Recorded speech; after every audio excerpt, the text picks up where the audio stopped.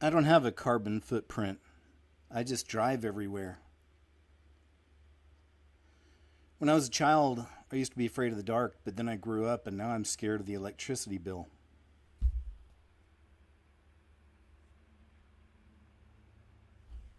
Today I made the decision to go to my childhood house. I asked the residents if I may come inside because I was feeling a bit nostalgic. They refused and slammed the door in my face. Sometimes my parents are hard to deal with.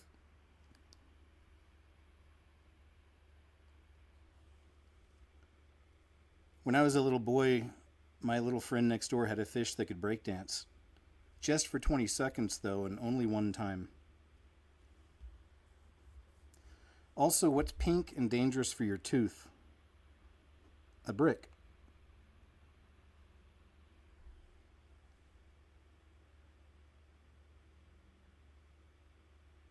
I was watching my niece at the park. One of the parents sat down next to me and asked which one's mine.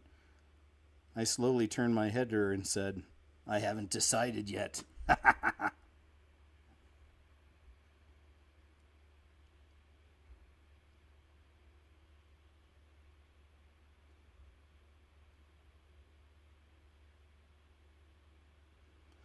And this one's pretty easy to understand, but why don't cannibals eat clowns? It's because they taste funny. I know, okay? But I had to put it in there. My name's KJ Osborne, and I want to welcome you, yes, you, to the show. Hey guys, thank you so much for being here for another episode of KJ's What Happened Live. Always great to have you, man. I really love the community we have here. Hope you guys had a chance. Yesterday was a busy day. I dropped a brand new video yesterday, Living Life in the Saturnalian Beast System Matrix. Please check it out. And, did a live show last night, which was a lot of fun, man. I like doing those with you guys because I'll watch a little bit of most of those videos, but I save it so I can watch everything, live with you guys, and I look forward to watching them.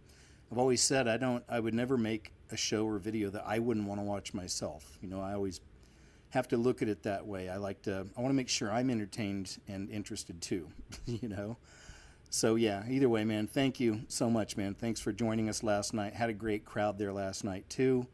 A lot of cool videos, a lot of interesting stories, glitch in the matrix clips, all that. That broom is still one of the most interesting to me that happened right after Halloween a few years ago. Delivery guy in that suburban neighborhood, and he just sees a broom floating and even kind of vibrating up in the sky, probably about 70, 80 feet above the main road in this neighborhood. Yeah, that one's a good one. There's a bunch of them. The girl cutting the lemon, it's a really good one too. And that's about it, man. So yeah, we stayed busy this weekend. I do have a new music video. I've mentioned before in the videos I do on YouTube, I can't put the music stuff in. They're super hardcore on that kind of thing, on copywriting that. So I just make music videos off of YouTube for now, and I've got a brand new one that will be up in a few days. I'll have it up in just a couple days, and I'll put it on all my sites outside of YouTube. Okay, so there's that. Tamara, good to see you. Thank you always, my friend. Oh yeah, and just thanks for your support out there, folks, for supporting my work.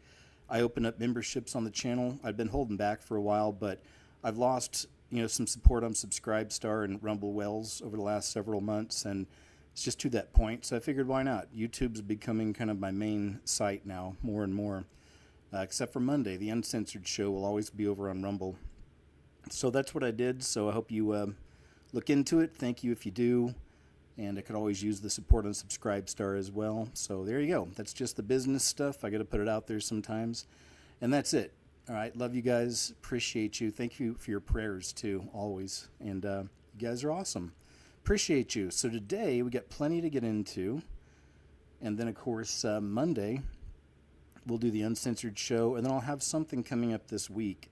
I'm not sure what it's going to be, but we'll do some live shows or a live show for sure this week over here on YouTube. All right? Cool. And that's it, man. I think we're good to go. So let's go ahead and jump in, because the first story is about a subject I've definitely been keeping my eyes on, because it looks like more and more it might be a major player with the whole end times delusion. Men's hearts will fail them seeing what's coming upon the earth. Makes me think of Comet 3 AI Atlas. And then we get this story here, or Three-Eye Atlas, sorry. And then we get this story here. The sun fires an energy blast straight at Three-Eye Atlas, cruising through the solar system. I guess that's supposed to be a picture of it. I don't know. The interstellar object dubbed Three-Eye Atlas has been fascinating astronomers since its discovery in early July. Isn't that crazy? It's only been a few months. It's even crazy to me we're in October. Darn, dude. I mean, it just goes so fast lately. The object, generally believed to be a comet, is screaming through the solar system at around 137,000 miles per hour, and it's expected to make a close pass of Mars as soon as next week. And I've seen some people say that it's supposed to make contact, or we're supposed to see it on Earth around Halloween. So I'm not sure if that's true. I'll keep my eyes open, but I've seen that out there. It says it recently met some considerable resistance as well during its unusual visit. Earlier this week, the sun unleashed a ferocious flurry of plasma and magnetic fields called a coronal mass ejection straight at Three-Eye Atlas. What's crazy is I got a video today showing somebody was filming the sun, and it looks like they actually filmed, and it has to be massive, a massive, I guess, plasma, bit of plasma, like an arm of plasma coming out of the sun. You'll see what I mean later, but this kind of reminds me of the story here. So, Three-Eye Atlas has repeatedly caught researchers off guard. For instance, observations found that it features a much higher ratio of carbon dioxide to water than expected. Harvard astrophysicist Avi Loeb has also pondered its strange trajectory, which takes it suspiciously close to Jupiter, Mars, and Venus. So we'll see, man. I'll keep my eyes on this. Will this be the eventually the mothership story, the mothership UFO coming to Earth with all the other UFOs? Because there's a lot of other debris around it too, that's moving with it perfectly. So I don't know if you guys have seen that. I think I showed that last week. But it's surrounded by debris, a bunch of other objects, and all of it's moving together in unison. So it's not like they just broke off and started going off on their own trajectory. It's like something is moving with this large object, other objects surrounding it, and they're all coming in really fast. So, like I said, could this eventually be the mothership? It's the mothership. And then, we start seeing stuff in the skies. Not sure, man, but we'll watch for sure, because Three-Eye Atlas is very interesting. So if you didn't know... Where are we at here? There was another attack. Every week there's these bang bangs going on, mass bang bangs. And this was just video of a guy that was involved in the latest. But I'm going to put this over on Monday's show because I've got more on that over there for Monday. So we'll talk about that then. Tend to put some of the spicier segments up for my Monday show, in case you didn't know. So please go check it out. You can also find it on BitChute under KJ Osborne every Monday. I usually have it up by Monday evening on BitChute and Rumble, if not the next day. Border Patrol has sent Antarctica into chaos outside Ice Broadview, forcing them into submission using Bearcats, flashbangs, paintballs, all this stuff. They're going all out against these creepers, which is nice to know. Just a little footage. I think we get it. But that's all really coming to a head. It reminds me of, I'll have to put it together in something sometimes, just an observation, but it reminds me of I Pet Goat 2. There's a sequence there where it looks like a group of, specifically one character, they look like, the woke mind virus type kids. And they're protesting, and they get in front of tanks, and I think they're stopping some tanks. This is an I Pet Goat 2, and then all of a sudden, a big representation of death or whatever comes out. From behind the tanks, a big skeleton wearing a black suit, if I remember right. But I need to go back and watch all that again, the whole sequence in that spiritual storyboard that is I Pet Goat 2, because it kind of reminds me of what's happening now, because there's about to be a real crackdown, and there already has been, but they're moving into some of the crazier cities in America now, the feds are. So let's see how that goes. Let's see what happens. I don't want to see anyone get hurt, but I also don't like lawlessness. Oh, Why did I just do that? Sorry, I didn't mean to click off of that. That was my bad. I was wanting to show you some of that. Um, Maybe I'll try to find it again because it was Alex Stein talking with what's his name from InfoWars. What I'll do is we'll watch this, then I'll just look it up here on YouTube and we'll go watch some of that on Alex Stein's channel. It says, I was a Jehovah Witness, but it opened a demonic door to becoming a witch. Carla's testimony. This was a really good one too. It's almost 2 hours long though, so we'll just get a little bit of it. You see where we're at. But here. apparently I had went to the altar, like whatever, because every family has a familiar spirit attached to it. Every family has generational curses. Some are worse, some are not. And one thing that I want to say, because I've had people backlash and say there's, once you have Jesus, there's no such thing as generational curses. Jesus takes it all away.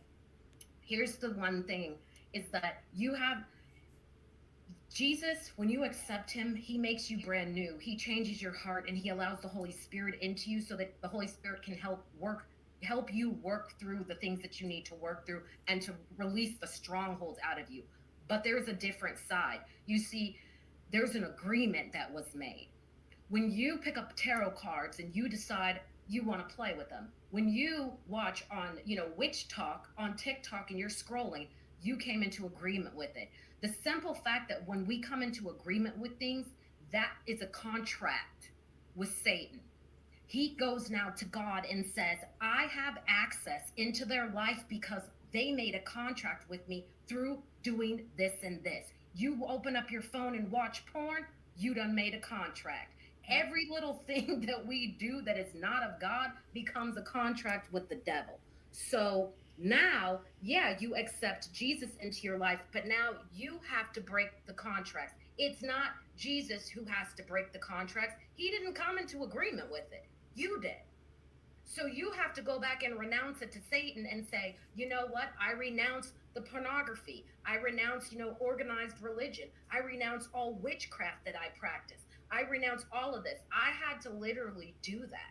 And shut those doors in order to so that I could operate only in God and not have Satan still have the ability to keep continually bringing me down. And people don't realize that because they're like, oh no, there's not generational curses. There is. Let me put it to you like this. When you were born, you have the curse of sin. Sin is a curse. It is something that we have. Now, Jesus came to break the curse, to give us a way out, but it's still here. So it would be saying, it would be saying like, there's no such thing as sin anymore once I accept Jesus. Oh, it's still here. We have to battle and fight it daily. The same thing with your generational sin. It is there. It doesn't go away just because you get saved, because it's still affecting all the other people in your family who have not chose Jesus. That's right. So Carla, you're heavy into the witchcraft. You said you became a female Mason. Yes. You went deep. Tell us, how did this all come to a close and you finding Jesus? And then I want you to walk us through renouncing in your life. So basically, it was all God. So I have to tell you this story just because he told me to tell this from here on out. So there was a time when I had a friend who went to church, but she would like party on the weekends and stuff like that. And so that kind of gave me like, this is fake because, this girl's out here with me on the weekends, we're going clubbing, but then Sunday comes or during the week, she would go to Bible study. Now, when I look back, I don't know where she was on her walk. She might've just started going to church. I don't really know, but it gave me the impression like, yeah, this is kind of fake. But one time we went to the club the night before, and I remember Sunday, she was like, you want to come to church with me? I was like, I guess. And so, but was coming off of like, we had been, up drinking, partying. And so we still had a bottle there. And I took like 2 shots before I went to church because I didn't have church was nothing to me. So we're sitting there and, there's a band and, they're worshiping and stuff. And apparently the pastor of the church did an altar call. And apparently I went to the altar. Now, mind you, did not remember any of this, but apparently I had went to the altar, like whatever he said triggered something in me. I was crying. Um, and apparently I got saved. Drunk as a skunk, got saved. But then it took 7 more years after that. So because I honestly didn't remember. She told me what happened, and then later the Holy Spirit actually gave me back the memory of me going there and going to the actual altar. But in that moment, the reason why he told me to say the story is because in that moment, God knew that was my agreement. If I was willing to do that, broken and all, drunk as a skunk, but I could still feel God. It didn't matter. Through all of that, I still felt compelled to do that. That was my agreement. That was when I was coming. So no matter what I did, the new age and all of that, God already knew my agreement had been made. Now, we all have, free will to make choices. And so he used all of these experiences for his benefit, because once I came out of them, now I'm a weapon for the darkness. I'm a weapon to get people out of these things. I'm a weapon to speak out and say it's Jesus or nothing. And so he used every single experience that I had. And All right. Oh, I'll let her finish her thought. it got to the point where I was, when I was in the new age, I had stopped really drinking because, you can't. I'll go and stop there. I did have someone make a mention in my comments that sometimes I cut things off a little quick, but especially on these long ones I do. I mean, this is 2 hours long. I just try to find some interesting bits and then we move on, and you can always go back and watch the rest. But I know I do that sometimes. I just do it to kind of keep things flowing, but I'll keep that in mind, and I'll try to let things finish out. Sometimes I've watched some of the shorter clips before the show and I know that it's basically over. There's really nothing else to get into after maybe 2 minutes or something. So I do that a lot also for that reason. But like I said, I'll keep my eyes on that and, remember that, okay? Let's check this out. Let me see. Alex Stein, because some of y'all know that, where is it? Alex Stein, Owen Schroyer is what I'm looking for. Some of you know that Owen was on InfoWars for many years with AJ, and they recently broke up. Here it is. Yeah, so it's an hour long. We'll just watch from the beginning because he kind of gets right into it. Let's see, where is it? Alex Jones. Owen Schroyer joins Alex Stein. Yeah, let's check this out. It's the part up here about Alex Jones. All right.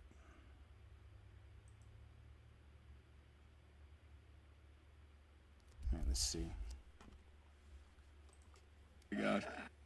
I mean, who's crashing out harder? Well, I don't think I've crashed out at all. Well, I that's what don't I'm think saying. there's been any crash out on my end. Well, you haven't crashed out, but Alex seems to be having multiple crash outs, I had to say. Look, I said my piece on that. I have nothing bad to say about Alex. Actually, I will say this. I will say this now, actually. He should have kept the Hitler mustache. He should have kept it. He shaved it today mid-show, and he should have kept it. He should have kept it. And it went so viral. Alex is a king of going viral. He pulled it off. I don't know how many men could pull off the Hitler stash, but he did. He looked good, but he shaved it. He didn't feel comfortable with it, so he shaved it mid-show today. It's actually thinning in a way. Not that he doesn't look good. Alex is looking thinner, but I'm saying for some reason thinning.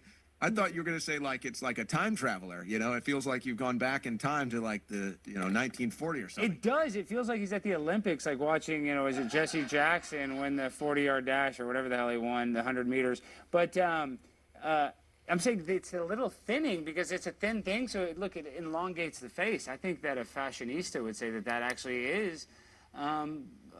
I think that looks good on Alex, believe it or not. So whatever Germanic roots he has in his lineage, I think it shows. It really shows in this picture right here. It really comes out of him. Oh, well, now that you don't work there anymore, be honest, is Alex Jones Bill Hicks? We've always wanted to know, is he Bill Hicks reincarnated? I don't think so. I don't either. No. I think that's I don't stupid. think so. People say that on seriously, and they're retarded.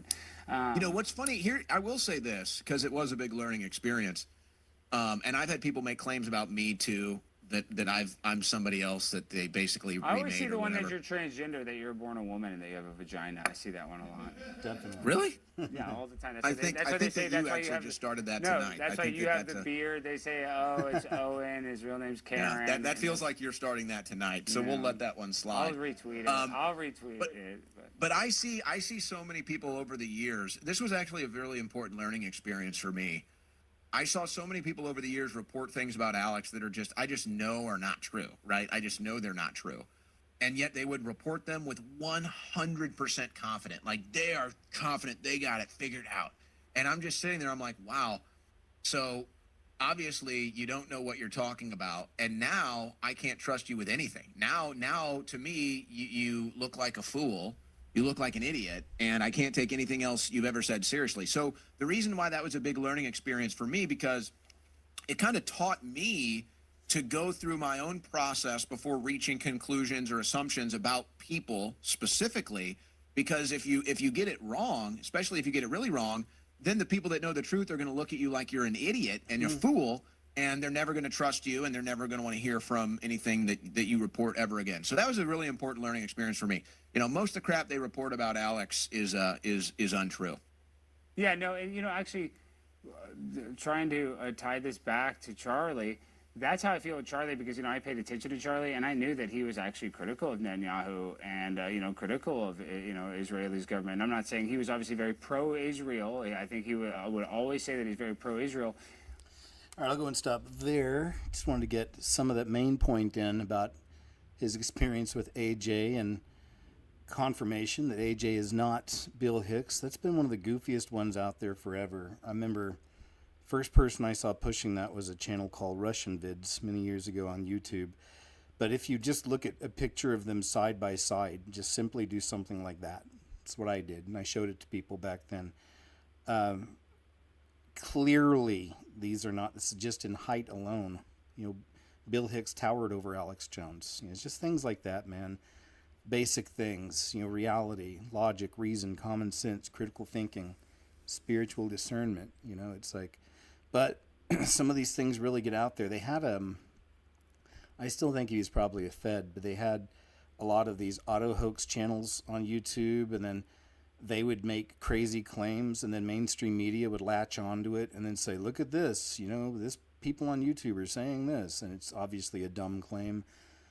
His name was Dave something. It was just some dude, it looked like, but he was always involved in the auto hoax stuff and smearing people's names, accusing people, slandering people, usually other truthers. And he put out a video long ago, and it went viral, that Katy Perry is actually John Benet Ramsey. He'd do dumb stuff like that, right? And sure enough, man, that was a big story in the news. It's like, idiots are claiming that blah, blah, blah. It's like truthers on YouTube are claiming, stuff like that. You see, it always come after the community. So, anywho, but yeah, it reminds me of, even with my own personal friendship with Jonathan Kleck. I feel the same way Owen feels about when he was seeing people say things about AJ, but he actually knows AJ, and that's how I am with Jonathan. It's like, I'm amazed at some of the stuff people put out there on him, but I know him. He's a good man. When the hour of reality. Reptilian shape-shifting clips throughout the years in one video. Love it. 28 minutes long. I'm actually going to save this in another spot too. So we'll jump around and check some of these out here, huh? Love the shapeshifters. Here's one that happened that I've got saved in another folder somewhere here on the computer. I think it was Argentina. I'm not sure, but this never came out to be any kind of a hoax or a publicity stunt or nothing like that. Typically when they do those kind of things, they will come out and admit it later, because they're going to get that dopamine hit, of being the trickster. Look what I did. I fooled thousands of people. And then get that dopamine hit of, this is how I did it, So that's why I've been waiting on that from the Panama kid, with the meteor. to see if anything like that develops and it all come out. We all did it like this, and this is how it, but nothing yet. And that story is still developing. That thing's still out there growing, So, but anyway, this is one of those I thought was pretty crazy. I never saw, like I said, any official explanation for this one. Strikes, what's behind these human faces begins to show. I thought they were going to show the clip, but I guess not. I'll have to fish that out again and show it to you, but they were at a soccer game, I think, and this was just in the stands, and somebody in the stands recorded this lady, and her eyes were completely black, and that's how she looked. I wish they'd show the whole darn clip, actually. All right, let's check some of these out. While presenting on Fox News 9, the anchor's face started acting strange. Kill the audio. Check some of these out. We used to see a lot of this before everything went digital. It really looks like the liquid crystal. And I've shown you some examples here before, but it's another one. Look at that. And it's her face. It's the face. It's wild. The patterns. And we saw some people in Los Angeles, news reporters, it happened to. Really bad. Seen this one. All right, I guess I'll move on. These aren't as cool as I thought. I thought I'll be shape-shifting stuff, but no. Okay, I'm gonna move on. So I'm genuinely curious. Check this out. Thinking of human hybrids, animal-human hybrids. This is some kind of a condition. This young man with all the hair. I can't remember the name of it, but still, that doesn't take away from anytime science gets involved and just labels something, people think, it's one of those, But no, it's like sometimes there's deeper meanings to these things. There's more going on. All right, let's check this out. Curious of what they got going on in Area 51 and other places that human beings do not have access to. Because can you really tell me two human beings sat down and create this? Because who were the two people who sat down to make this? What do they look like? Do they look like him? And then why does Google have this on their website? Okay, our world is literally strange. It's way more stranger than we think, y'all. And this is what I mean by we are living in multiple parallel realities. Just like in the Bible, it tells us be in this world and not of it. I truly believe we are in a video game. Yeah, because, yeah. Hi, I'm Lalit. Sometimes people treat me not very well, but it's very rare. Usually people treat me very good, and most of people are good to me. And it depends on the person. Just like in Scooby-Doo and Men in Black, they be showing y'all that people with human faces are really alien beings from a whole nother world. So what if this guy is really that too? Y'all really gotta ask these questions because they already told us, do not trust your eyes, We can only see what 2%, 1% of this light spectrum. Do your eyes deceive you? What is that? The first days at school was it was not so good because the other kids were scared of me. But when they started knowing me, when we started talking to me, they understood that I was not so different from them. It was just, from outside, I looked different, but I'm not different inside. I mean, he looks like a full-on canine. I feel like a lot of people are afraid of dogs, especially when you see like a walking upright one. You get what I'm saying? It's like, come on, man. I think there's a deeper genetic link into why a lot of American people love Star Wars. You know what I'm saying? Chewbacca. And they be telling us in these movies, man. Like, yeah, but let me know down in the comments what you guys think about this video. The shift is here, and we're getting ready to see a lot more weirder things. Let's continue to get it. Peace in. So I'm genuinely curious of what they... It's a good one. It reminds me... Oh, and Lucia, it helps. Lucia asked me a question. It does. And if it ever just gets like crazy awesome, I'll let y'all know. You'll be the second to know. But yeah, it reminds me of that television series they had on Netflix. Gosh, I can't remember now. But it's about animal-human hybrids. and I've done videos on it. I've put it in some videos. Speaking of Netflix, have you guys seen the big thing this whole week with everybody canceling their Netflix subscriptions? And I've got actually a lot of stories on that this week and reasons why, but that's been a really big deal. I sort of gave up. Here's a guy that, man, it's a heartbreaker because I really wish he'd found Jesus before he died. Now, who knows what happened the weeks before he passed, so maybe.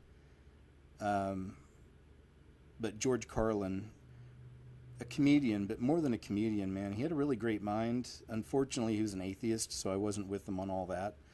But outside of that, I agree with him on pretty much everything else on the way the world works. Personally, he's just really fascinating. And again, he's one that I'm sure a lot of Christians would probably never listen to. Oh, no, he's an atheist. I won't have that in my household. But, it's like use your discernment. The Lord works through all his children, even if they accept him or not. And he's given them gifts and talents. So we use our discernment. We extract what we need, and then we leave the rest, So that means you got to have faith in your discernment, and utilize your faith in Christ, and know that, not to just do that. No. It's like you can find a wealth of solid information through worldly people, and worldly things at times. But then there's the bad stuff, right, mixed in. All right, let's check this out. Up on the human race and gave up on the American dream and culture and nation. I sort of gave up on the human race and gave up on the American dream and culture and nation, and decided that I didn't care about the outcome. And that gave me a lot of freedom from a kind of distant platform to be sort of amused, a kind of, to watch the whole thing with a combination of wonder and pity, and try to put that into words. Not caring about the outcome. What do you mean by that? Not having an emotional stake in whether this experiment with human beings works. I really don't care. I love people as I meet them one by one. People are just wonderful as individuals. You see the whole universe in their eyes if you look carefully. But as soon as they begin to group, as soon as they begin to clot, when there are 5 of them or 10, or even groups as small as 2, they begin to change. They sacrifice the beauty of the individual for the sake of the group. I decided it was all under the control of groups now, whether it's business, religion, political people, or what, and I would distance myself from wishing for a good out. I sort of gave up. So there's a little bit from George Carlin. So you can always look him up if you're not familiar. Maybe check out some of his routines. But like I said, his stuff, against the Lord and all that, it's like not good, In which the girl getting married responded, facts. And just so many other countless comments about this day being made possible by something called Etsy witches. This led me down a rabbit hole we must travel down together, or else you wouldn't believe me if I told you. Now, for those of you who know who Becca Bloom is, you might be saying, Taylor, this wedding took place weeks ago, and I'm aware. I had this video planned to go live way earlier in the month, but I chose to hold off on sharing it as the week it was supposed to go live was the week Charlie tragically lost his life. But I also bring that up because, believe it or not, this weirdly has a strange connection with Charlie Kirk. And what I found absolutely blew my mind. And you'll see why in just a moment. But before we explore Becca Bloom's decision to seek out witches for her big day, one of divination left her body when the demonic spirits inside of her heard a name. The only name they have no power against, and that is Jesus Christ. So although there is a lot to gain when it comes to the use of witchcraft and magic, there is a whole lot more to lose. As the destination many will be headed to after they take their very last and final breath here on this earth will be immeasurable compared to what's to come. Becca Bloom has influenced hundreds of thousands of girls to use divination on their wedding day, and also made me, as well as so many other people, aware of the world of Etsy witches. Let's dive in. The very first thing I did was head to Etsy, which, if you haven't heard of Etsy before, it's basically an online marketplace filled with a bunch of unique and creative items. Well, the search results when you type in witch on Etsy are nothing short of unique. You will be met with not hundreds, but thousands of people who practice witchcraft that will cast a spell for you for a small fee. Seriously, guys, there were so many search results that I headed to Google and I wanted to find out a rough estimate of how many Etsy witch accounts are there on this platform. And I discovered there is nearly 36,000. Etsy has become a significant platform for these witchy entrepreneurs attracting customers for supernatural services. From money spells to revenge spells to good luck spells, even an extreme relationship repair spell for originally $158. But if you act now, you can get this relationship repair spell for a competitively low rate of $39.52. And guys, the reviews. Luna and her grandmother exceeded my expectations. They gifted me a protection shield as well. I began to see results just hours later after the ritual was completed. My partner showed up after not seeing him for over 30 days. I will be back. And so many more very positive reviews that these worked. So when I first began digging, I discovered quickly that this video didn't just go viral because... All right, I'll jump ahead a little. Let's see. paid a witch to make it go away. We're getting married in a thunderstorm. I hired 2 witches off Etsy to try and pray the thunderstorm away. And guess what, guys? On a day that had 100% rain for the entire day, the forecast changed and Becca had a beautiful rain-free wedding day. I was really wondering what results would come up for like a weather spell, and I found this one, which I'm gonna take a shot in the dark and bet that this is the one she used. And guys, this listing has 21,000 reviews. 21,000. That's 21,000 brides that reached out to a witch to do a spell over the weather on their wedding day. That I'm guessing worked as well because they have 4.8 out of 5-star review ratings. People got what they paid for. Okay, so I'm sure there is a lot of you wondering what any of this has to do with Charlie Kirk. Well, check out this new information regarding his assassination that I came across just the other day. 2 weeks before Charlie Kirk was assassinated, the far-left website Jezebel declared that it had a mission to cast bad luck or a curse on Charlie. And they went on to the website Etsy to, quote, cast a curse on him. The witch, they reveal, promised on August 23rd that, quote, you will see the first results within 2 to 3 weeks. This was 18 days before Charlie was killed. Erica and Charlie Kirk heard about these curses. That news genuinely rattled Erica in particular. She knew Christian teaching on the subject and she was scared. So much so that she and Charlie contacted a friend who I believe she said was a Catholic priest and asked him to come over and pray with them the night before he was murdered. Etsy witches are just another dark and spiritual... All right, I'll go ahead and stop on that. Don't want to play all of her video. And you got to play segments at a time for, you know, some of these big channels. But most of them are always been real cool, you know, especially when you mention their channel. So Taylor Alicia, if you want to see the rest of that. Strange World of Etsy Witches. I hope none of you have ever done that. Maybe a lot of you, but maybe some of you had before you found Christ. You know, we all have a past that we're not proud of, and, you know, walking too much in the world, things like that. So I wonder, but yeah, that's some dangerous territory. I mentioned a long time ago that this is just before I went into the Coast Guard. I had my own apartment at that time. I just had a crazy experience with a roommate before that. I'd mentioned that story before. So I got my own place.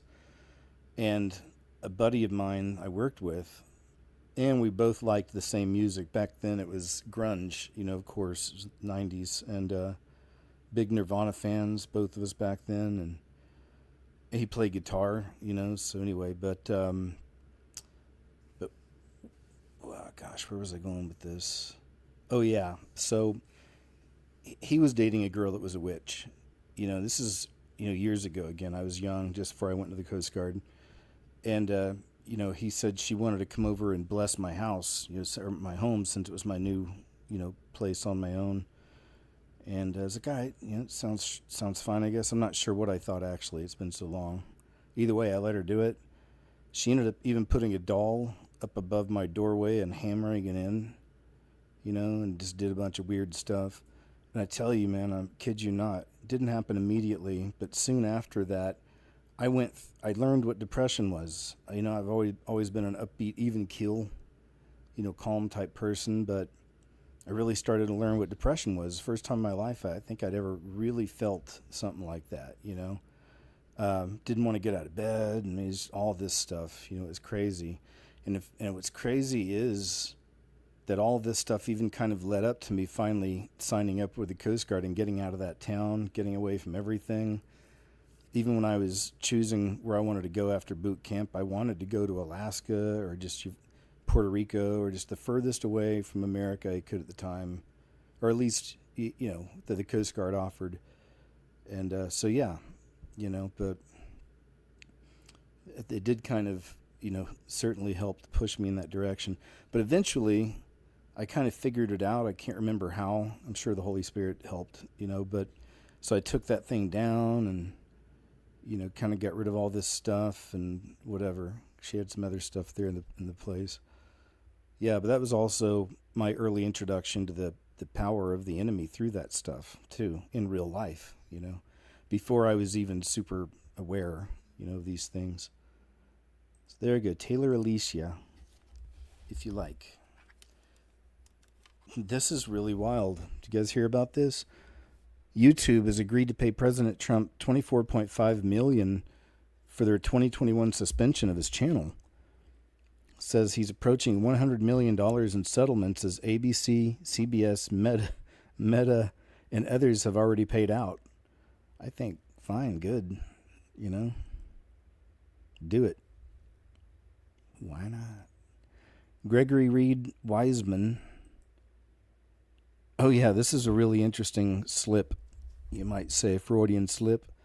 But Gregory Reed Wiseman, NASA astronaut and captain in the U.S. Navy, confirms that humans have never been to the moon during this Freudian slip.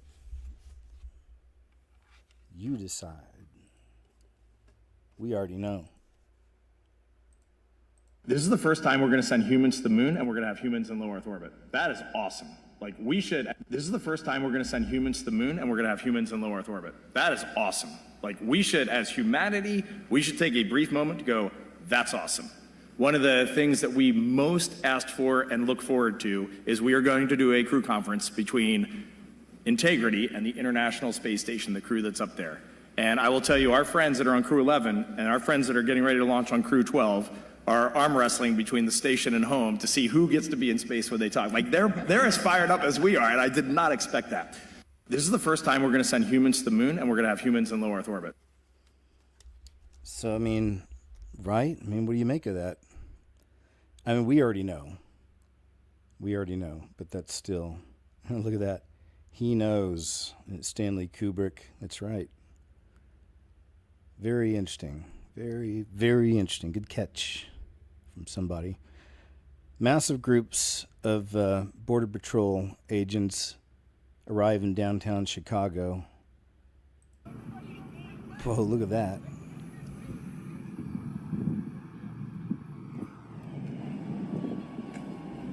Oh boy.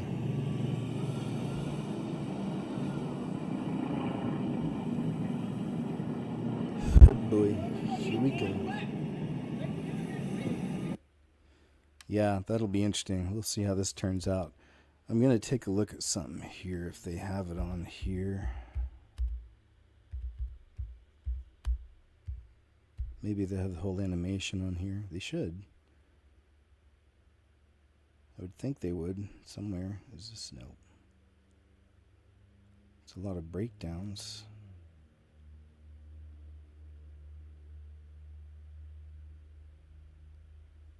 Hoping they have the whole video, right? You'd think they would somewhere.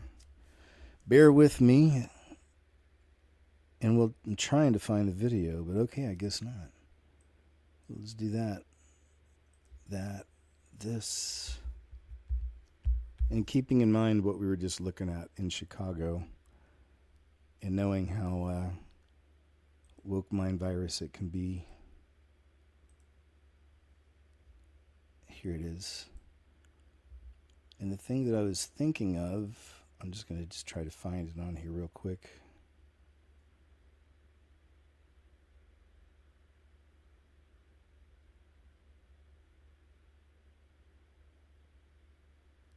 Oh yeah, here it is. I'll play it slower.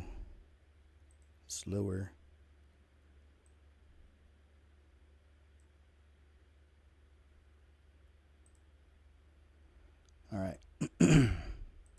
So the authoritarian type thing, finally, really going hard against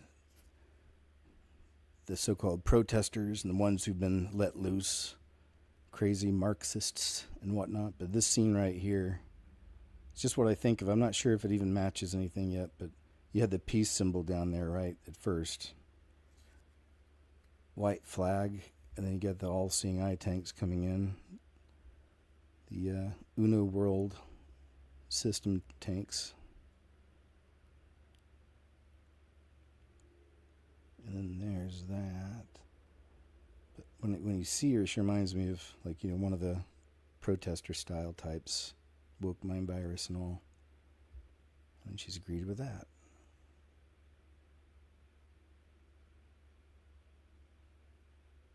And then there's that.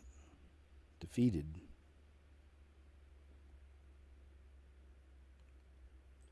Anyway, I don't know, just a fleeting thought. I'll keep that in mind if I ever see anything specific. It'll be weird if there's some kind of little moment that's caught on camera on tons of cameras, where some girl standing up against a tank or something as the feds are moving more and more into these cities, and she turns around and she looks like that girl from My Pet Goat 2. See, that's the kind of stuff I'll be watching for. I don't know if it's going to happen, but a lot of times things do kind of happen like that, so British police are now wearing a beautiful UN blue, the United Nations, and they're normalizing this for future United Nation involvement in the domestic policing. So that's been a part of that whole thing. We've seen that. There's documents they released years ago, and whistleblowers talk about it. But for them, for the blue hats to move in all around the world, for there really to be and that'll be for the, one world police type thing. So that would make sense. And especially with as hardcore as British police have been lately against their own citizens, this is no surprise. They truly are. Just another sign that they're truly, totally sold out to it, to the beast. The beast. Newsreader caught shape-shifting live on TV. What's her name? She's been on Fox News, this one, for a long time.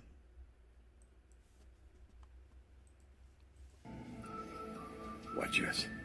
Watch this. Here we go. Watch. Watch the glitch. Whoa, there it is. You missed it, didn't you? Watch this. Zoom in on that sucker. Now, the population there is more middle class. It tends to have... Boom, did you see it? Look at that. Watch this. Now, the population Right here. there is more middle class. It tends to have... Got that. Look. Health problems be recounted. So, COVID... Not you, Lola. Well, everybody, I'm going to tell you what. There you go. It's pretty good catch, I'd say.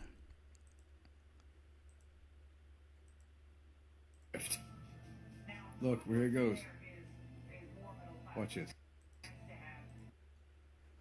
Yeah, it's very interesting. Only the eye, and we've seen this anomaly on many people before also, right?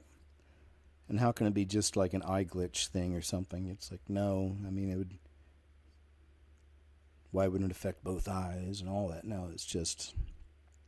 Perhaps it's a glimpse at what lies beneath, is the other kind of thought a lot of people have on these things. Looks like some tanks are seen driving through Oregon. So here's Portland, Oregon, Oh, I guess this says it's not true. Yeah, they say it's a privately owned. So see, there we go. Do have to keep our eyes open on these things. Now this will speak for itself. This might be for some of you one of the scarier videos that you've ever seen.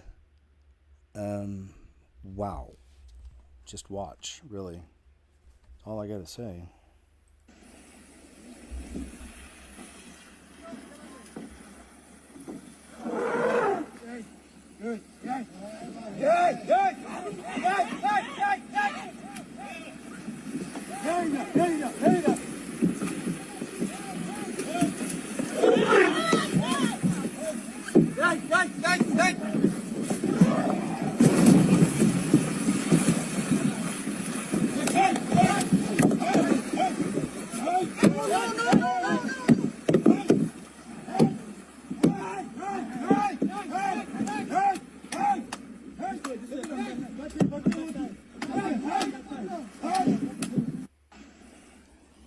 Man, what do you think about that?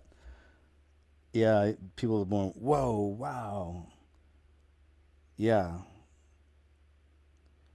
It says, did he get him mad before? I don't think so. I think they're really territorial, and I only learned that recently from watching the television series Naked and Afraid. It's such a great show, to me. I didn't give it a chance for years. I thought it was some exploitation thing, but I was totally wrong. It's just humans at their most raw, and can they survive? And it's just men and women, man, both of them. There's so many heroes on both sides you see throughout every season. Just people surprise you. People may start off as horrible teammates and end up being awesome together. Just it's real good human drama, and just people at their most raw, stripped of everything. It's pretty cool. But in that show recently, there was a guy that was having a problem with an elephant because they were both around the same watering hole, and this elephant was challenging him, and it was territorial. That's what we learned. I learned on that show, and they talked about it. They have a narrator. Usually it'll explain things, but yeah, so this elephant, he was having such a problem, he eventually left, but, they would face off multiple times. He'd be screaming and yelling and shaking his arms at it. Sometimes he'd kind of charge a little bit forward and then slow down. And just really, really wild stuff, man. So, yeah. I think he just got too close. Elephant didn't like that. Maybe elephant had family. Had some babies back there or something. Huge backlash to AI actress Tilly Norwood from the Dave Cullen show on YouTube. So let's just check out some of the first few minutes of this, kind of get his take on it.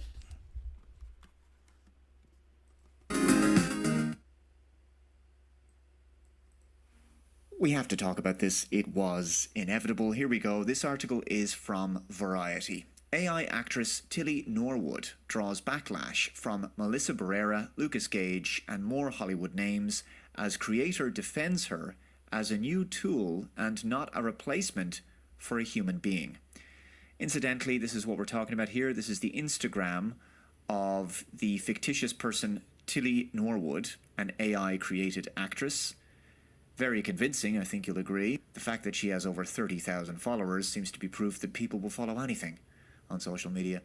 The article says, the creator of AI actress Tilly Norwood has released a statement following a weekend of heated backlash over the news that talent agents were already interested in signing the digital character. To those who have expressed anger over the creation of my AI character, Tilly Norwood, she is not a replacement for a human being, but a creative work, a piece of art. Like many forms of art before her, she sparks conversation, and that in itself shows the power of creativity. Eileen van der Velden wrote in a statement on Instagram, also posted on Norwood's own Instagram page. Okay, but how is this not replacing a human being if acting talent agencies are actively looking to sign this AI bot? I mean, but just look at these pictures. If you didn't know otherwise, signing a bot. Just looking at some of the pictures, actually, that's what I wanted to do for a second. that. And that's the danger of this too, is that AI is, so smart in that way. It's ancient intelligence, of course, demonic, I believe. But either way, it's also got its really high level programming too. But it's on such a level that it can calculate what most people would find attractive, men or women, and then just create that, create the character and just make them almost mesmerizing. And she does have kind of that mesmerizing look, the way she looks. It just really is kind of a perfect look, in so many ways. It's creepy. It's really creepy what they can do with this. Anyway, let's see what we got here. Yeah, I'll just move on from here. Mainly wanted to just show you some of that. Check out the Dave Collins show, though, if you'd like to see the rest of that from Dave. This is a pretty wild little bit right here from Pete Hegseth, Secretary of War now. This is the name of the department. And he's declared a war on wokeism this morning. This was a pretty fiery little speech here. Got his hand signs, I know. They all do. This administration has done a great deal from day one to remove the social justice, politically correct, and toxic ideological garbage that had infected our department, to rip out the politics. No more identity months, DEI offices, dudes in dresses. No more climate change worship. No more division, distraction, or gender delusions. No more debris. As I've said before, and will say again, we are done with that. This administration has done a... All right, there we go. So we'll see how all that goes so far. So far they've been on that so since the beginning, so we'll see. This is really, really another crazy one. Again, shout out to really all of our friends in Europe that are having these issues. It's another British man getting locked up for online comments. I'll just say that. And Casey Ryback, thank you so much. I appreciate it. I'll let him know. He'll definitely get the benefit. Thank you. Good to see you too. And thanks again, Tamara and Static. Super cool of you both. Super sweet, generous. Really appreciate that. Very cool. Okay, so let's check this out. Unfortunately, for our friends out there, got to be careful what you say online out there. It's pretty scary, too, that this is really the big test. And from there now, other countries eventually, whenever they want, can start adopting the same things. And the whole domino effect, we'll see. Hi, Brendan. Yeah, what's going? Let me just record. This is kind of unusual. What's going on? Okay, so currently you've been placed under arrest for harassment. Okay. Hold on. Listen to my colleague. Listen to my colleague. I'll explain everything. Yeah, I'll explain everything. So you're under arrest on suspicion of harassment. Harassing who? Okay, well, explain to me. Give us 2 seconds. Hold on, but my children are in there. Just let us speak, and we'll go through that afterwards. Harassment for who? I don't understand. No, you do not have to say anything that may harm your defence. I don't know what's going on. Let me explain the question, okay? You do not have to say anything that may harm your defence if you do not mention when questioned something later on, okay? Anything you do say may be given there. But I completely don't understand. Do you understand the thought? I don't understand what you're doing. Okay. Hold on, I've got 3 young children. Okay. That's what you're saying. Yes, I'm listening. Right, so you're under arrest currently, right, on suspicion of harassment. From who? We'll go through all that. Sorry, I've explained the caution to you, okay? So the grounds of the arrest are that from the 10th of March, you've made apparently a number of posts online and on social media harassing an individual and making serious allegations. Yes. It's about someone from the church. I don't know. Yes. Bishop Moran. Yeah, sure. That's, yes. Remember, you're under caution, so anything you do say will be given. Yeah, safeguard. Yeah, we've got serious safeguarding concerns. Okay, that's fine, but we need to interview you in relation to that. Yeah, application has been made. Okay. Yeah, no problem. Who's with the children? Is there an adult? Our children are homeschooled, but how old are they? It's all right. Can you take the handcuffs? I'm going to. How old are they? Okay, we'll put you on just for the time being, and I'm going to assess it in a second. How old are the children? Well, first of all, there's no need to. Sir, Sir, how old are the children, please? My children are 12, 10, and 8. So if you could, I mean, look, I'm not going to run off. We'll look at that. I'm not a dangerous character. I mean, this is just unnecessary. So I'd like to also record this from them. Okay, well, our cameras are recording as well, okay? We are actually seizing the phone.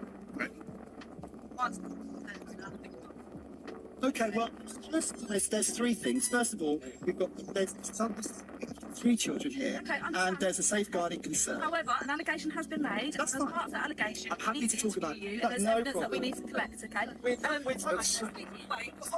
about my children? We're going to pass. We need to take that to acceptance. Okay. Just want to explain the necessity. Okay. It's unbelievable. So we've got Brandon Kavanagh's mobile phone. It's used at 10:54. Right, but the first, okay, right, the first, yeah, you can do whatever. Let you know it's time of arrest.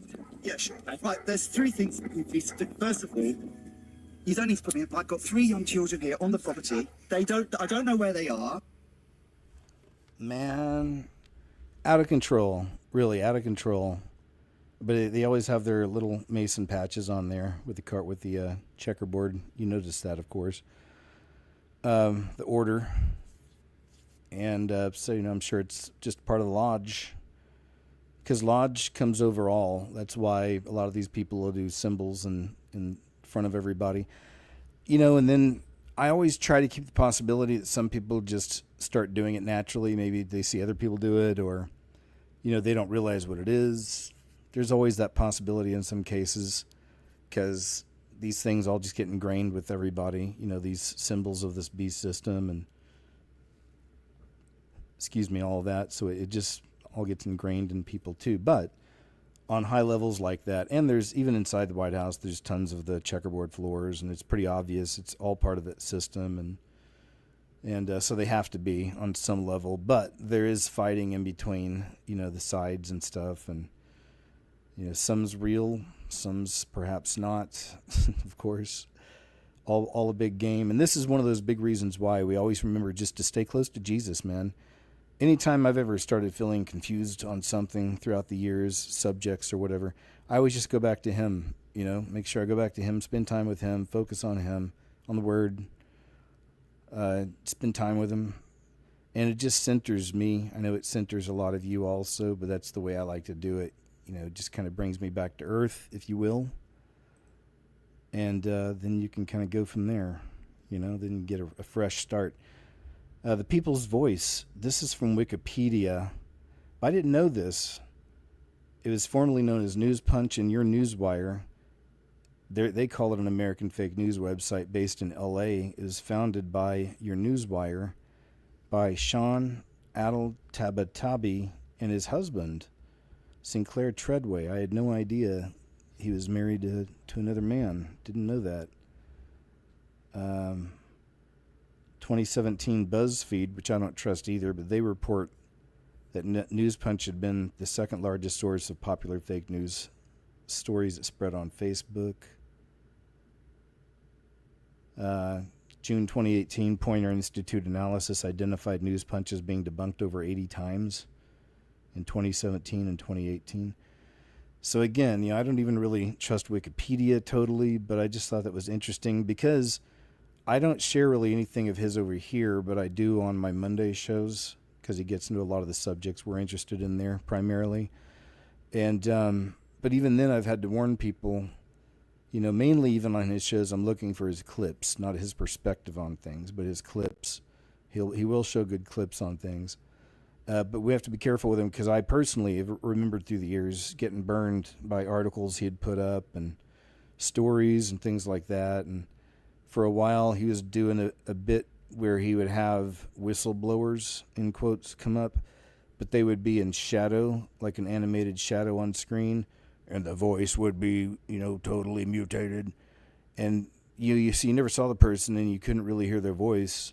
And even that's always rubbed me wrong. It's like, oh boy. And they'd be giving out this fantastical, crazy information. It's like, dude, it just felt like he was making this stuff. I don't know. So I don't like saying bad things about other folks so much, but we do have to point things out, and he's one of those quote truthers that, and sometimes his videos and articles, on other sites like X or maybe Instagram or whatever, but I know he gets tons and tons of views on some of these things he puts out there, so we just have to be careful. There was a internet blackout in Afghanistan in a crackdown on the Taliban.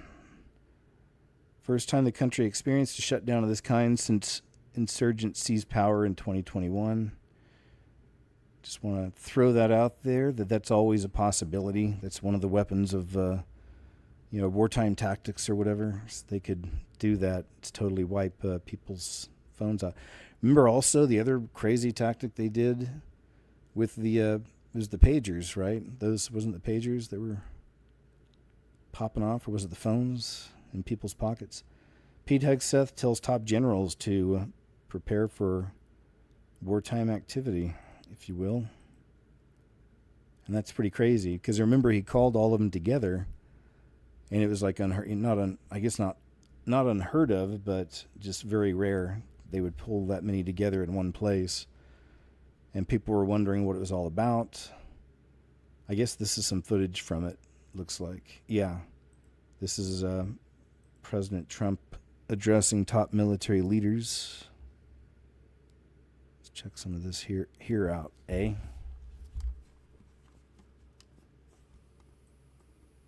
A great job you're doing, too. Fantastic job. I've never walked into a room so silent before. This is very... Don't laugh. You're not allowed to do that. You know what? Just have a good time. And if you want to applaud, you applaud. And if you want to do anything you want, you can do anything you want. And if you don't like what I'm saying, you can leave the room. Of course, there goes your rank. There goes your future. But you just feel nice and loose, okay? Because we're all on the same team. And I was told that, sir, you won't hear a murmur in the room. I said, we got to loosen these guys up a little bit. So you just have a good time. But I want to thank Secretary Hegseth and General Kane, General Raisin Kane for a reason, they call him that. When I heard his name, I said, you're the guy I'm looking for. Pete, a great job you're doing, too. All right, there we go. So, okay, he got a couple chuckles out of some of those generals, but, some of those have been in there for a long time through other administrations. I wouldn't say they're all totally on his page. Just saying. Senator Ed Markey, special assistant, admits using AutoPen with Markey's knowledge. So this goes back to the old AutoPen scandals of the so-called Biden administration. And he signed a lot of people off, man. Got a lot of people off with that AutoPen. Off their charges, by the way. But let's go ahead and check this out right here, because looks like James O'Keefe is on the job. We'll jump ahead some, though, because he usually has there you go, that part. Okay, here we go. His staff quietly added violent criminals to the list and then ran them through the AutoPen without telling him. For the third time during this House Republican investigation, a member of former President Joe Biden's inner circle has pleaded the fifth. While many may assume that AutoPen is simply a click-to-sign digital signature, it is actually a mechanical device that literally puts pen to paper using real ink flow. It creates the look and feel of the signature done by the person. This dates all the way back to 1803, first used by Thomas Jefferson, and in the modern era, it is becoming much more common practice in Washington, D.C. AutoPen is used prolifically on Capitol Hill, and it's a shame. And it really speaks to the deterioration of the legislative branch over time. It has also become highly controversial, with some claiming that it increases efficiency and allows more documents to be signed faster. With critics claiming that the more automated a signature becomes, the less time you spend reviewing what it is you're signing. And in Washington, D.C., one unchecked signature can affect millions of Americans. So, in D.C., it was only fitting for our undercover journalist to meet with one Jordan Jefferson. Not Thomas Jefferson, that's Jordan Jefferson, the special assistant to Senator Ed Markey of Massachusetts, who served in the House of Representatives for over 40 years and has been in the Senate since 2013. Jefferson boasts that he, quote, does all of Markey's operations. I went for senator, yeah. Which senator? Markey, Ed Markey. Oh, okay. Yeah, I think I've heard of him. Yeah. So my granddad. Like, me and him were trying. Yeah, I do all his operations. Yeah. Jordan Jefferson expressed that Senator Ed Markey's staff uses an AutoPen, a machine that replicates the senator's signature all the time. Jefferson states it's not the elected official signing, but staffers pushing a button to pass off documents as authentic. So what's up with the whole like auto pen stuff with Biden? You get a staffer to use your signature. So who was doing it for him? Like a staffer. Like Any for my staffer? senator, we do auto pen. Oh, you do? Yeah, all the time. Do you do it for him? Yeah. Oh. I'm like, do I have your approval to do this? He's like, yeah.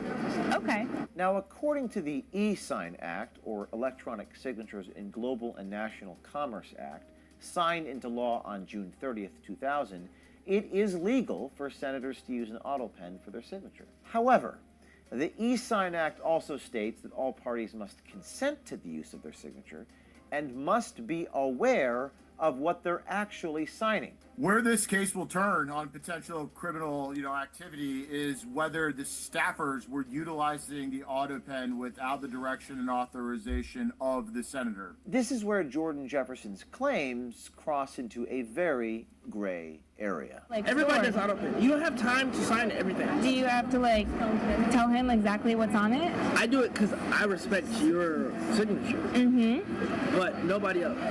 I'm saying, I'm giving you the quiet part out loud.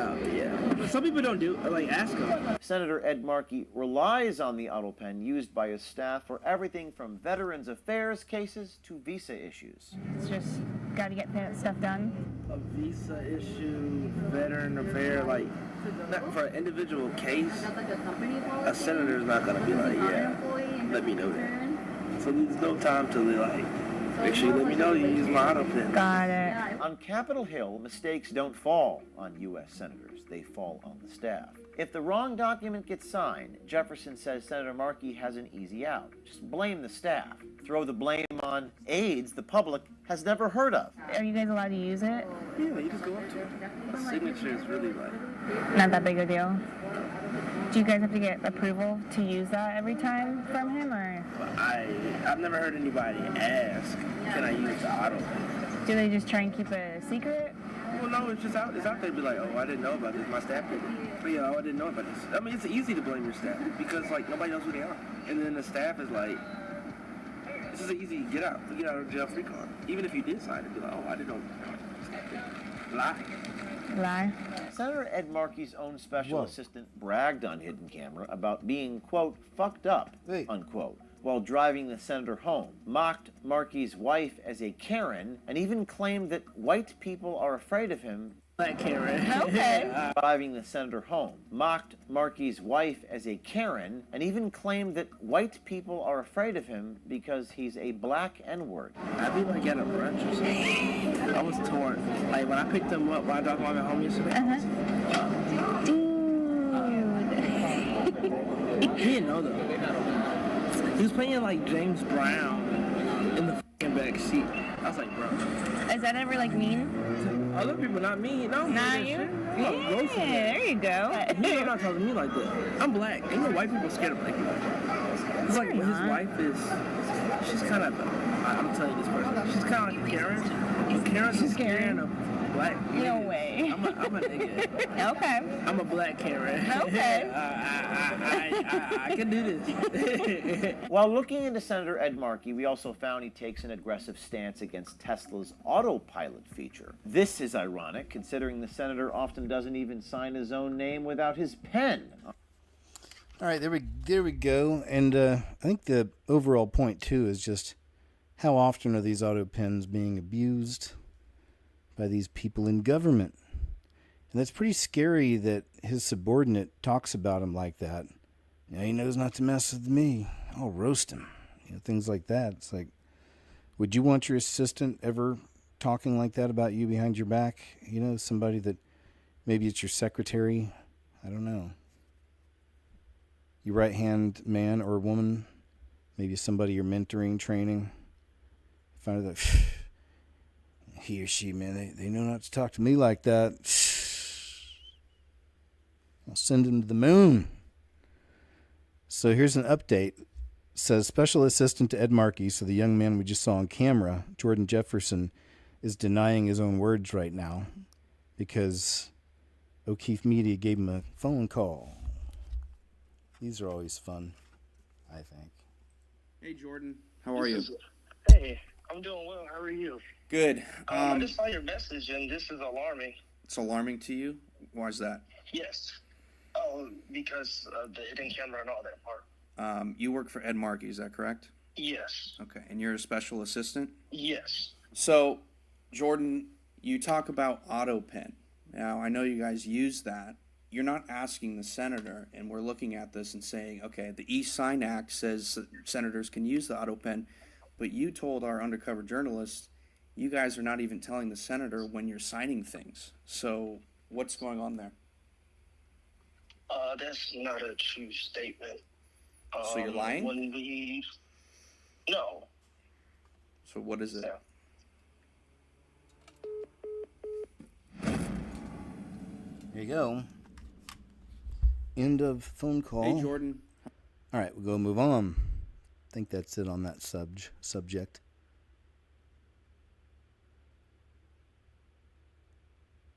Oh yeah, this is I don't know if you guys heard about this, but the Super Bowl, of course, is coming up, and I only ever really watch the middle. Well, actually, I do. I'll put it on quiet in the back. I'll mute it, be doing something on the computer, and then when commercials come up, I'll watch it live and then make notes of things. Sometimes I do compilation videos with all the things I find in the commercials, and then combine that with things that are in this actual halftime show, because there's usually some kind of a ritual performance they're having out there. So we see that time and time again. But now it's going to be Bad Bunny, which is this guy right here. It's actually a dude down there. Here, they're going to bring him in to do the Super Bowl halftime show, and he won't even perform in America. There's a whole thing developing about this, because he says he won't perform in America because he's scared of the ICE committee coming and getting the people. But now Kristi Noem, head of Homeland, just came out. I saw the clip earlier today. She's on a news channel, probably Fox, and they're saying that she's definitely going to have agents all over out there. So it's heating up, y'all. It's heating up. What is that a picture of? That's not Bad Bunny. That was Bad Bunny with the breast out. They're grooming our babies. We're going to pay a price for this. We're about to have a halftime show where most of the audience will have no idea what's going on. But I guarantee you, Bad Bunny's going to put on a drag show at halftime, because that's how he got here, by redefining masculinity, by dressing up in women's clothing, by pretending, well, I'm not gay, I'm sexually fluid, I might get into men later in life. The National Football League, they don't respect fans. They don't respect Americans. Right now, I'm just talking about the spiritual aspect of what they're doing, which is clearly the most important part of this. This is a demonic force. And oh, you're making too much of it. No, I'm not. They're telling us in big, bold letters, we hate Jesus. And your kids will be watching. And you'll have to explain to your kids, why is this man dressed like a woman for part of this halftime show? They want to normalize that for you and your kids. But you keep watching. You keep supporting. And I'm telling you, I love football, but I fear God more than I love football. Yep. Yep. Me too, sir. Yeah, no, it's every year, man. It's something. Sending a message, Remember they had that horrible rap performance? There were some things happening in the background there I saw and pointed out that I noticed, but Kendrick Lamar, man, it's just, to me, that was horrible. It just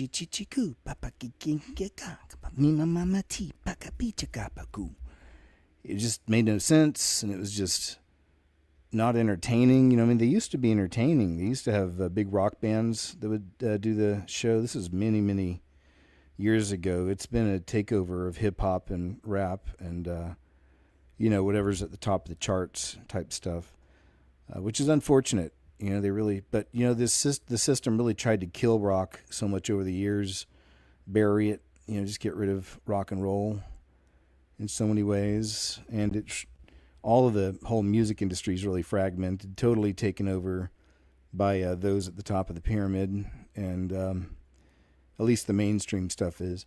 But, you know, luckily, you know, it's the digital, kind of a digital age. It's not the final digital age, but they're building that.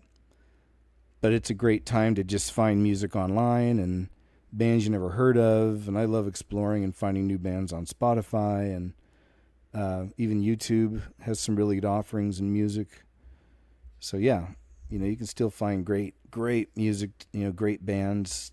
And I always take a chance on it, you know. I mean, don't worry that they're not mainstream. Remember that everything's inverted. Mainstream's the total garbage, you know, degenerate, nasty stuff, you know. So yeah, forget all that, and then start diving and looking, and finding whatever genre you listen to, and just start finding these awesome bands that just, you know, maybe they're not getting out there so much. Maybe they're just getting started. A lot of them are just getting started.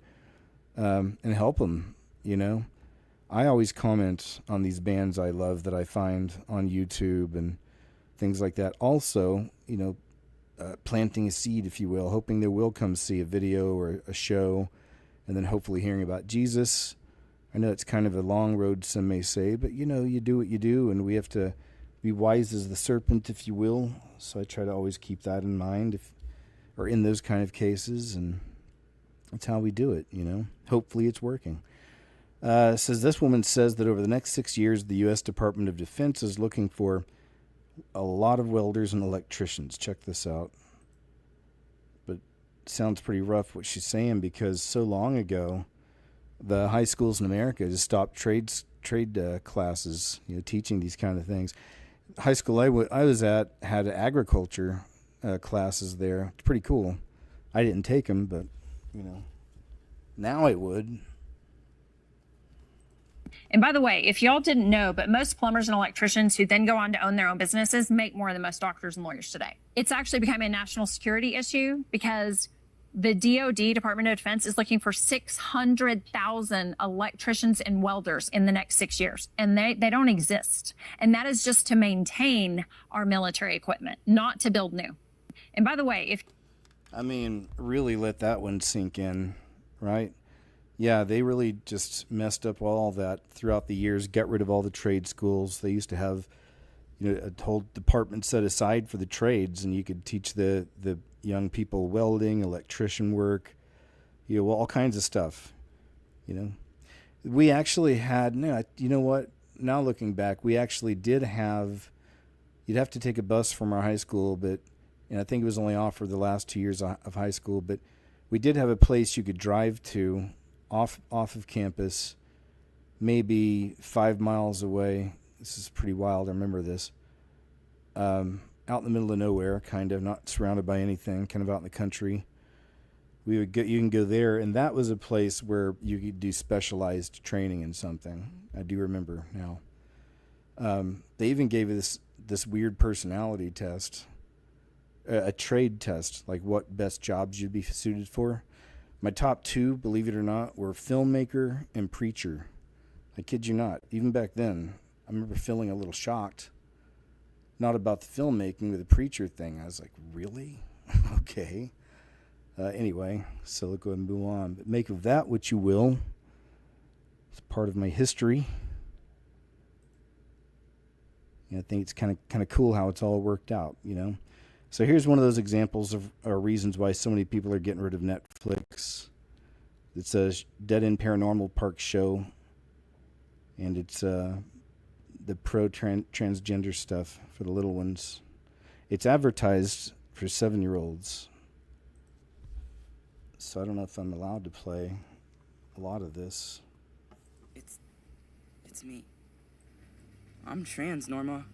And everyone at school knows, and everyone at home knows.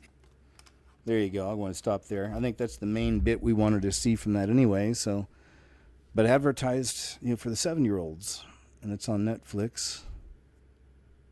I don't have Netflix anymore. I actually went along with this thing because I got rid of it years ago. Then I picked it up a little while back. I can't remember what I was trying to see. There's something in specific there. And I did a video on whatever that was, so I ended up keeping it and just going along with it. And then since I'm definitely not one for trends or just being a follower, but it was a good reminder to me. I was like, you know what, that's right. I've seen so much of this week, and you'll see some other examples here in a little bit of why. So I was like, why not?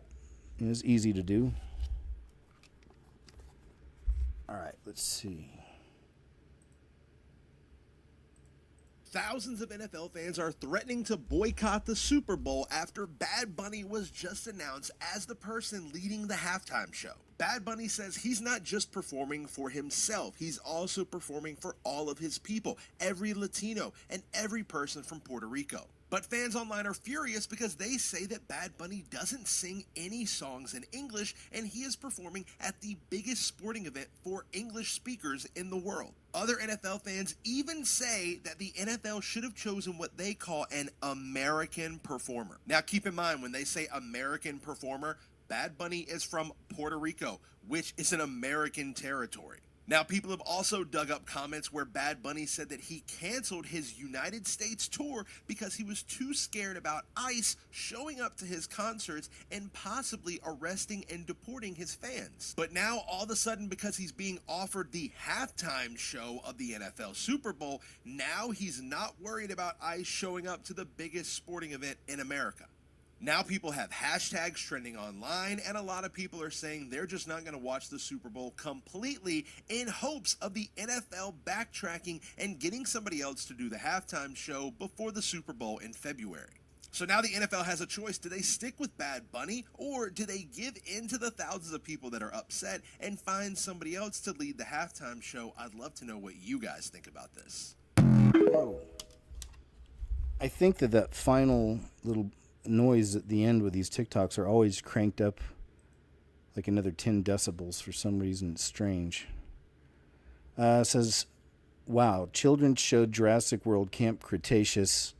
Another one on Snetflix. Is there some kind of slander we could use? No, I see, I shouldn't be that way.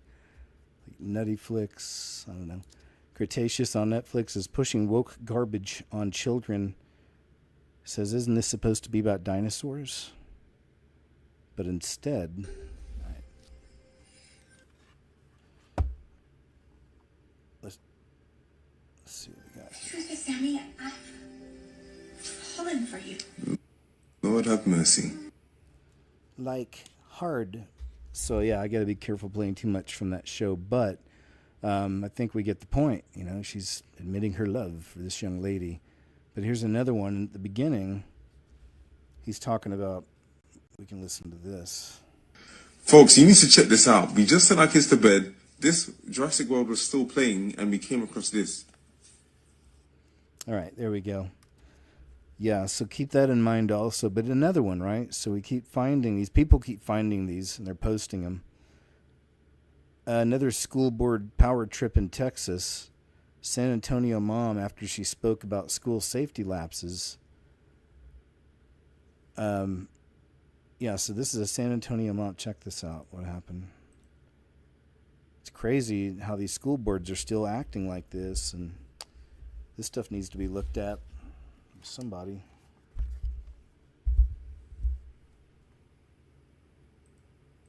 The escalation was outrageous. At the Edgewood ISD board meeting Tuesday night, as Maribel Gardea raised concerns about bullying, school safety, and communication barriers, her mic was cut. She went over her time limit. Seconds later, officers surrounded her. I didn't expect anything like that to happen, and I don't think any parent does when you show up to speak. It's your right to do that. Gardea says she was detained nearly 2 hours before a judge explained her charges: disrupting a meeting, resisting arrest, and criminal trespass. This is ridiculous. Now, police claim meeting rules were bent to silence them, cutting testimony from 3 minutes to 2. Parents say the board also changed the agenda at the last minute, a possible violation of the Texas Open Meetings Act. To remove the superintendent and get the children a quality education. Some parents say they received an apology from Edgewood ISD for being excluded from Tuesday's meeting. They signed up to speak correctly and on time, but they were never called. In our report Wednesday, a board trustee confirmed with us that even board members violated their own policy. Gardea just wants a formal apology from Edgewood ISD.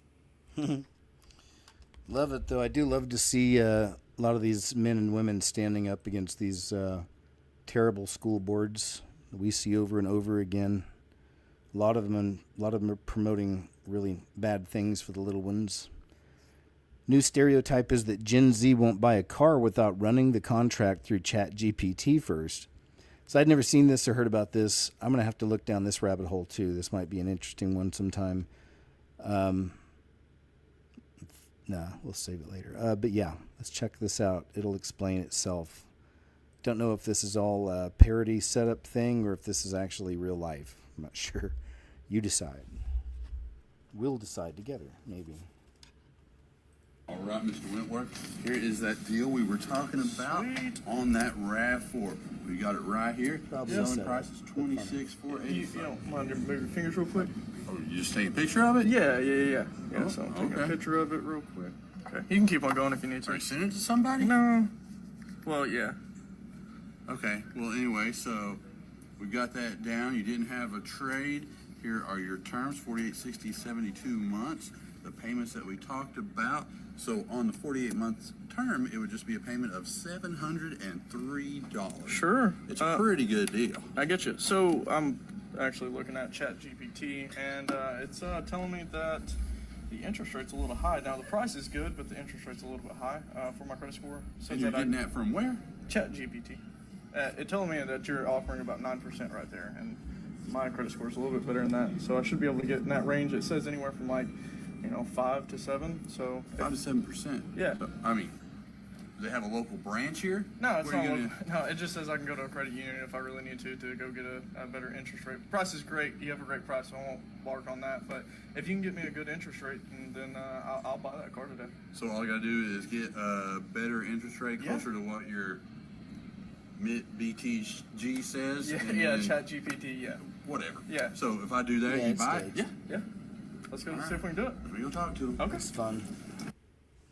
Yeah, definitely staged, but fun. I thought. I wouldn't be surprised if that becomes a thing if it isn't already. Here's some really good catches, man. People have been capturing these green UFOs through the summer, and there were recently some more. I'm hoping I got the new ones here. This is from July this summer. Make it big.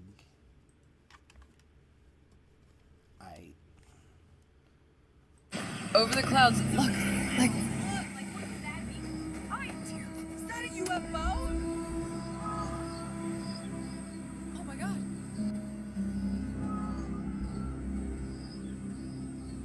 Oh my god. It's pretty wild, huh? Over the clouds, look, like. Is that a UFO? Oh my god.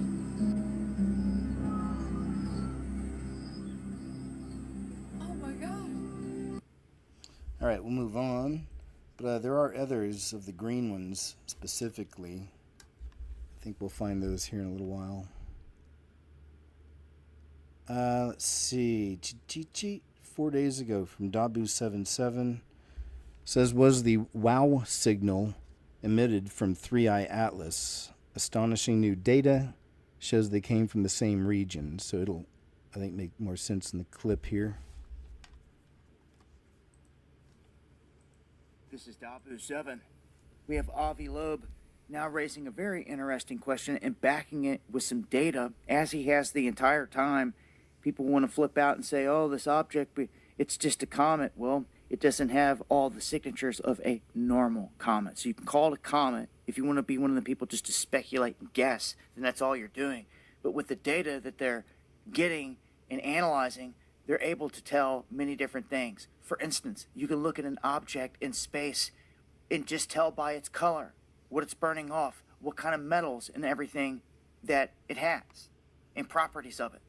But some people are so small-minded, they think that space is fake, and it's a big screen wrapped around this place. All the rocks are coming through it somehow and keep hitting us, and they can't explain that, or where the projector is, or how any of it works. But this object is making its way in toward us. It's the biggest interstellar object we've ever seen. It's dropping down, like dropping from the sky straight down and then flattening out on our plane. That's a 0.005 chance of a natural object ever doing that. And having a reason to flatten out on our plane. Something would have had to have controlled it to make it do it, because it's not affected by the gravitational force of our sun. Okay, it's a visitor, like Oumuamua, passing through our neck of the woods. Now, Avi Loeb, with all the controversy surrounding this, whether it's a comet or something more, he's saying, by looking at the data, that this famous WOW signal that was discovered back in the 70s, which was said to be extraterrestrial in nature, it was discovered August 15th of 1977. It was a strong, narrow-band radio signal that was picked up by Ohio State University's Big Ear Radio Telescope. And it was originally inferred to be extraterrestrial. The latest natural explanation hypothesized for the WOW signal could be connected straight to this object coming toward us. This is why. They say that the WOW signal originated from the sky coordinates of right ascension, or RA, 19 hours, 25 minutes equals 291 degrees, and a declination of negative 27 degrees. Okay? They say on August 12, 1977, per all the stuff that they have now, and tracking this thing back, Atlas, at its speed and distance, they say that they put this at 600 times the Earth-Sun separation. That is AU. They say that this thing was right in the neck of the woods from where the signal came from.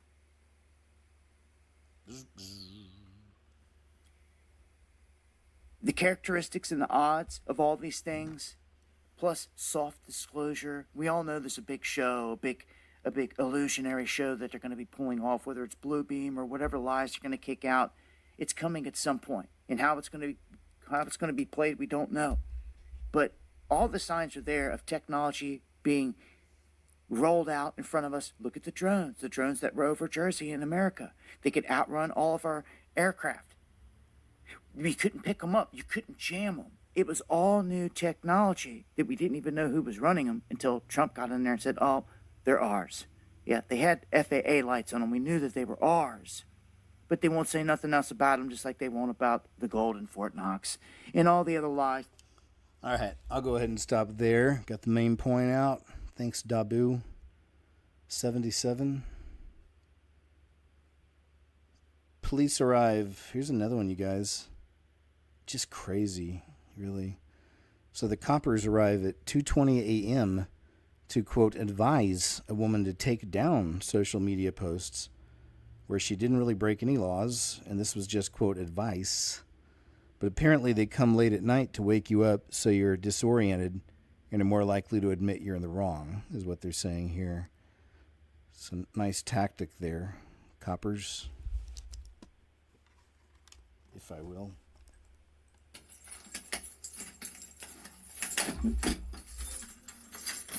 Please stay there. The reason I'm filming you is because I'm sick of the harassment. Every time I open the door to one of your offices, they are filming me. So now you know how it feels. Now it is 2:30 in the morning. Can I ask why for a second time tonight you are disturbing me and my son in my home? Yeah, because there's been made aware there's videos that have been posted onto social media, including those that were made this morning. This morning, what made this morning? And of my officers that have been round this evening. Right, and? So I'm here to kindly ask that you remove said videos from social media. No, I don't think I've broke the law, so I don't think I will. And also, I want to advise you that you might well be committing offences under the Malicious Communications Act, okay? Okay, well, I'm sure Dame Diana Johnson will explain that to me when she sees the video, won't she? She is qualified barrister. She wasn't a director of social services, so she'll understand my case well. At this point, my son reported abuse. He failed to protect him. He was. Remove the videos from social media. Good night, officer. And I'm asking you to leave now, please. Good night, officer. Said that, I'll leave you to it. Thank you. Good night, officer. And may I ask, please do not come back to my house and disturb again. I'll probably need to speak to you tomorrow. I don't think you will. I haven't committed any offences, officer, so you needn't be speaking to me at any point. You may well have done, I'm afraid. No, I don't think I have. You came to my house recording me. I have a right to record you. This is my home. If you don't want to be recorded, don't knock on my door. Man, it's a darn shame. And it's really gross.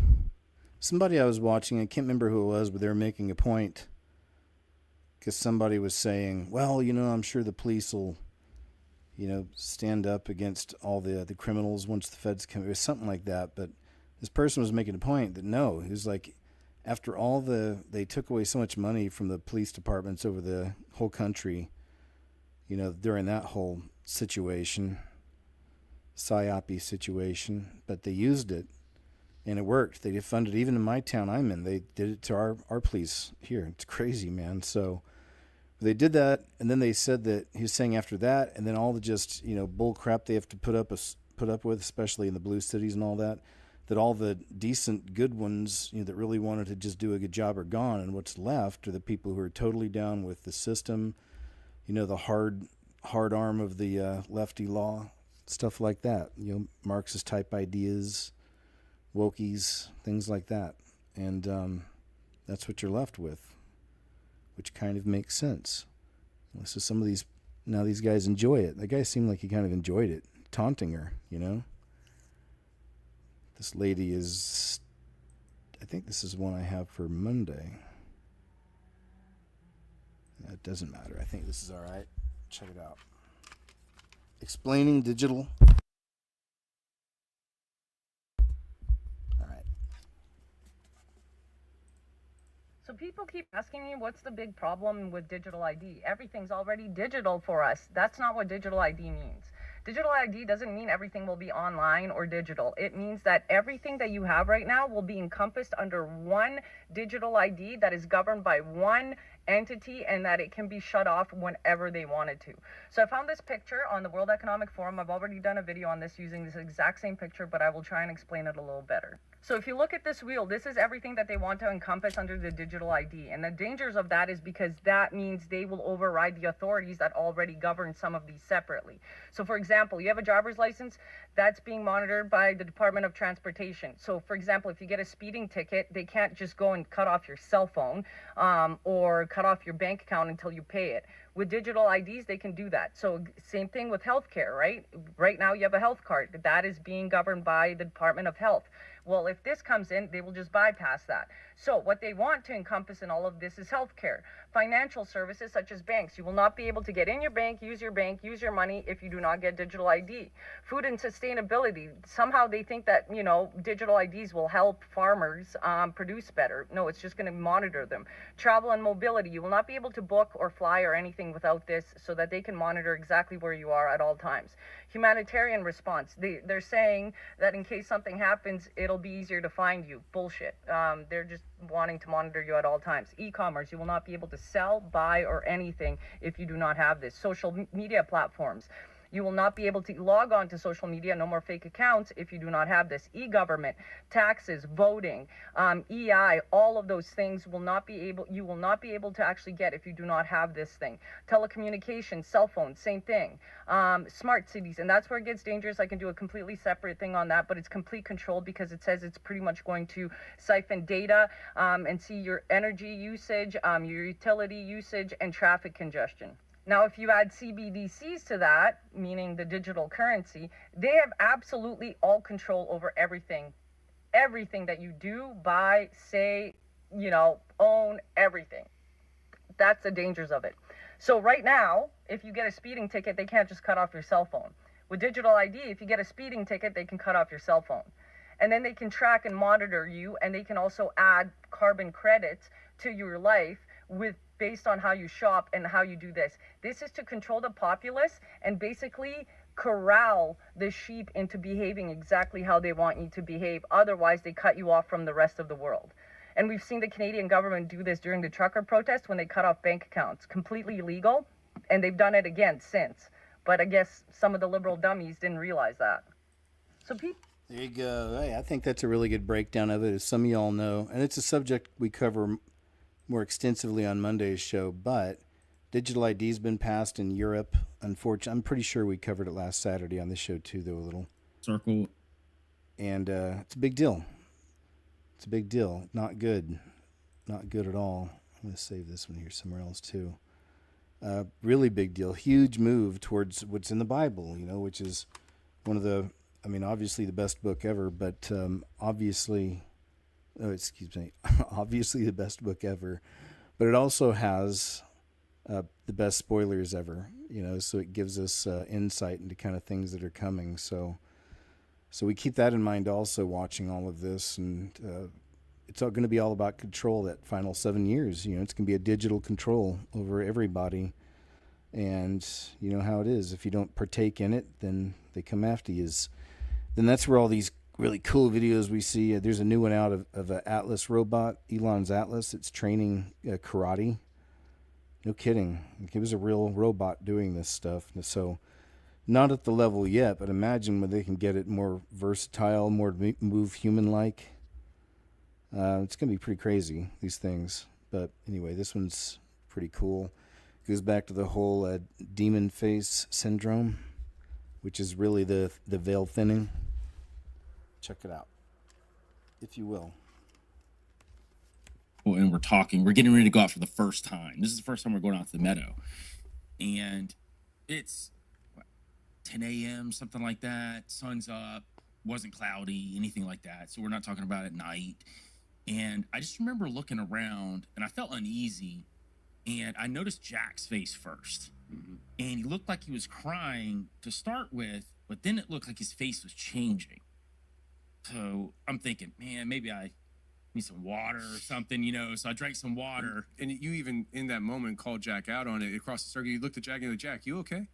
I did. I was like... And he said, yeah, man, I'm fine. But in that moment, even when he said he was fine, his face was like melting almost, which is really weird to think about. Mm-hmm. And then I look down the line of people in the circle, and you were okay. Caleb was not. Caleb's face was all melting. And I can't remember the other two now because I believe they were part of the ASOC team. But it was sporadic. But it was just 4 people out of the group of like 8 to 10 or whatever that was in the group getting ready to go out there. So I'm thinking, there's no way. Because I'm going to think rationally first that, okay, maybe I'm just seeing this. Maybe it's, whatever. But I mentioned it to you. Yeah. I was like, man, I'm not feeling too great. I just saw people's faces melting. And I was like, you remember that whole demon face syndrome thing? I just pulled it up, yeah. That was on all of the news networks, and they were basically putting out there that if you were to see somebody's face change into something demonic, it's actually something we can help you out with to get you on these pills. Yeah. So obviously we think that was kind of a setup to push people more towards a medical thing than actually a spiritual thing. Yeah, but they're gearing up for the supernatural to spill over into the natural, and they have a remedy for that. Don't worry. Correct. So I'm seeing this, and we're walking, and by the time we get down to the meadow, we actually get in the meadow. I remember you said you should probably talk about this, which I do on the film. I talk about it, but that's what really kicked it off for me. So we were talking about perceptions. A lot of mine was visual perception. Everything that was manipulated that I saw or thought I saw was all manipulated. And we'll get to the part later about what I thought I saw and how after reviewing everything that was being manipulated, I think there was also some manipulation there initially. All right, I'll go ahead and well, it stopped, but this is over on the confessionals over here on X, but I believe they're also on YouTube. They have a big channel, I think. In many Middle Eastern countries, it's illegal to share the... I always love these stories about people in the Middle East having dreams and visions of Jesus. Here's one. In many Middle Eastern countries, it's illegal to share the Christian message. And so what is God doing? He's bringing dreams about Jesus. This is a phenomenon that is sweeping the Middle East. So I'll give you an example. It's a woman named Noor, mother of 8, Muslim, lives in Cairo. One night she has a Jesus dream. It's the most profound, vivid dream, unlike any other she's ever had. And Jesus appears to her. And she feels the love and the grace and the forgiveness and the kindness of Jesus just radiating from him. And she's overwhelmed by it. She's never felt anything like it. And they're walking along a lake and she says, Jesus, tell me more about you. And he says, my friend will tell you. And she says, who's your friend? And he gestures to another person she hadn't even noticed because she was so mesmerized by Jesus. A guy was walking with them along the lakeside. She wakes up from the dream. The next day, she goes to the crowded marketplace in Cairo. She sees the man from her dream. She goes up to him. You were the man in my dreams. And he said, did you have a dream about Jesus? He was a missionary, undercover in Cairo. In many... Love it. Yeah, those are always great. I really like those. He's always out there working. Over the clouds, look, like... Yeah, we saw this one earlier, but let me see. I know in my search I have green UFOs USA. And there was one specific. That's a pretty cool one. Let me see. Gosh, I'm not finding it now. The one I was thinking of. We'll just take a look here, because this first one looks pretty good.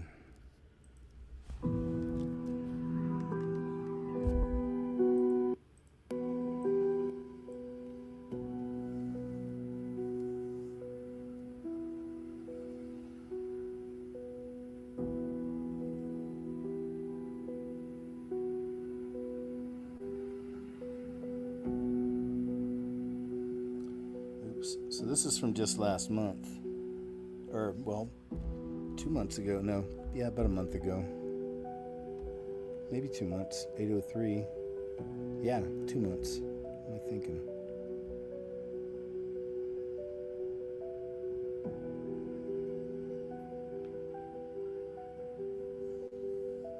It looks like it releases another one in a second. I guess I'm wrong.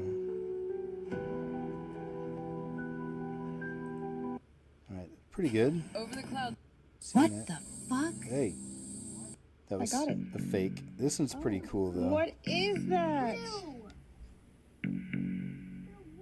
Look at that. Looks like a monster. This is a telescope, and I don't know what this looks like. Bacteria or something.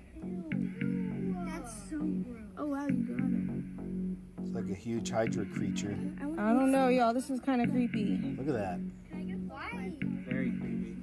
I got it. Oh. What is that?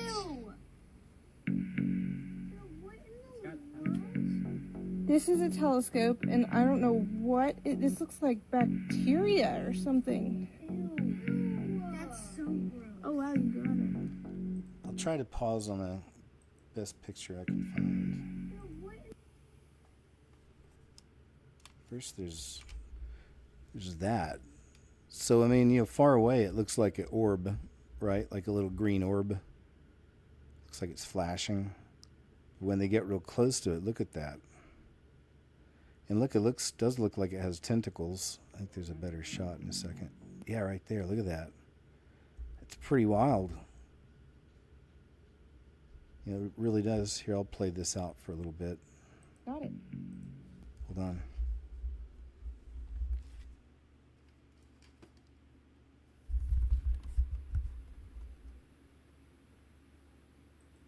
Oh. What is that?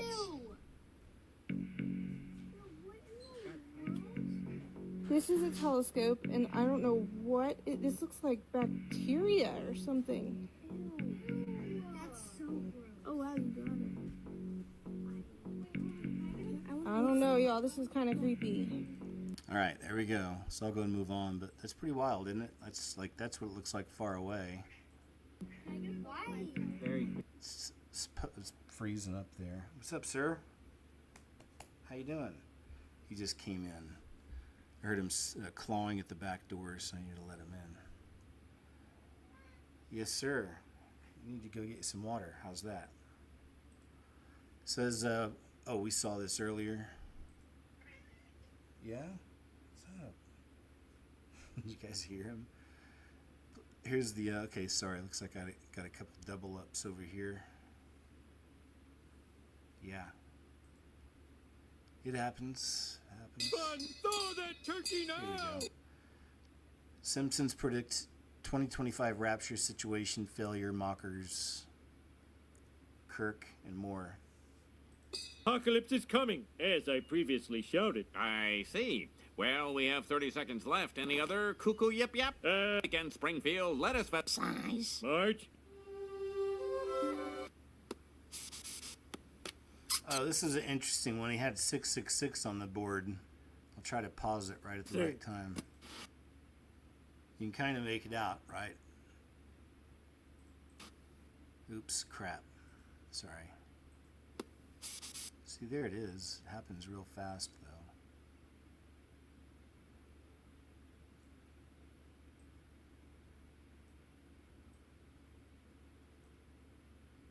Wow, look, right there, right when he wiped it.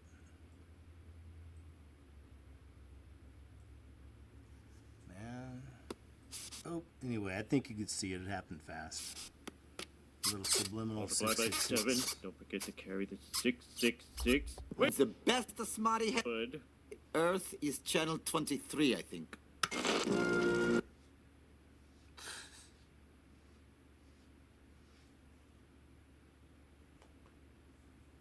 Guess that's... Dining just steps from... Yeah, we're going to move on. That's about it. Good stuff. Rapture Reese, RECCE channel, if you want to go check that out. Interesting how they mock. Oh boy, video unavailable. It's a short. Wake up call from Walmart CEO says AI is coming for every job. It's pretty wild to hear him coming out and saying that. Right? Alright, let's do it.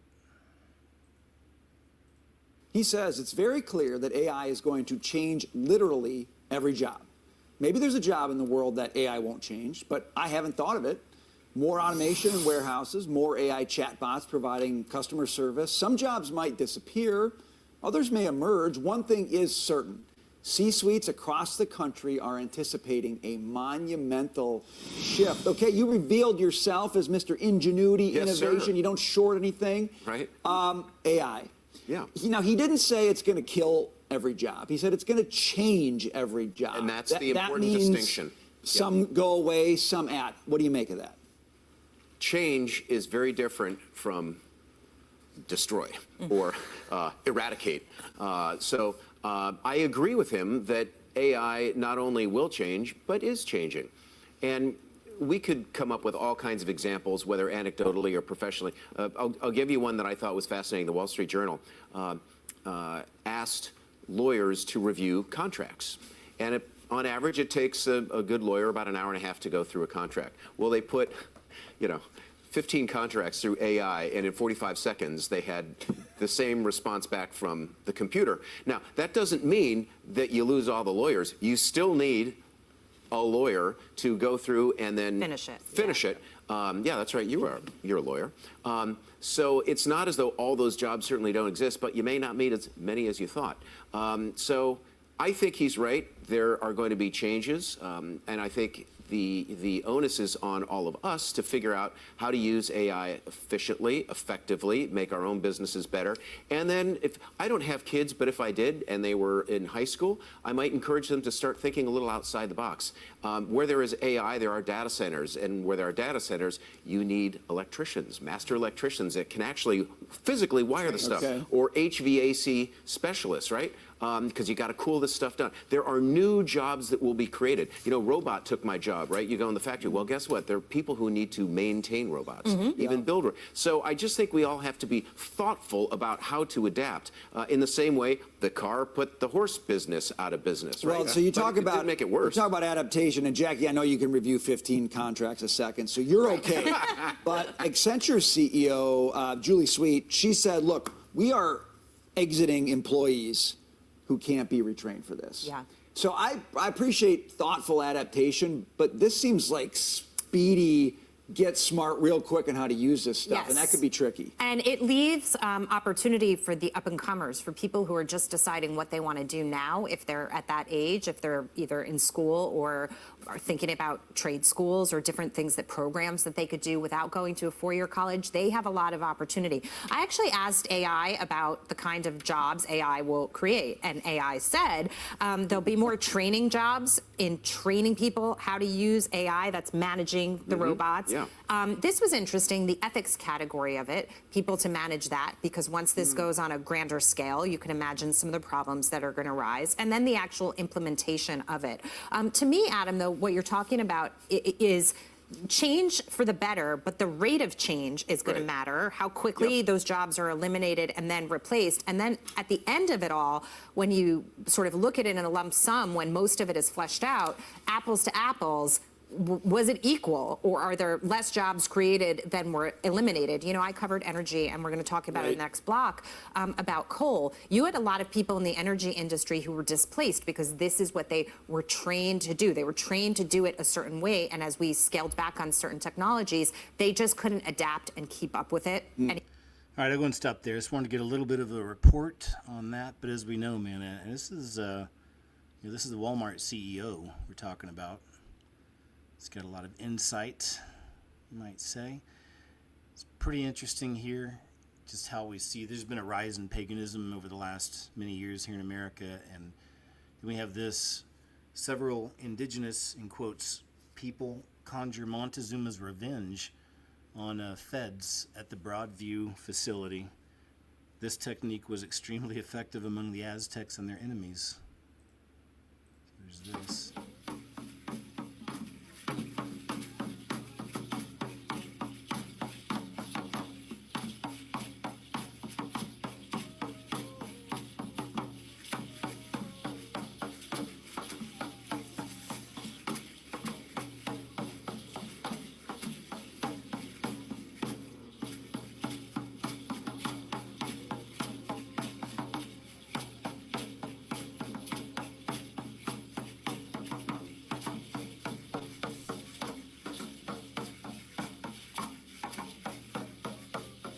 I think we get it. That was the end of it anyway. Somebody in chat was asking about the QR code. That's for my Subscribe Star. This guy, William Cooper, predicted seeking support there. So if you're able, please do. And thank you very much. Here's a little talk about William Cooper. Always a fun subject for me. And I know many of you also enjoy some Bill Cooper. Kind of the grandfather of this so-called truth movement we have now, I would say, in a lot of ways, right? 9/11 before Alex Jones, and this guy William Cooper hated Alex Jones. Said that Alex Jones was a fearmonger and potentially a disinformation agent. This guy William Cooper predicted 9/11 before Alex Jones, and this guy William Cooper hated Alex Jones. Said that Alex Jones was a fearmonger and potentially a disinformation agent. On June 28th, 2001, just months before 9/11, Cooper said the following on his radio show: "I'm telling you to be prepared for a major attack, but it won't be Osama bin Laden. It will be those behind the New World Order. Oh my They gosh. need a major attack in order to launch their plans for a world government and to take away your freedoms." So he said that in June 2001, before 9/11. But then on November 5th, cops showed up to his house to arrest him for tax evasion, ended up supposedly getting in a shootout and killing him. What? Weeks after 9/11.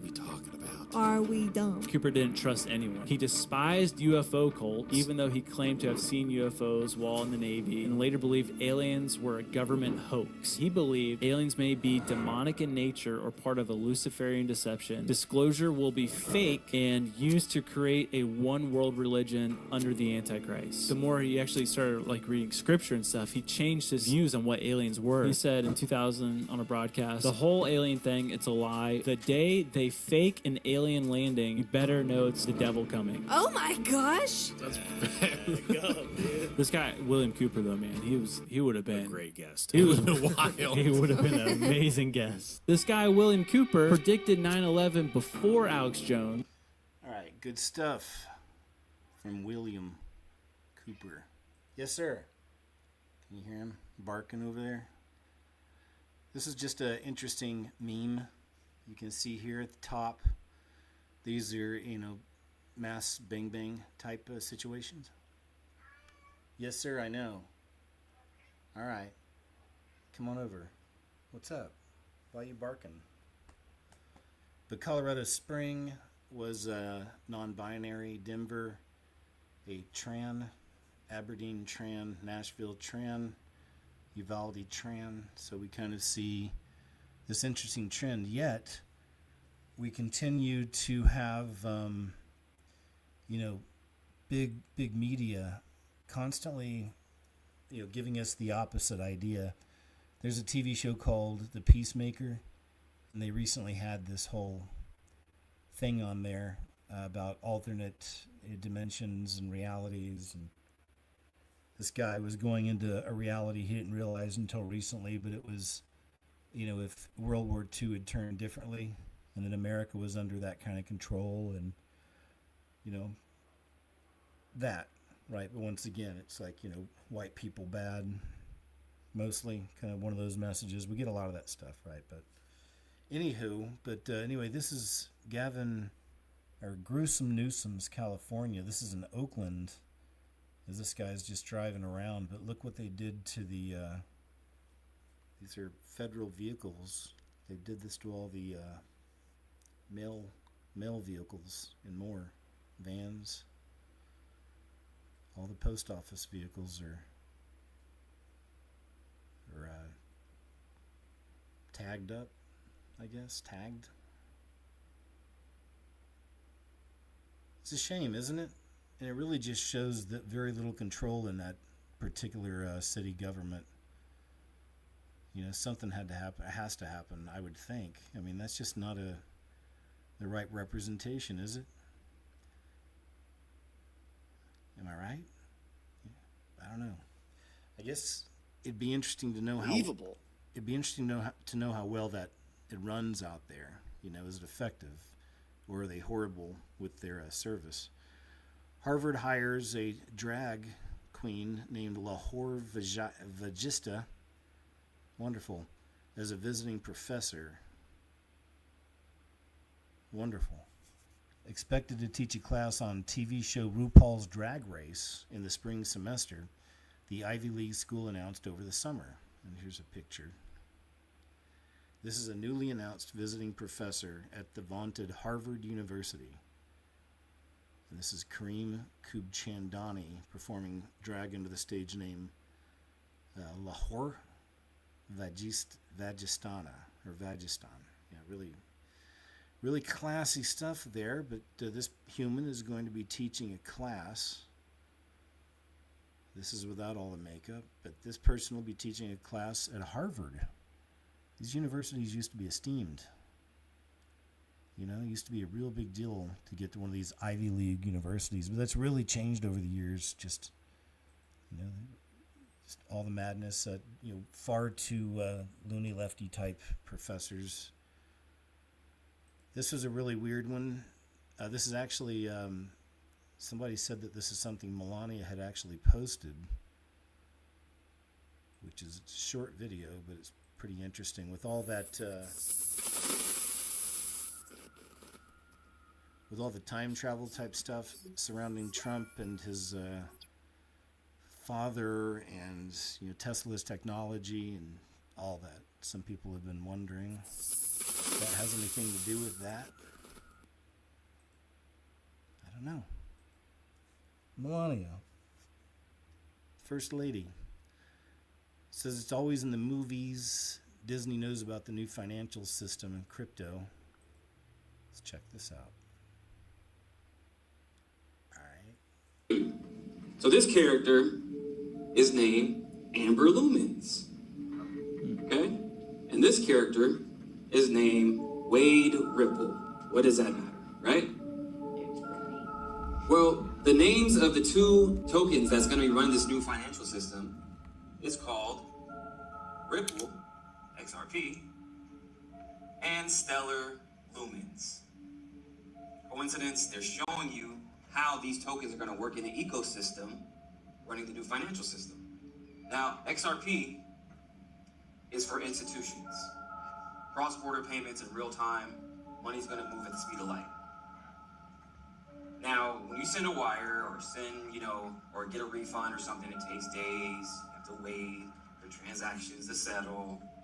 This is in real time. It's transparent and happens within seconds. Instead of a wire happening in 2 to 5 days, if it's international, it's 2 to 5 seconds.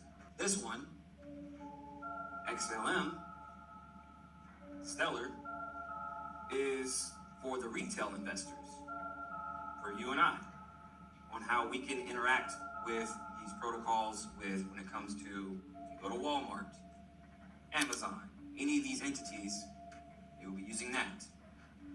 So, and Stellar, they actually have a deal with IBM. They have XRP has a deal with Western Union. Even AVAX, which is another token, they have a partnership with Amazon, which most people don't know. So all these things that, they put in front of your face, oh, it's a cute little movie, oh, have cute little characters, they're telling you where the money is. And since then, this has gone, these two tokens alone have gone up hundreds of percents. He's good. He's good. He's also the one that I first saw breaking down Mountain Dew and all the interesting symbolism they do and how it would line up with current events.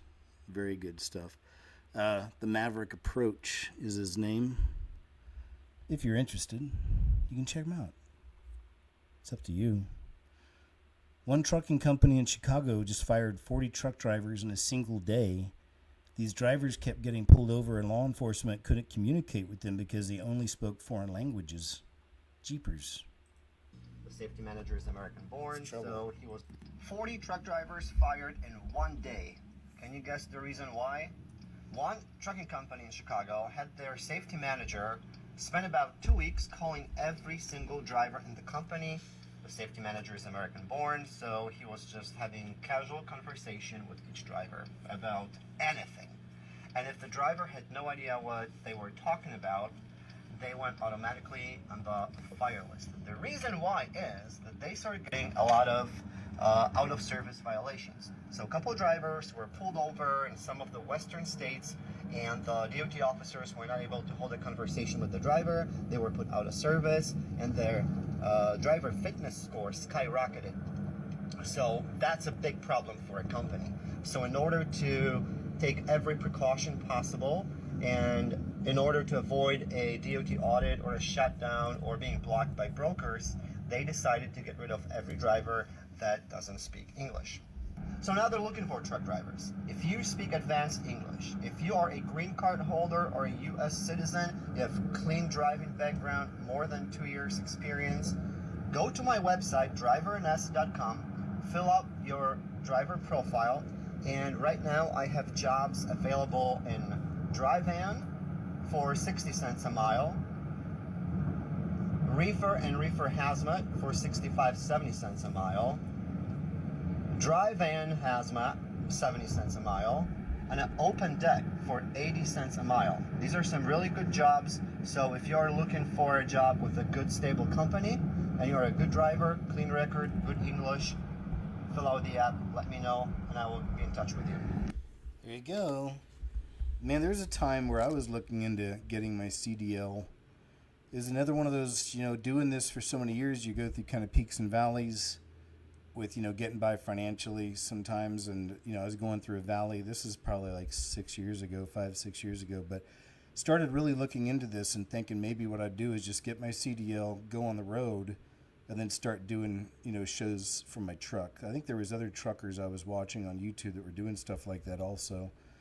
But I went as far as to submit to a school, and I got accepted. It was a couple states away to go up there. I think it's for 2 or 3 weeks. You go up there and train or whatever. You get your CDL. And then, of course, as it happens, the Lord would always deliver something, just right on time. And then things would get better. And it's just always kind of been that way, man. But, I don't complain because I'm really just super blessed and grateful to still be here. And you guys have always been a blessing, whether you supported years ago or you still do now. Just, man, thank you. Much love to you guys. Appreciate it. All right, moving on. Up next, but I think that'd be a real cool job, actually. This is an Antifa, as I like to say, militant who dumped red paint on an ICE facility in Portland last night was arrested, and here's what he looked like. He was shaking, absolutely terrified. These people are used to hiding, being in masks.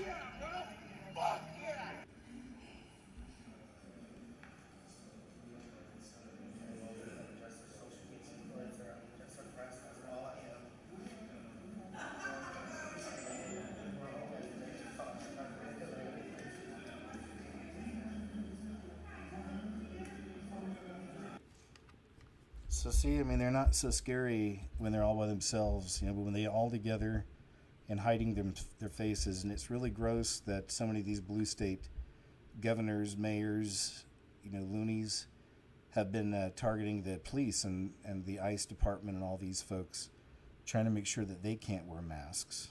Isn't that messed up?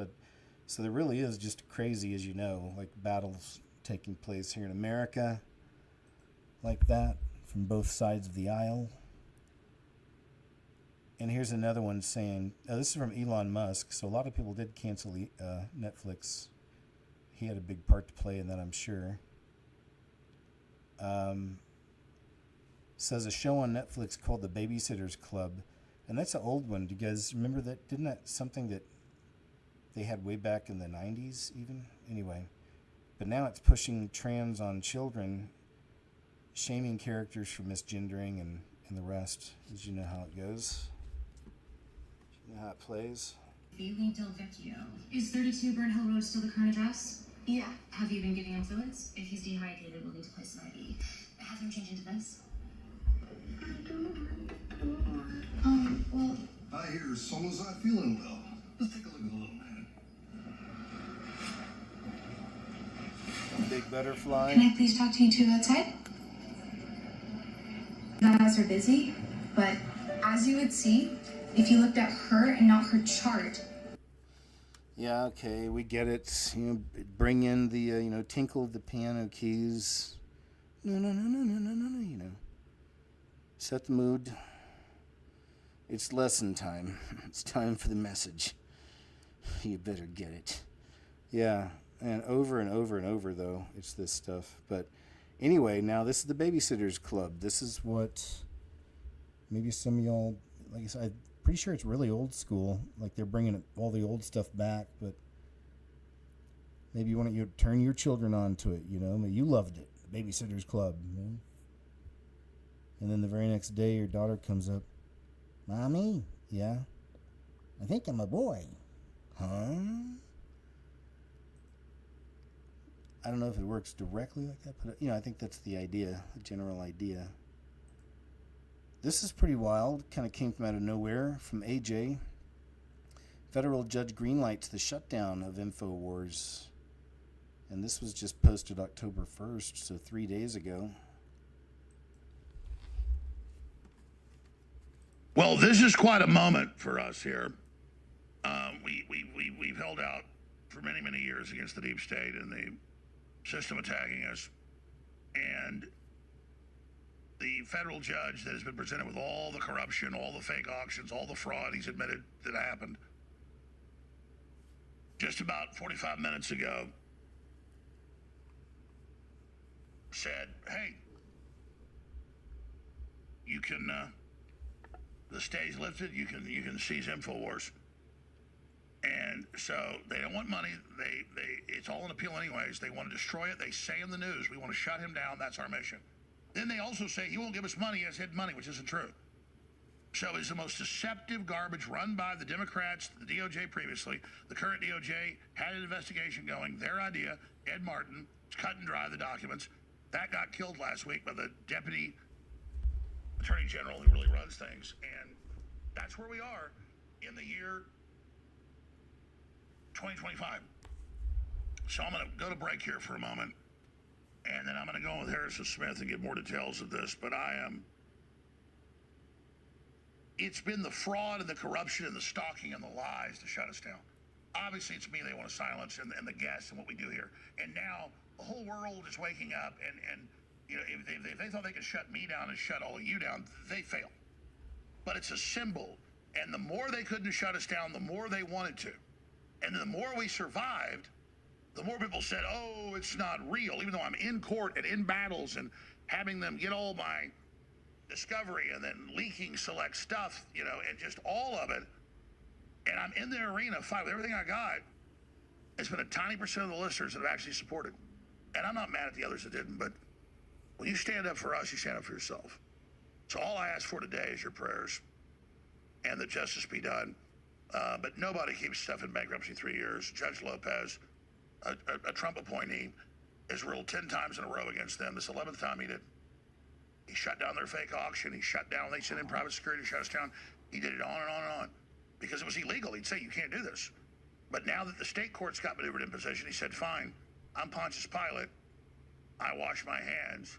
And so you can do this. And they say they're going to come in and operate as us, pretend they're me. They said they own my name. They said the 13th Amendment against slavery doesn't apply to me. They literally said that in the filing almost a year ago. You can look it up. And to me, it's just, if they can get away with this, they can get away with anything. Yeah, I'll continue on. Hell, everybody's going to want me on. It's going to be a huge explosion. But it's a non-dischargeable debt. They want to harass me forever, which is fine.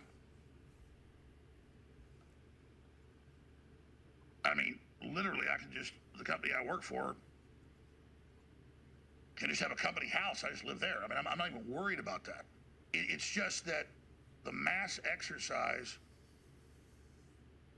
of naked, organized corruption. Okay, I want to go to his site here and see if there's an update, because this is from a couple days ago. See what the latest is on this. Do you know that there was an interview I just saw with, and I posted it for next Saturday, but it's an interview Tucker Carlson just did, where the guy he's talking to has a lot of deep knowledge on the occult and all that, great information, and he's telling him about the Kabbalah, you know, all that, and Tucker's just going along kind of really surprised and learning things about it, and that's why it occurred to me also that, and that's why another reason why I personally am glad I never throw him under the bus for that. I mean, we've seen it, you know, and it's something to consider, but he wears a red bracelet in some pictures. But for all we know, it's another one of those things where we have to be careful. But, you know, what if it does have just some personal meaning to him? Maybe one of his children gave it to him or something. You never really know. You know what I mean? It just so happens, you know, that it means something like that. I'm just saying, you know, arguing both sides of what if, you know, because I'm always seeing people say, oh, don't listen to him. But either way, I like a lot of what he says, and that's where I just, you know, we discern things. We discern whoever the messenger is, we discern that we're there for the message, you know, so, but he does release a lot of really good takes on things, you know, that I agree with personally. I'm just throwing that out there, but I'm not, it's a young blonde-haired guy he's talking to, if you want to go check his channel out sometime and see, and it's got sections, so you can look at the sections below, and it has a part where it says they talk about Kabbalah, and just watch that, and just make up your own mind, and we'll watch some next Saturday, too. All right, let's see. What's the latest here from AJ?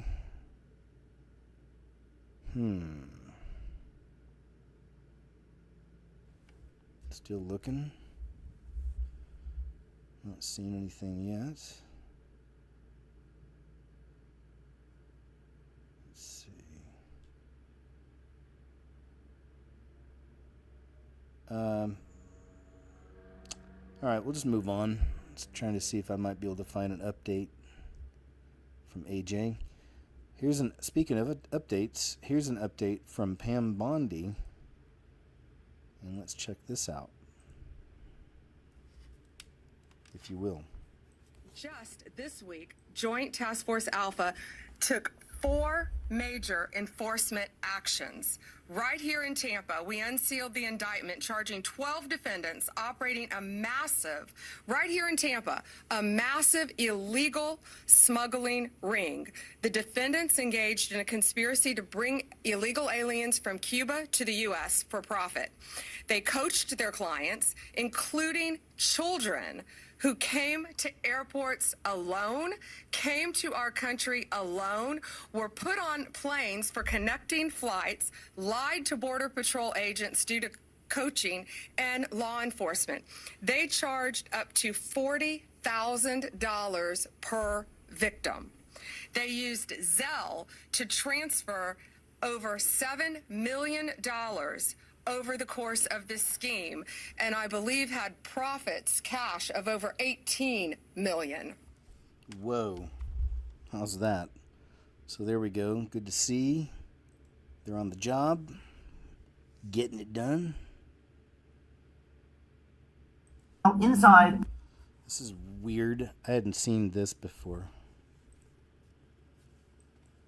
We are now inside Jeffrey Epstein's library. This chalkboard displayed cryptic words. Yeah, this is We're not James sure what O'Keefe. this means, but we're hoping you and the audience can take a look at this. All right, class, this was a blueprint to summon something. Let's break it down. When the plants appear, it begins. They drop in fake influencers, controlled assets, politicians, puppets. That's the first move. Power is a function of 4 things: money, physical control over your body, celebrity influence, and politics. They run those, they run the world. Now subtract truth from power, and what do you get? Deception. That's how they distort reality. And right under it, mirror and face. They mess with your perception and identity. Then you got music. Names on the board: Amen, Mimi. Could be handlers, could be signals. Either way, music becomes frequency control. You don't just hear it, it programs you. Next up, time minus delay. That's delta T. It means this isn't instant. It's all delayed activation. Like a psychological landmine. You step on it today, it detonates next year. Then you get this, 13 and a half. 13? That's the bloodlines. Rothschilds, Rockefellers, all of them. They own the banks, the wars, the puppet governments. But the half? That ain't human. That's the hidden ruler, the ancient force, the god they serve. And this statue on the side? That's him. That's the half. Then you see this equation, dark plus brainy. That's the operator class. Black site minds, predictive engineers, or AI. These are the ones pulling the strings. This whole thing, it ain't a strategy. It's a summoning sequence, a ritual, a formula to wake something up. 13 runs the show, but the half writes the script. It's a god of sacrifice, control, and fear. And this right here, this is how they're calling him in. Do you think it's still happening? Sacrificing people to this god. Moloch. Yeah, that was a pretty crazy movie. I did a video on it. They made a movie about Moloch a long time ago. Not long. I say long. 2019 maybe. I just want to point this out. I thought this was interesting because South Park been getting so much blowback about their, obvious targeting conservative ideas and characters, and Charlie Kirk was in there, of course, and so they've been getting all kinds of blowback. And I was coming over here reading some of the messages people were putting out there for a while, but a lot of people were saying, just pointing out how obvious having the devil as their avatar, because they had Satan up there as their avatar forever. But making that observation I had noticed. And then I just noticed, I came back a few days ago to see what the people were saying. And then it's interesting. It's kind of funny to see them getting that blowback. I think it is, because it is annoying. This used to be, some of their stuff was so funny and really on point. Especially the stuff that was not political, that just had to do with the kids, dealing with stuff, like some of the funniest stuff I'd seen throughout the years off and on, some of it gets a little bit too much, but either way, man, it's just one of those I've always had returned to off and on through the years, and there have been definitely some very funny very funny episodes, but usually when it's just the main character screwing around. So they started getting super crazy political, and this is right after they made their $1.5 billion deal. And then suddenly, out of nowhere, they're super political. This, like I said, it's just been over the top, and it's annoying either way. It's like, because it brings you back to the real world, thinking about politics, even when they're attacking the left. It's like, let's just have some funny, silly episodes, But anyway, that's me. So that's all, but I thought it was interesting that they changed their logo and put this lady out there. There you go. I think it's Kyle's mom, maybe. Here's another reason why people are going after Netflix. It says, here's a scene from a movie on Netflix called Strawberry Shortcake and the Beast of Berry Bog. But another one that's really screwed up, because Strawberry Shortcake even goes back to us Generation Xers. I remember that as being a popular girls' toy, and when I was little, and also cartoons, things like that, right? So it was a big deal, Strawberry Shortcake. And always for the children, always seemed innocent and sweet. But now it's promoting little boys cross-dressing as little girls to, quote, express themselves. And this is recommended for children of all ages. So let's see a little bit of this here. All right, what else? And then this is it.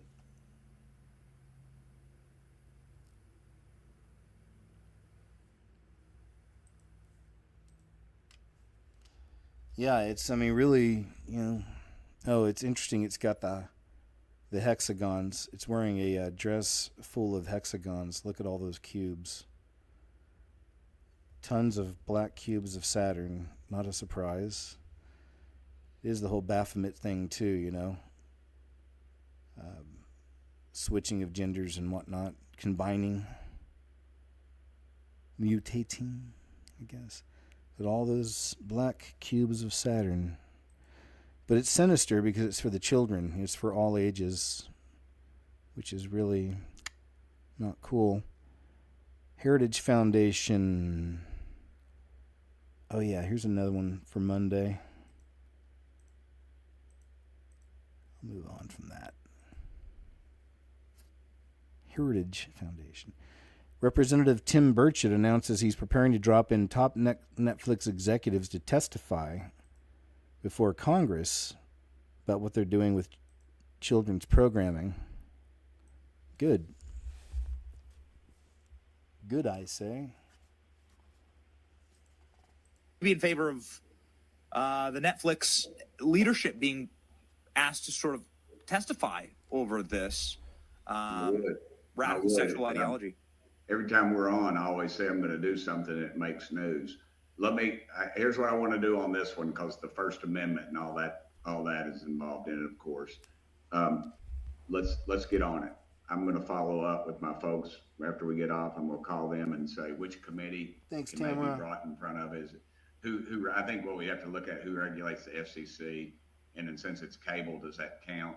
I don't know. I don't know enough about it, but yeah, they need to be brought in. We need to find out what their agenda is and why they're pushing this stuff. Because from what I understand, that little cartoon is apparently the #1 rated cartoon they have on their show. I haven't seen it. It looks kind of like claymation or something. I'm not really sure.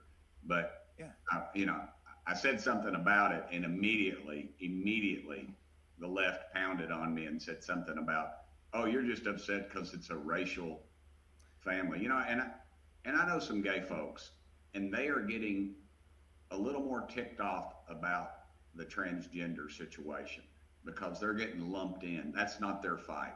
I don't think that's their fight. They need to pull off all that garbage. And because, they got their win, they got their marriage thing going, and nobody cares. Everybody's looking for a fight, and I live in East Tennessee, and nobody cares. Nobody cares. And just live your own dadgum life. I always tell people, don't put it in my face and don't tax me. And that's all I care about. Right. That right there is recruiting. That is grooming. That is the worst of the worst, because they're taking young minds and they know they can do that. All right, that's true, sir. So it looks like Netflix is in some trouble. In fact, I don't know if they have it in here, statistics of it. There was that whole thing. That was one of the first really big cancel Netflix situations, I remember. All right, we're going to move on. But so we've already seen several examples just today. Philosopher Jason Giorgiani claims the so-called Nordic aliens aren't angelic space brothers at all, but a ruling class that created the Greys as servants, manipulating human history from the shadows. When I see stuff like this, I always just see demons, trickster spirits they are, and shapeshifters, coming in as different forms of aliens from different parts of the galaxy, so creating this BS and, easily talking to the people they need to and say, you're one of the chosen few we can talk to, whatever it is. So pride, ego gets involved, and next thing you know, you're befriending these things, channeling things, perhaps, in some cases. A lot of whistleblowers on stuff like this, too. A lot of people have met the tall whites, these beautiful alien-type creatures. But it's all just demons playing different roles. It's all a big show, big theater.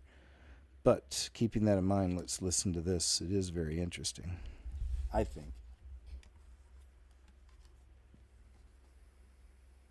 Disturbing about the close encounter phenomenon is the uniformity of these Nordic people, where, they're all white. They're all these tall white people, mostly with a very Nordic phenotype. In other words, either blonde hair, platinum blonde, or redheaded and blue or green eyes, maybe gray eyes. But, basically all Nordic looking people. And apparently all of them, just like specimens of aesthetic perfection according to the kind of Greco-Roman ideal, essentially. Look, if these people have mastered the manipulation of hyperspace, if they have a hyperdimensional relationship to our space-time, and we know they interacted with the ancient Mayan culture, we know they interacted with ancient Egyptians. Basically every single culture on this planet has a record of interacting with these Nordic folks and pretty much identifies them very clearly as the engineers and architects of these enigmatic megalithic structures that we find in every continent, to the point where it appears that what Plato called Atlantis, in other words, some antediluvian super civilization, was a civilization constituted either by these people or of hybrids produced by the interbreeding of these people with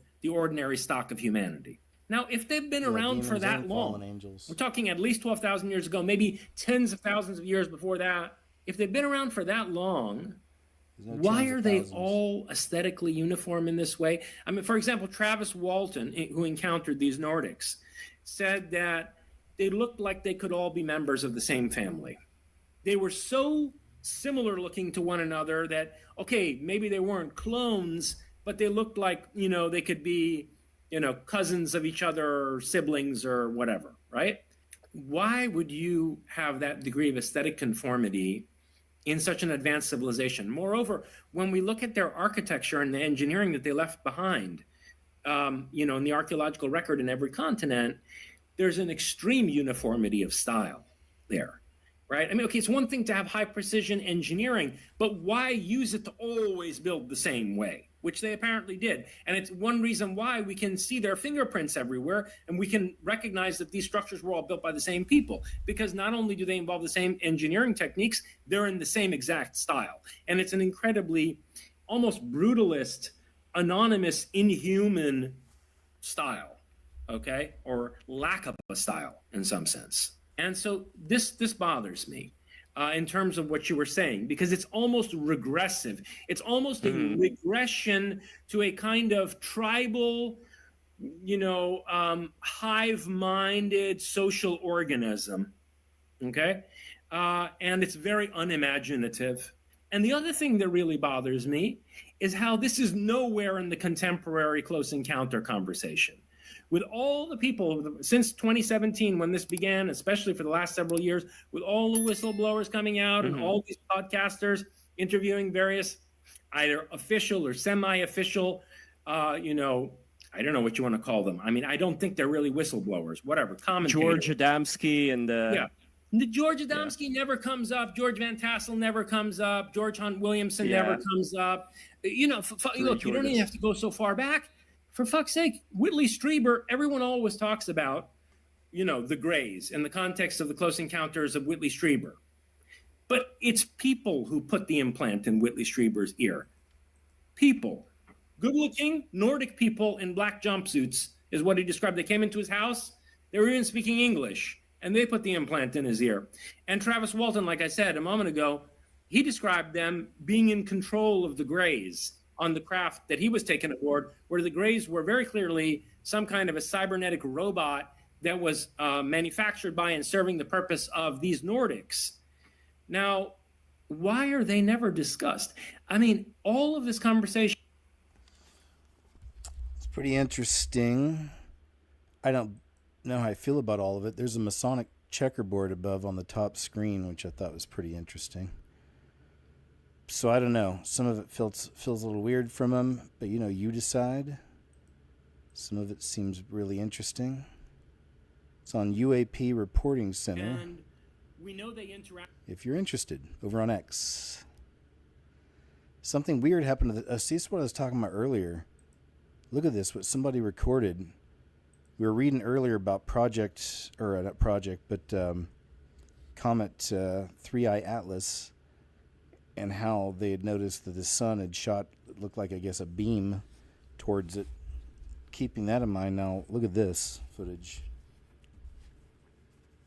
It's short. I'll let it play a few times.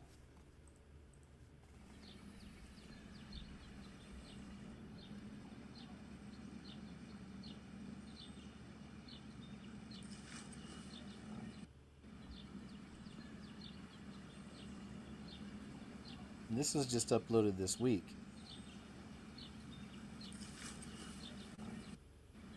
Now I'll pause on it.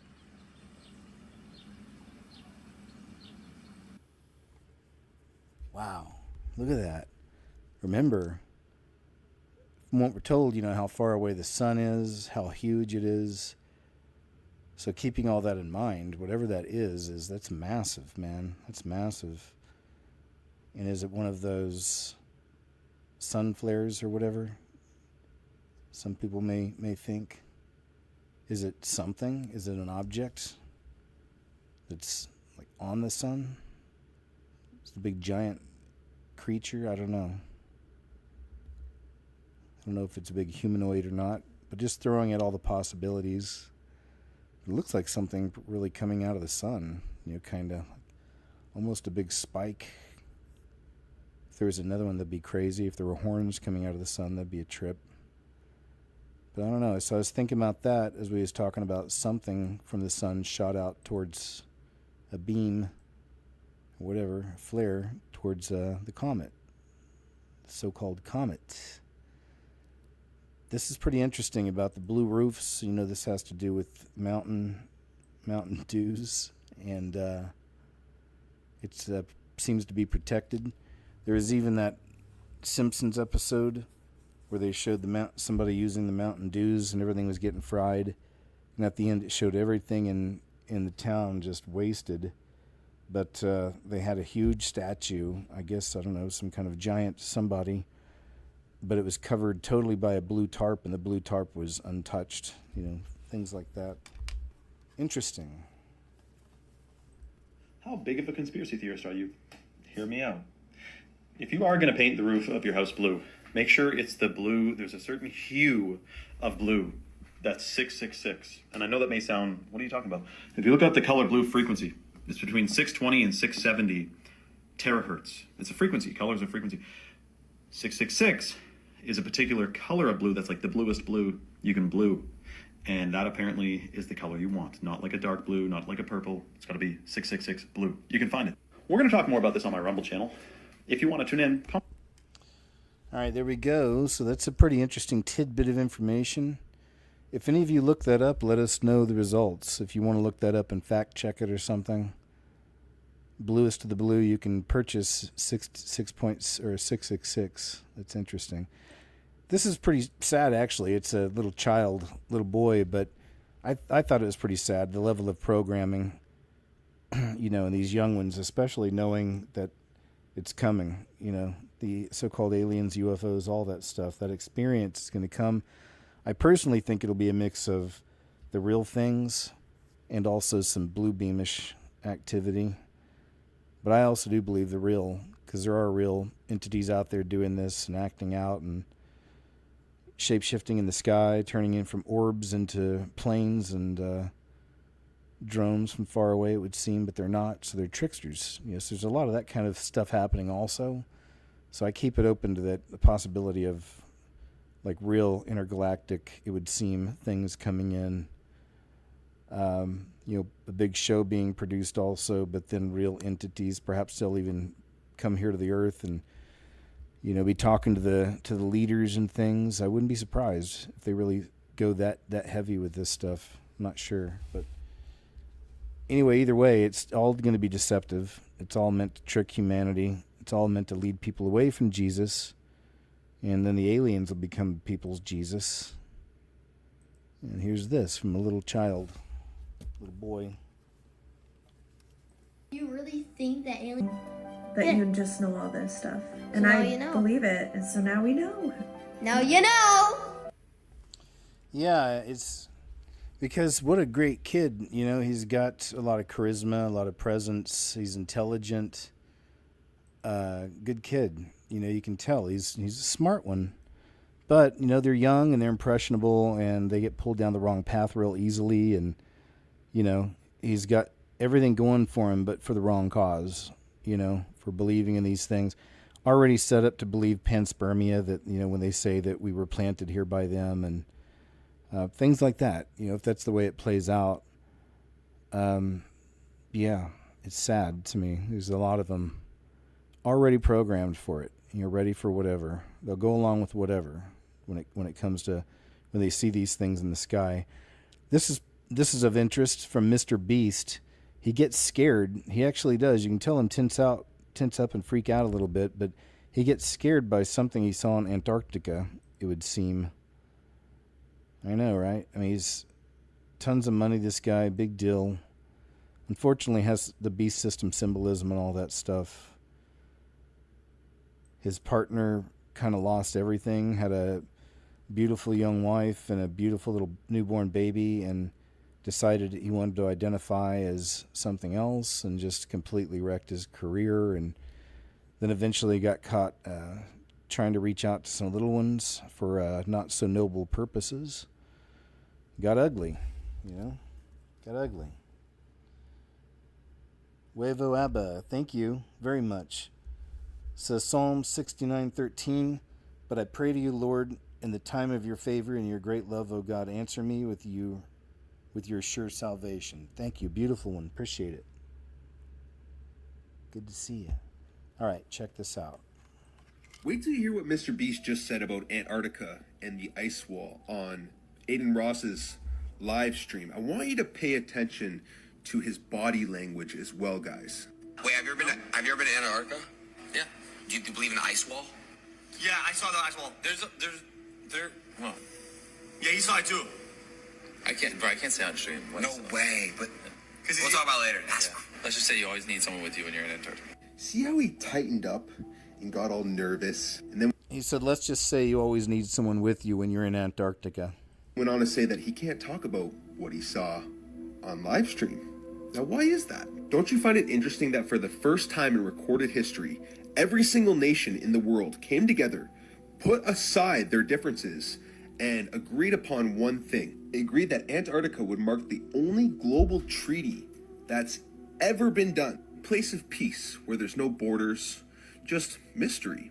And if you try to go independently explore Antarctica, you'll be met with military. So what is it that they're hiding? I'm going to show you a clip of the last man that explored Antarctica and what he had to say about this place. Explored land left on this earth that might appeal to adventurous young Americans? Yes, there is. And not up around the North Pole, because it's getting crowded up there now, because they find out it's really usable, not only to live in, but militarily. But strangely enough, there's left in the world today an area as big as the United States that's never been seen by a human being. And that's beyond the pole, on the other side of the South Pole, from Middle America. But we claim that there was more lands beyond the South Pole. Well, what's interesting about this is when we look at old maps, they always depict more lands beyond Antarctica. Antarctica is not what you've been told. It's a 360-degree ice wall that encompasses our stationary Earth. It contains the oceans. Because water needs a container, it is an ice wall, just like they mentioned in the stream. And this is what that ice wall looks like. And many people, just like myself and Mr. Beast, obviously know that there are lands beyond. That's why there's a treaty here. They don't want us discovering it. They want us staying in this little matrix here they trap us in. This is the United Nations logo.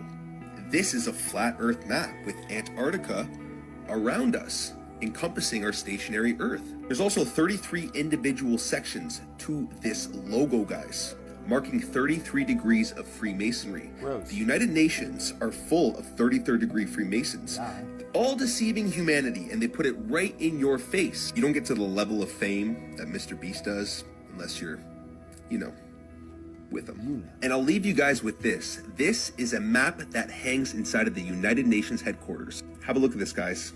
Have a look at the lands beyond. All right, sir. Thanks for your report.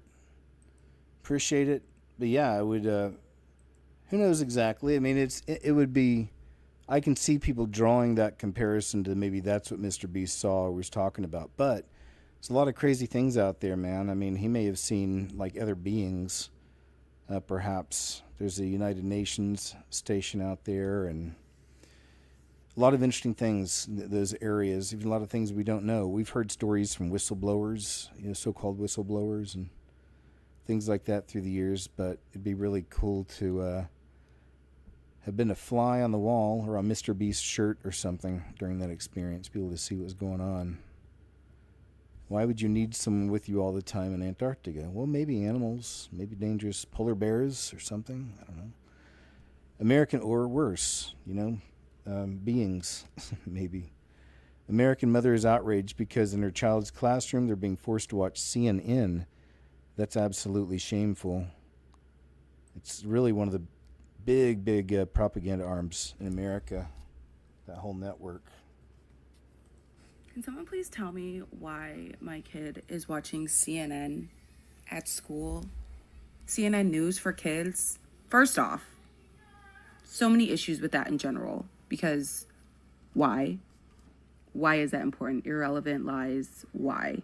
But also, this is why math scores and English scores and writing and everything is down, because we're more focused on doctorating our kids into the CNN life, the CNN news, instead of teaching our kids math and writing. Like, come on, let's just get back to teaching. We can choose as parents to let our kids watch either CNN, Fox, whatever news, but our kids don't need to be doing that at school. Yeah, for real. That's terrible indoctrination for those little ones to be seeing. Any news, don't fill their heads with that, no matter what side it's on. Let them be children. Let them hold some innocence as long as they can, right? Each generation slips a little bit closer to where they want us, he says. Let's check this out. Because these are skills that are disappearing. Some you might know and some you may not. You let me know. Skills that are quietly disappearing, so you probably can't do any of these. So only 20% of Gen Z can write in cursive, as it's been eliminated by most curriculums around the world. This contrasts to 95% of baby boomers that could do it. Reading an analog clock is a lost skill, with 75% of Gen Zers reporting difficulty telling time if it's not digital. And reading physical maps has seen a steep drop-off as well, with just 10% of Gen Zers being able to navigate using one. The ability to memorize phone numbers dropped noticeably in the younger generations, with just 10% of young people knowing more than 5 phone numbers by heart, thanks to their phones saving information now, as is the ability to do mental arithmetic with double digits or greater, which is now also reserved for just 10% of the generation. Only 5% of Gen Z can drive manual, as cars opt for automatic transmissions now, and only 3% of Gen Z know how to sew a button or patch a hole on a shirt. Less than 2% of Gen Z know how to properly tone a radio or use a rotary phone, and even less know how to read a sundial, which for a long time told people how to tell time. And finally, less than 0.5% of Gen Zers have any idea how to read Morse code, so if you ever get captured and need to communicate, it's not looking too good. Yeah, I knew about the analog clocks and the cursive. That's pretty sad. I love cursive. Love it. Thanks again to those of you who actually write to me, send things, and I always like to write people back a thank you card, and I always use cursive. Hopefully you can read it, but I love cursive. Big fan. Here's from an employee at Build-A-Bear Workshop. This is in Tukwila, Washington, and I don't know if you've ever heard of Build-A-Bear, if it's in your area, but it's a pretty cool concept. You'd find them a lot in malls. I guess this looks like it's probably a mall also.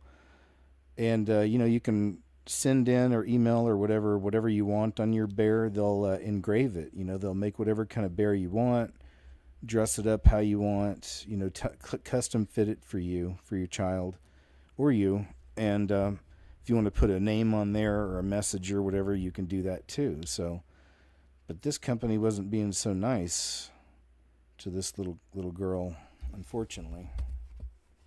You'll see why. Me and my friends decided we want to go to Build-A-Bear because we had to go up to Seattle anyways. But these teens told me Friday's trip to South Center Mall turned political. It definitely made us all very uncomfortable. 16-year-old Evie McCormick says all she wanted was to honor the man who inspired her for years on social media, Charlie Kirk.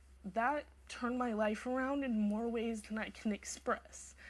And his name is Charlie Kirk. But that name didn't make it past the Build-A-Bear manager. Evie says when she finished the special keepsake, the store employee shocked her by refusing to allow the bear to be named after Charlie Kirk. She wouldn't print the name on the bear's birth certificate, a decades-long tradition for the brand. She just didn't agree with it. She didn't support it, and she told me we're not doing this, folded it up in the forest and threw it away. I scoffed, walked away. I was like, Kaylee, you have to pay for this. I handed her my card, told her my PIN, and I walked away.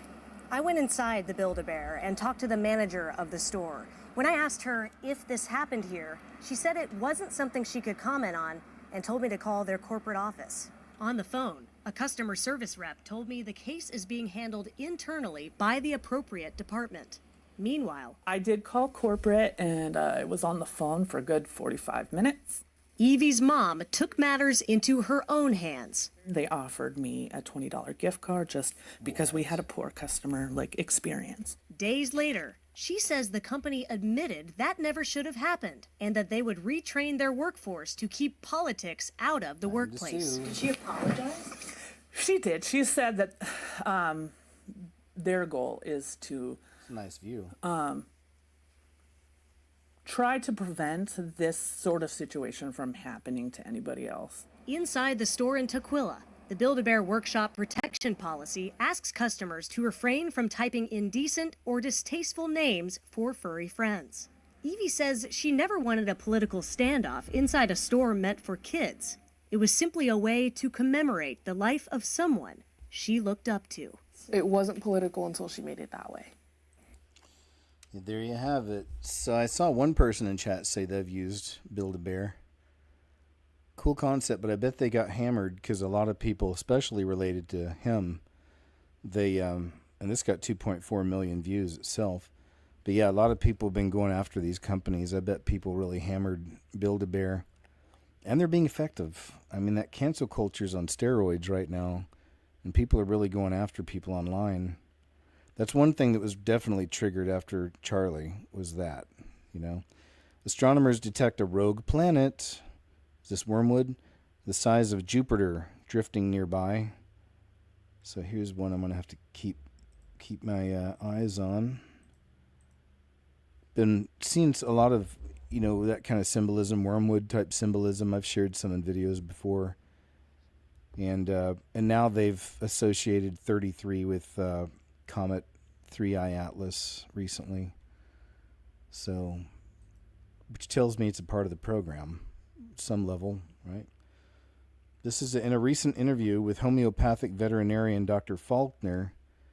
Sherry Tenpenny uncovered disturbing development in vet medicine. Oh, okay, this has to do with Monday's show. We'll talk about it then.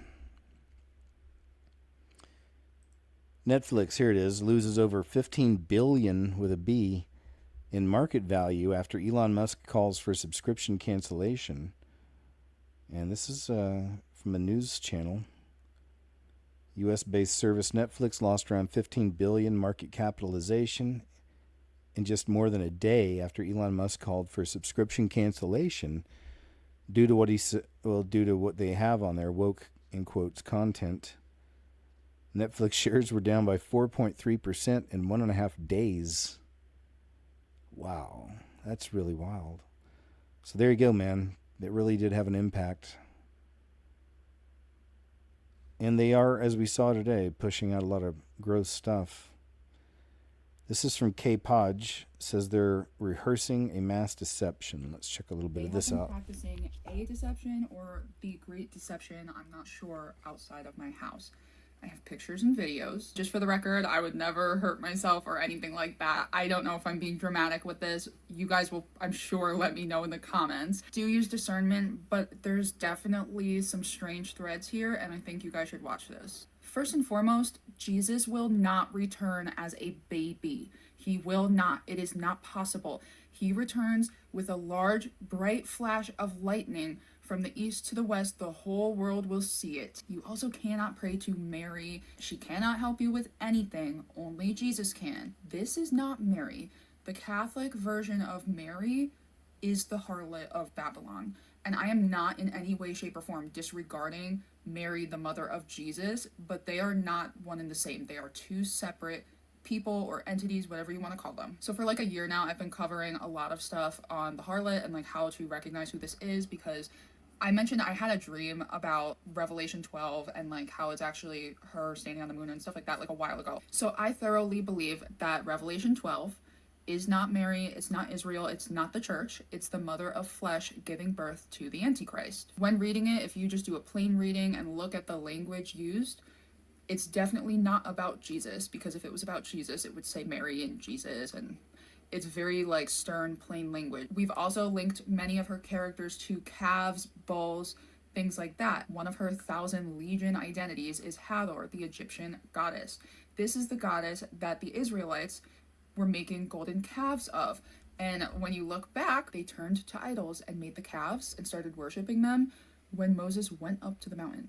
So in my opinion, what's going to trigger this 500th anniversary Marian apparition that should be coming soon, I think, use discernment, but I'm just telling you my like theory and my interpretations. Either this thing's going to show up in the sky and I have what I believe to be pictures and videos of them testing it, and then an immediate rapture, or I think the rapture will trigger this, because one of the Marian apparitions, I mean most of them, but one of the main ones is like Our Lady of Mercy or something, and she like makes intercession to God and like helps you get forgiveness. I think it's going to be a repeat of Exodus, because the rapture, everybody gets taken into Mount Sinai. When we go up to the mountain, the people left are going to turn to this, because I am willing to bet anything that she is going to say that she can make intercession and that like she could help you get in good standing with God and all of this stuff. So the Virgin of Guadalupe classic thing is the moon under her feet with like a baby Cupid holding her up, and it also seems to function as like devil horns for the baby.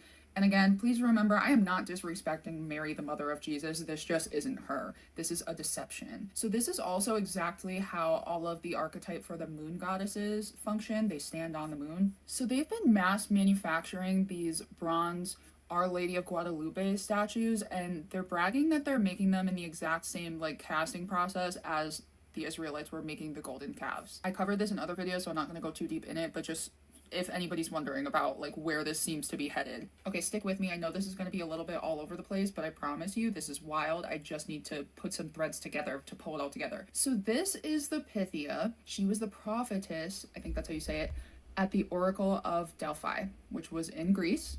And this was very, very blasphemous. She would sit on a tripod in the Temple of Apollo over a hole that emits toxic fumes and start prophesying. People would wait literal days to ask her questions, especially in times of distress, and you would have to make an offering for her. You also had to like drink this juice that she had, and so she would prophesy, and I guess that they were like supposedly super accurate, and there's a whole lot to this. It's a very strange story, but when you learn about it, there's multiple parts in the New Testament where they are clearly referencing this, because this was around for like thousands of years. And I believe that this setup is mocking like God's tabernacle setup. We talked about how like, I think it's like a horn shaped at the top of the firmament. I know that sounds crazy, but that's why people would burn incense and like send up prayers, because God was like receiving them in this way. So that's part of why this is so blasphemous. So I think a major part of this deception is when people get left behind, they will go to this Mary and ask questions and like make inquiries and ask her to intercede. And a lot of these Marian statues are on top of towers that look suspiciously similar to the Tower of Babel. So we were talking about the Simpsons movie and how the drones brought in a secret dome and how they would project things in the sky, and how the medicine woman showed up to talk to Homer once the dome was in the sky in the form of blue northern lights, which is incredibly similar to what happened when Solomon built his temple. The Queen of Sheba came to speak with him. And I showed you guys a couple times when you do the math for Solomon's temple, it comes out to a hexagonal dome, which is exactly what the golden dome is supposed to be. And if anybody knows about how our GOV works, once there's something like this in the news, it's already been done for years. So, all right, she switches subjects now, but we got a good 5 minutes out of it. But it's good stuff, man. I like a lot of her observations. It's K Podge, or Podgy, over on YouTube. I first found her on TikTok. Here's World of Signs.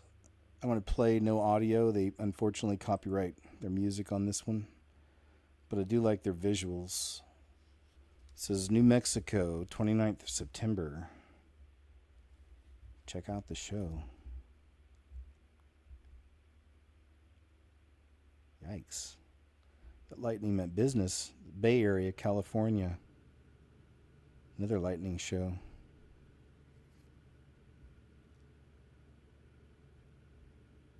Any of you ever seen something like that? I've never seen something that crazy. Hurricane Humberto, 30th September. It's Lofton Beach, Norway. That's pretty. Alaska. See, look at that. See, I told you I was looking for green UFOs. There's this right here. Look at that. I want to go back and look at that again. So it's always the question, is that a beam or is that a spirit? You know, is it blue beam stuff or is it spiritual stuff? That's what I always ask myself on these. It's one of the two. It's crazy though. Quite the catch. It's in Alaska. Was it just the Northern Lights back there? Shinoya, Norway. It's a really good capture of the Northern Lights. Look at that. It's beautiful. It's like a postcard. The whole town. Cornwall, UK. Wow, look at that. Looks like they're catching some UFOs there. Oh, no, those are cars. It must be. There we go. Right.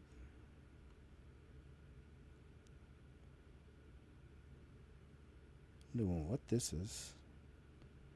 Oh, this is a quake. Philippines. Still Philippines. And I keep thinking it's Philippines, or was it Indonesia? One of these countries just cut off millions of their citizens to force them into digital ID. You guys remember that? Philippines still? Yikes. Man, that would be some scary, spooky stuff. On a bridge over the ocean, or the water. Large body of water. Not good. Not cool. Yeah, he's already looking over the edge. It's like, I might have to dive. It's Hawaii from October 1. Kilauea. I was blessed to live in Maui for 2 years myself. Amazing, amazing island. Aloha Spirit. It's a real thing. Really, really nice people there. This all made the news. A lot of these seaside homes in North Carolina are going away. It's collapsing. They're so cool though, aren't they? I mean, what a cool way to live. I would think. But then comes the weather, washes it all away.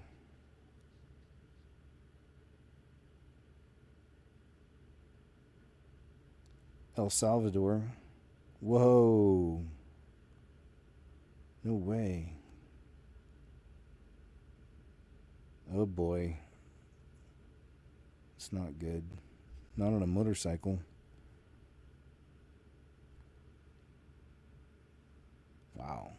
Like they're stuck.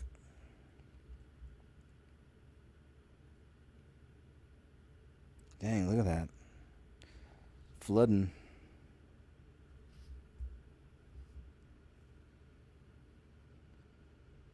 Yeah, definitely not. This is Jalapa, Mexico. It's always a good reminder these things are happening all around the world. People are really being affected. You keep people in our prayers, and it's fires and floods, man. It's all over the place. Look at that. Jalapa, Mexico. Wow, that's crazy. Strong current there. Right down the middle of the road. Guys trying to keep it good there, solid. This is Zaragoza, Spain. All over the world. These waters are rushing. Wow. Mukang Chai, Vietnam. Whoa, right when it's coming down, huh? Look at that. If you had some kind of suit on that covered everything and you couldn't be hurt at all, that'd be fun to ride on, I would think. Look at that. Wow. That little bitty land left that house, man. Oh boy. Crazy. This is USA. What are those called? Sundogs?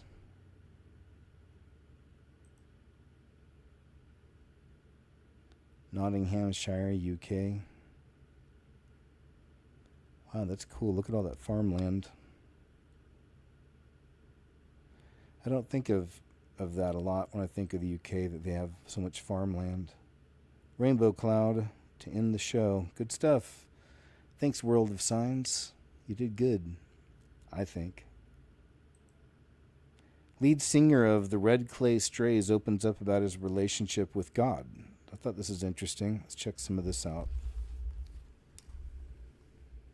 With Joe. Mindset, correct, man.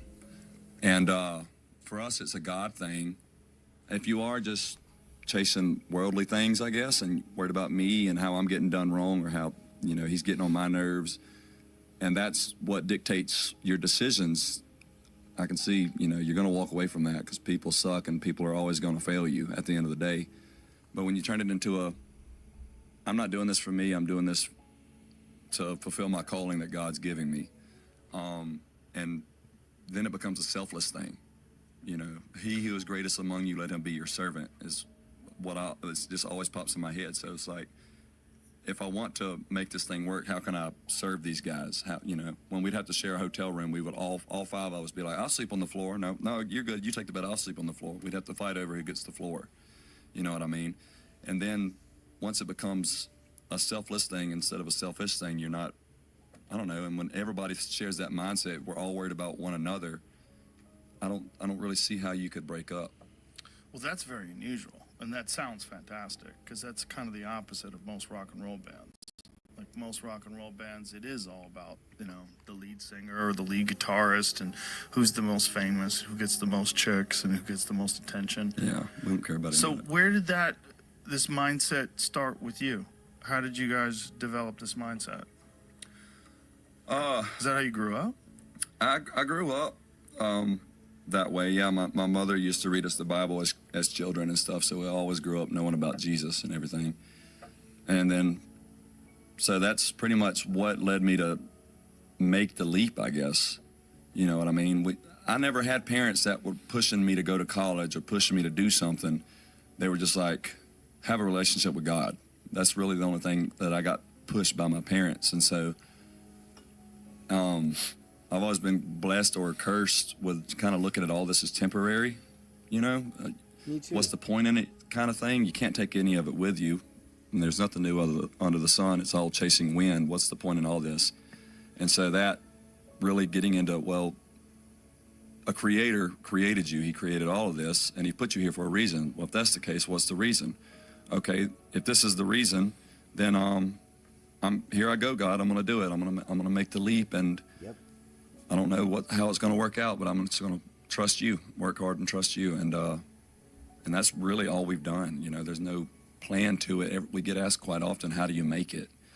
And I just work hard and trust God. That's all. That's the only thing that I can ever think to answer with, because the shows we've played and the doors we've walked through led to new opportunities, you know, many days, many months, many years down the road that we could have never planned.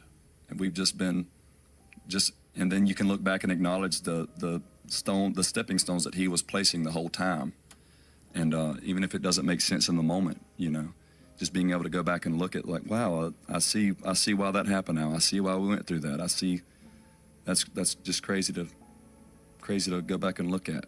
That's very wise for a young person to think that way. Like, how old are you now? 29. Yeah, you're very young. And when you started, that's even younger. They're like, to be able to think that way at an early age, there's nothing new under the sun.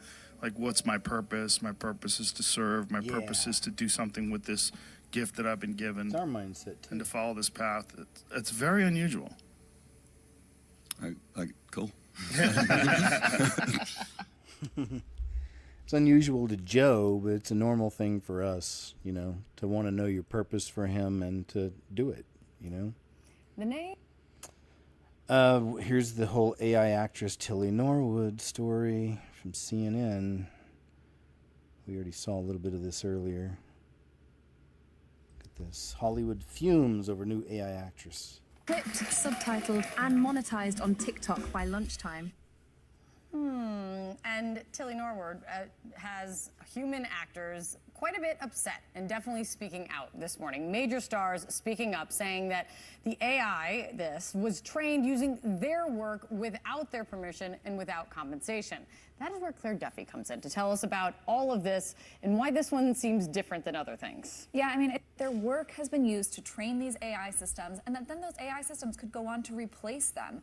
So this really has sparked backlash, in particular after there were reports that Hollywood talent agents have been looking to sign Tilly Norwood to shop out for acting gigs.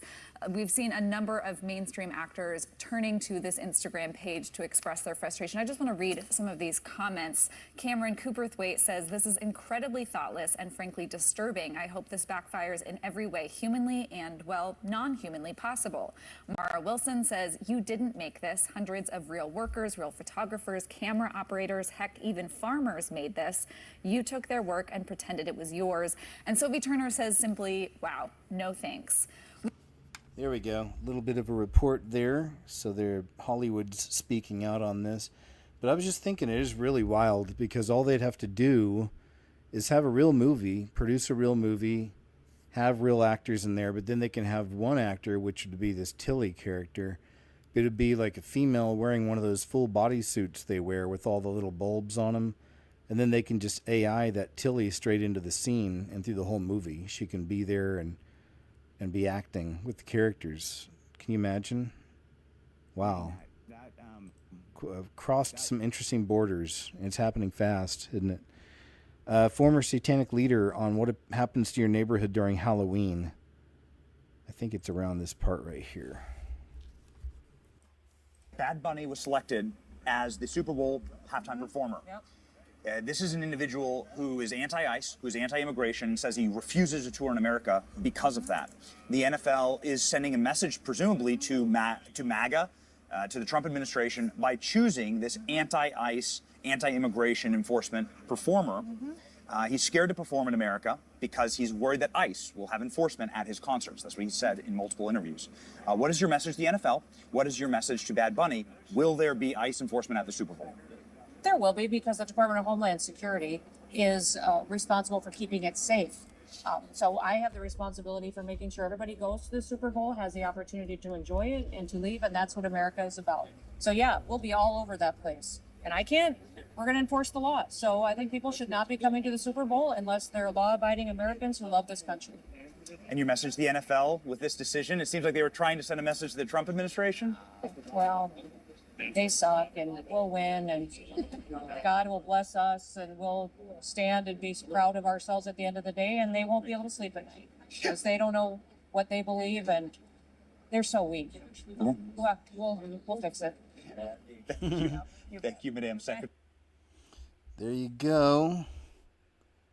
Yeah, they made her a really distorted creature on South Park. She's a character on this season, from what I've seen.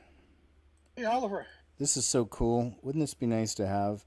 I didn't realize these turtles lived so long. But just beautiful. Look at this. Oliver, I raised this guy from a hatchling. What's up, Oliver? I raised this guy from a hatchling. He's 40 years old right now. What's going on, huh, buddy? Huh? You miss me? What's up, huh? Give me 5? Yeah. No. I need to eat today. Whoa. What are you doing? Yeah, boy, he's aggressive. When he thinks that you have something, you're not giving it. He's all right. Here's the carrot. There you go. Very good. Now you got what you wanted, right? All of that huffing and puffing and all excited because you didn't get your carrot. Smells it. Yeah. There you go. Slap me 5. Yeah. Wonderful, dog. What a wonderful animal. I raised this guy from a hatchling. He's 550 pounds. That's a wrap from the farm, folks. Take care, everybody. That's really cool, isn't it? What a cool pet. Huge. I got bit on the finger by a snapping turtle when I was little. It freaked me out on turtles for a while there. This is Touching the Afterlife, Demons and Practical Jokes, and my last prank nearly ruined my life. Nathaniel's testimony. Let me see. It's up in here. Working, I would see him in the morning reading his Bible, praying, singing, and he wouldn't listen to any worldly music. Stories are real. And then, so I started to get that respect for him. And then after the respect, I would wake up and start going to work, and I would see him in the morning reading his Bible, praying, singing, and he wouldn't listen to any worldly music. And I would start to just watch him, instead of someone preaching to me, he wouldn't preach to me. He would give me a little bit, but he would mostly example it. I could see it by his fruit. Wow, that's awesome. And when I was watching him, it just slowly started changing my heart, because I was seeing, so glad. I'm sorry, bro, but you're not getting nothing. And this dude, he snapped. Continuation school out here in Sacramento, which I ended up getting expelled from also. So when I was going to that continuation school, one day, me and my friends, even my little brother got sent to that continuation school with me. And we were driving in a car going to the store. It was my little brother, 2 guys in the back. And we were up to no good, just kind of driving to the store to get some car parts. And this is funny, but I advise nobody to try this. If you turn the windshield wiper sprayers sideways, you could spray them to the street or to the sidewalk or the car next to you. And when we did so, we sprayed a person next to me. I kept looking straight as if nothing was happening, and we were at a red light, and I just turned the sprayer on and kept spraying the guy next to me. And we laughed as the light turned green. We made it to the store. And then the guy pulls up to us maybe 5 minutes later, and he gets out the car, and he ended up being a very large Marine, and he was in full outfit. I was only 17 years old. As I said, I was still in high school, and everybody else in the car was probably 16. And he walked up to the car, and then I rolled down my window, and I acted like nothing happened. And he said, "Do you think that was funny?" I was like, "What are you talking about?" And he smacked me through the window and crossed my face. And me, knowing that I made a mistake, I wasn't going to fight him. I was just going to let it go. But my little brother, he didn't want to let it go. My little brother got out the car, approached him, and said, "Hey, man," and then kind of put his hands up to fight the guy. And me, being the older brother, I was like, "Nope, not touching my little brother." So I remember I had a River Cats game baseball bat behind my seat. It was a little guy. And I got out the car and did what I had to do. And next, the police are coming, and I'm expecting them to put this man in handcuffs because he assaulted me first. But nope, the police cuffed me, my little brother, and the two guys in the back of the car. All of us went to jail. When we arrived at jail, I was expecting I was thinking we're gonna be in and out, but they were letting me know as soon as I got there. They said, "This is maximum security, juvenile hall for attempted murder." And I said, "Attempted murder?" I was just defending myself. They was like, "No, that's not what we saw." So I had a shirt full of blood on it, and I was expecting them to let me change my clothes, but they said, "Nope, you're going in like this." Maximum security is a pod that has murderers, rapists, all types of things that people you don't want to talk about or meet. And they sent me right into that, a wolf's den. And as I'm walking in, I'm thinking, okay, I got blood on my shirt. I'm a tough guy. These guys ain't gonna want to fight me. That instantly changed the second I walked through that door. These 17-year-olds look like 32-year-old grown men. And I looked like a 16-year-old at the time. And I walked in, and the first things out their mouth is, "Where you from, bro? Where you from?" Sizing me up, checking me out, finding out where I'm from. They're acting cool at first, like they want to be my friends. So I was like, okay, cool. I could survive this. Then I get into my cell, and that same night they have room suites, and one of the guys, he slid a note under my door, and my roommate was telling me, "Hey, bro, you might want to read that." So I opened it up, and it said, basically, they want my cookies, my cakes, all my snacks, or basically, I'm to get jumped. And I was like, well, I'm in maximum security. They only let you out the room for 1 hour a day. I'm not giving them nothing. And I passed the note back under the door. I told him through the window, "Don't laugh. I'm sorry, bro, but you're not getting nothing." And this dude, he snapped. That instantly scared me, seeing his reaction. He looked like a gorilla slamming on the door of my room. And but I still went to bed comfortable because I was like, "There's no way you're gonna get to my snacks or to me." I went to bed, You're the and snack. as they're doing room sweeps that night, security guard lets them in to sweep the room. One pushes the guard out, the other closes it behind them, and then two of them are on top of me before I could even wake up, just counting me out. And I wake up, I'm able to get one punch in, and then by the time I get that one punch in, they're facing me. But this is where a shift starts to happen right here. I got beat up, I got jumped, I'm in maximum security. But what I start to notice is these men are very violent, but they need hope. So my father-in-law, my biological father, he came to visit me while I was in jail, and he gave me a Bible. Just to tell a little backstory about him, he was raised in church. He was a son of a pastor, even though he became a pimp and all that good stuff. So he knows the word, knows God. And when we would go to his house on the weekends, every other weekend, he would take us to church. He'd make us sing songs. That wasn't supposed to be telling me this, but she liked me. That my brother was being bullied, and it's worse than bullied because it's jail. They were actually most likely taking his food. I don't know. And that's what. All right, I'll go and stop there. I'll go and move on. I just wanted to share some, and it's hard with these because they're always so good, I think, and you just want to keep listening. But I do have to kind of slow down on these. I try to give things around 5 minutes. But this is on Touching the Afterlife, if you want to hear more. We started off with his redemption, so we know he gets redeemed. I want to go back and hear some of the beginning story. Here's an interesting bit of news just posted yesterday. Michelle and Barack Obama share adorable, never-before-seen photo to celebrate their, you guessed it, 33rd anniversary. So I guess that's the photo. No, this must be the photo. And there they are. 33rd anniversary. It's all an illusion, these people.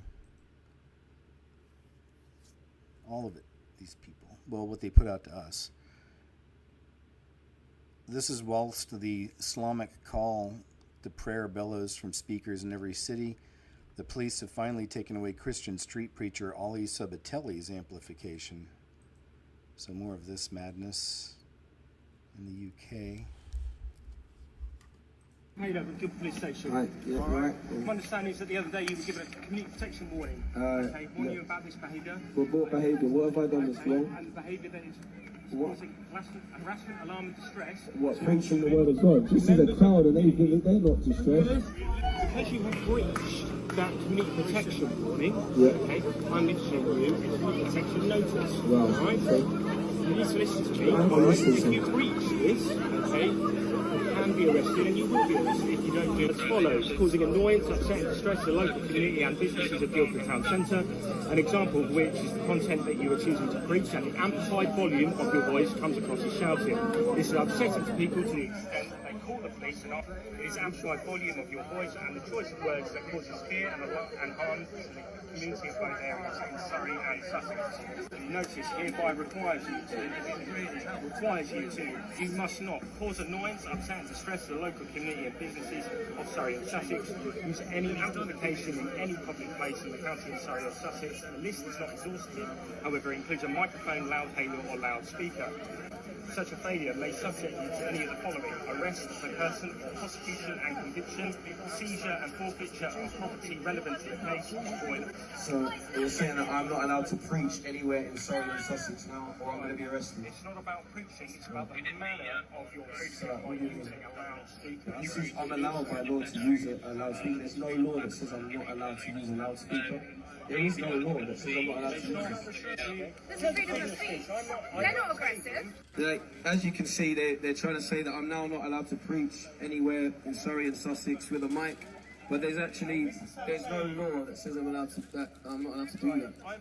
I am giving you until 5:30. You're giving me till what? 5 minutes. 5:05. To stop preaching using that loudspeaker. Okay, I'm advised. I've now been given till 5:30.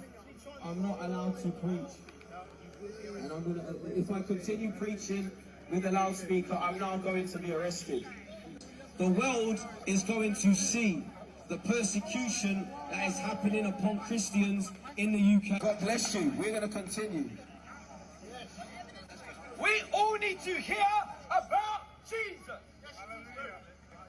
I'm going to read from the Bible because I'm allowed to preach from the Bible.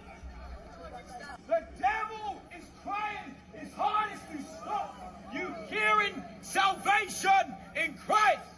From today, may the name of Jesus be exalted. Jesus' name. Amen. God bless you. Done. Loved it. Great dude. Great warrior right there for Christ. Love to see it.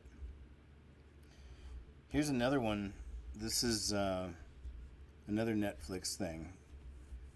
It says, I never share footage my private family life or my children, but this is important for parents to see, from Tristan Tate, who, if you didn't know, became a Christian. If it's the same one I'm thinking of, Andrew Tate's brother, yeah, he actually became a Christian. I showed that clip on a KJ's What Happened before. But anyway, check this out. This is another one of those reasons people are getting rid of Netflix. Me and Mommy. It says he won't go back to see ever. Normal, right? Wait 1 second. It says, what a wonderful adventure. Who's next? This is my mommy and my other mommy. There it was. One mommy's a doctor, and one mommy cooks spaghetti. Yay! So, there we have it. Peppa Pig is caca. Mommy, I didn't see till now. Of course you didn't see it. They sneak it in for 1 small second so your kids think it's normal. Fuck this. One mommy and another mommy. Yeah, it's bullshit. Alright, there you go. Man, that looks good right there. Some good eating. Huh? But yeah, that's crazy. So you've seen enough examples. Hopefully you guys aren't keeping your Netflix. there's always ways around the system, you know, to find things you want to watch. You don't always have to go straight to the source these days, if you know what I mean.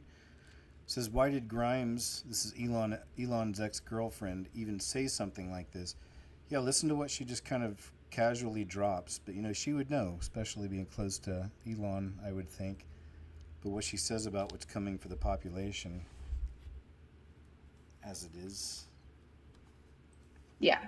Overall, I think there's quite a bit of abdication of responsibility around, like, what are we going to do as people's jobs start being taken fairly aggressively. Luckily, there's a massive population drop coming, so maybe everything is just... Luckily, there's a massive population drop coming, so... Luckily, there's a massive population drop coming, so maybe everything is just fate and it's going to work out okay. But I feel like we might get, like, very, very, very good AI across every pillar of art before there aren't any more people to make art. So you wrote, we appreciate... Yeah, that was the end of it. But yeah, interesting, right? I wonder if it's because they're planning for Harpazo, in a way. Distract. Excuse me, let's see. I'll move on from this for now. I'll jump back over here. Check out a few Mavi videos. Got a couple of cool ones here. A couple of cool clips. As we do. Oh yeah, here's this one. This reminds me of Stranger Things. There have been some sky anomalies at night around the world we've seen that look like similar to this. This is in California, September 29th. It's, you know, like a throbbing red sky. And then, of course, in Stranger Things, you see that monster somewhere in there eventually. Whatever they call that thing. I forget. I guess they're about to have the final season of it. I'll be watching because there's been a lot of... I don't know if I found those I think I did find my old Stranger Things videos and put those up too. Because there's a lot of crazy symbolism in some of those. More, I mean, like every season. So I'll be watching this year and seeing, you know, if there's anything. But it's just crazy how old all these kids have got. They're still treating them like they're a bunch of children in the series. But if you see them now, it's like, whoa. I mean, they're grown up. You know, they hit past that, you know, puberty thing, and they've grown up quite a bit. So it'll be interesting to see if that's not too distracting for people. You know, we'll see. So there's that. And then we're going to move on. I think nothing really crazy happens after that. That's it for this video. Share a little bit there. Got a couple more interesting captures here. This one was pretty cool.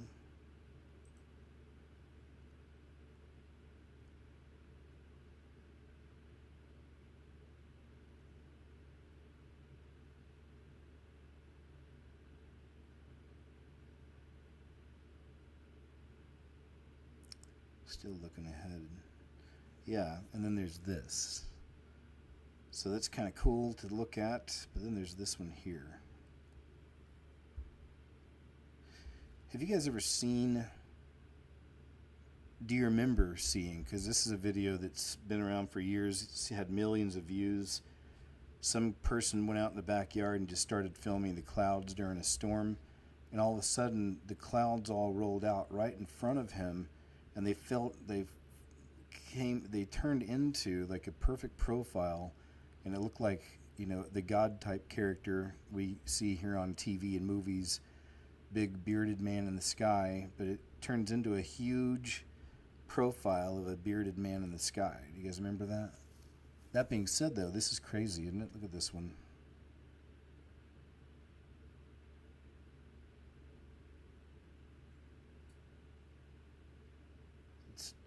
Highly irregular. You don't see them like that very often. It's got 1, 2, 3, 5 points to it, so it's doing the cube, maybe.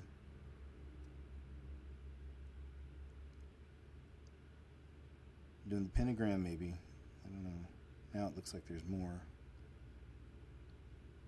Good one, huh? Those are the ones that really make you think. Alright, go and move on from there. Good one. Gotta give Mavi UFO a thumbs up. Thank you for giving my show a thumbs up. I appreciate it.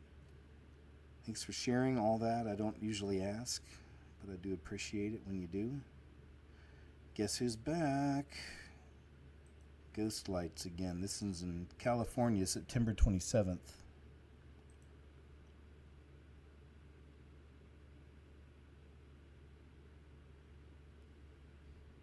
Yeah, the Titan floating in the firmament. The moon guy. The moon face next to the... Or the face next to the moon. Yeah, we showed that last night. And there's longer versions. He filmed it a few times. I need to... I put it in a video a long time ago and showed everything I had from him. Because I think there's been another sighting since even. So I'll have to go double check on that. But here's another one. They always use the clouds, right? It's at night. A lot of times they are synchronized like this. They do little performances. And again, I don't think that what's coming is all going to be blue beam. I really do think it'll be a mix of the demons, fallen angels, shape-shifting, playing characters and roles. We'll see entities, creatures. It's just me. All right, I'm going to move on from that. Another good one from Mavi. Thank you, Mavi UFO Alarm. And let's see here what we got. Oh yeah, this is a pretty cool one here. There's a few on this one, I believe. Yeah, check this out. I don't think it's fireworks. All right, here comes Ukraine.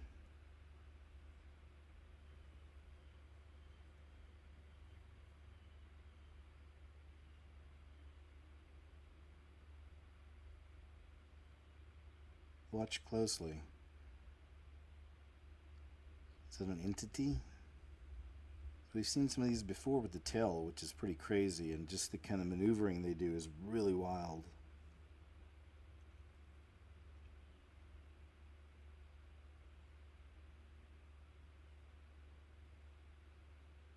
Isn't that crazy? There's a famous one. I think it's famous. I put it in a video long ago. Kindly, I got permission from the guy that filmed it, but there is a guy that he's on YouTube, and his whole channel is about guitars. He's a musician, and he had a lot of followers, like over 1 million, I'm sure, at the time. And so he always talked about guitars, but one day he went out on the porch, and he looked across the street, and up in the sky he saw something like this, only there was a few of them, and they were all just kind of dancing in the sky, making these weird maneuvers, twisting around, all that stuff. And the people he was with thought it might be fireworks. In fact, the show that those put on was way more spectacular than this. There was a couple or three, and they were just putting on quite the performance, man. But yeah, and I believe it's entities, performing miracles in the sky. I wish I could remember where that was. But just watching a little bit of this, we'll go ahead and finish up. On to the next. I think this is the last one from Mavi. Yeah, one more. And what were we looking at here? Yeah, this is it. Real weird one. This one's from Argentina.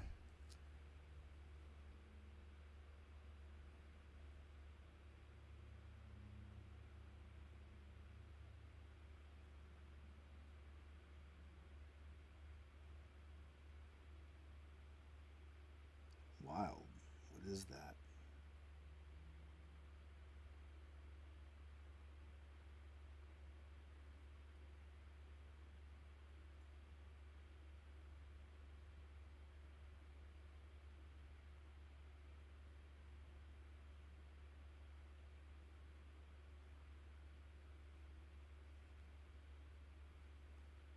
Okay.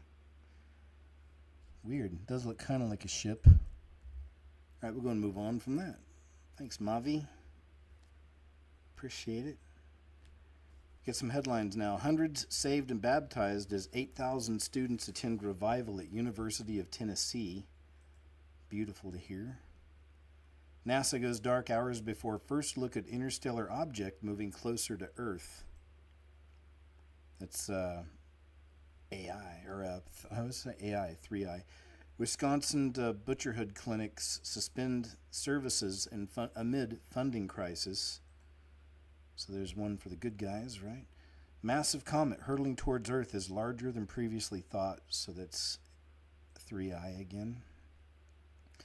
New study reveals that nearly half of American adults don't believe the Bible is literally true. That's very scary. Those will be the ones, Lord, Lord, I never knew you. Are we witnessing an entire generation of Americans turning on Israel? Yeah. The whole world is. And eventually that'll be towards Christians. You know, it's all part of that mindset, that energy, that spirit. It's the way I see it.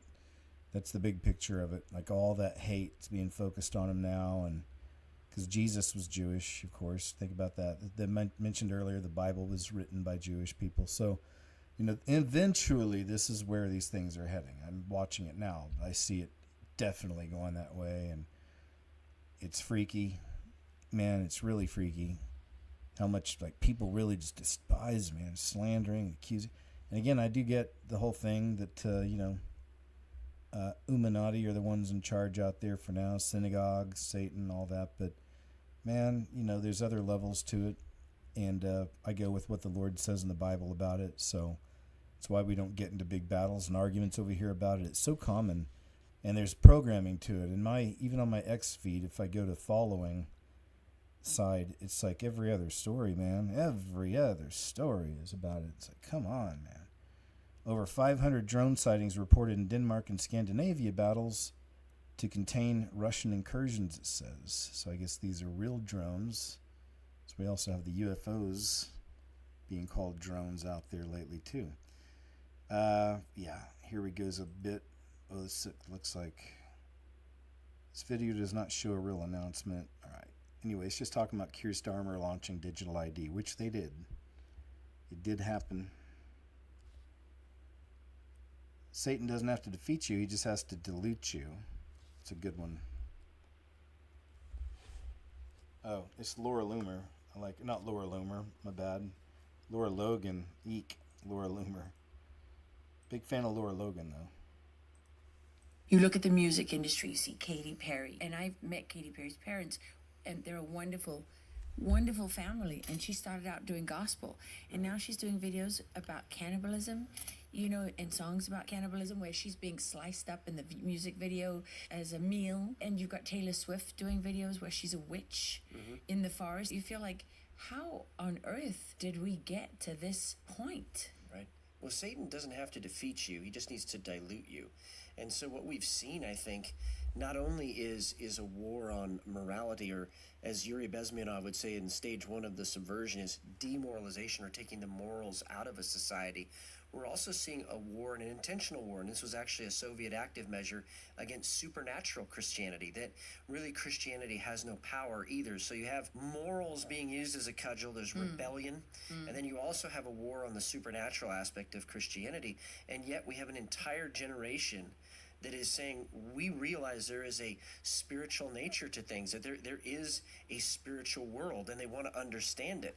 And so they'll go into witchcraft. They're seeking the answers, and it's interesting that the church in some quarters has shied away from talking about the supernatural, and in other quarters we have people answering in the New Age movement, and so they're like, well, we're going to go where the answers are, even though those are the wrong answers. So I think that there is a true, authentic search right now. And as Christians, particularly, we should not be afraid to talk about the supernatural aspect of Christianity. Jesus did, and he acted in it all the time. In the book of Acts, I believe we're coming back to the book of Acts. In the book of Acts, we saw supernatural things happen as a normal occurrence. And so for people out there that know there's a spiritual aspect to things, and Christianity is not giving the answer because they're too afraid or apathetic, they're going to go search for it somewhere else, and they're going into the world to do that. Man, there's some real wisdom for yous. Laura Logan, good stuff, man. Yeah, he nailed it.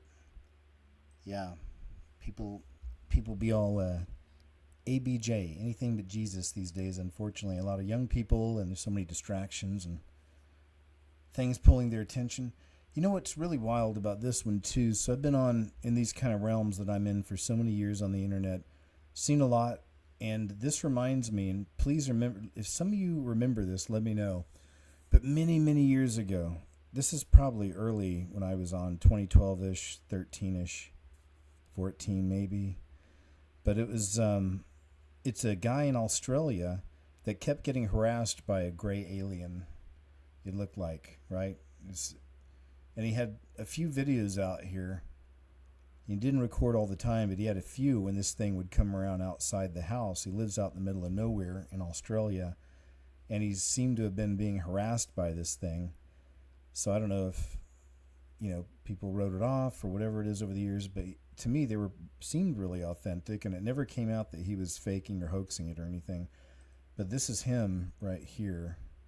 This is one of the, I believe that's who he is. I guess somebody found one of the old clips, and this is what I remember from back then, his videos. Oh, shit.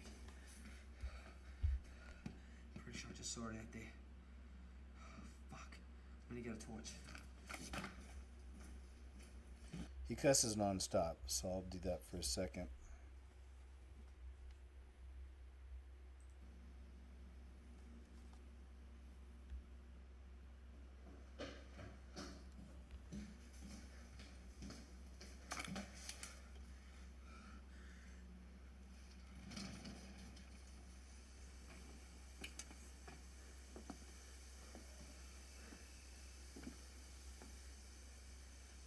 Oh, whoa. Standing right there. See? Let me try and zoom in.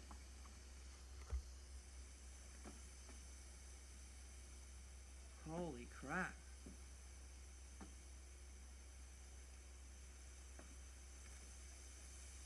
What do you want?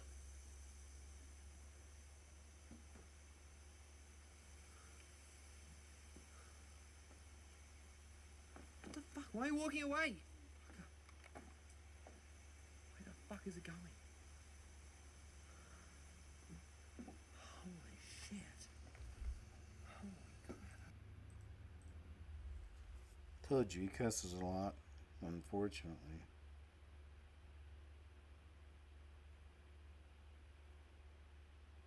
But you kind of get the idea. I think he sees it again in a second.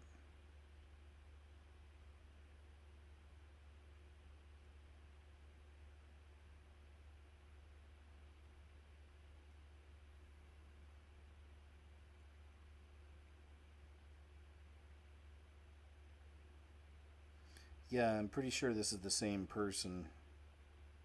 And I'm not sure how old that video is, or if it's one of the old ones, or a new one, or what. But yeah, that's definitely way same person.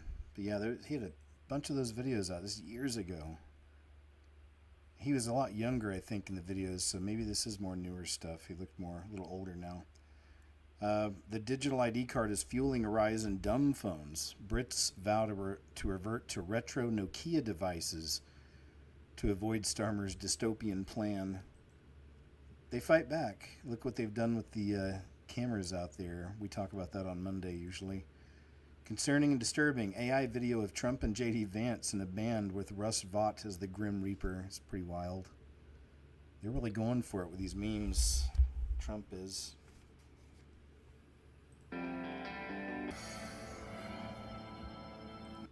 There you go. It's pretty crazy stuff, isn't it? It's the times we're in. It's really wild. It's President of the United States. It's just a whole new level of interaction, Here's this fella right here threatening Mike Johnson with exposure, he says. This is a message for Speaker of the House, Mike Johnson. Pay attention, bud. This is for Mike Johnson. If you're not Mike Johnson, you can keep scrolling, or you can stay here and listen to what I have to say. Hey, Mike, you have until Wednesday to swear her in. Wednesday.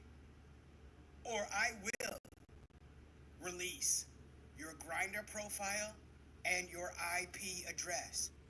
Wow, that's so, that's what kind of warfare is that? But that's really nasty to do to people. But just sharing that because it's an example of, we see that kind of mindset, man. People are getting real vicious with the political stuff, both sides, and it's just getting nasty, man.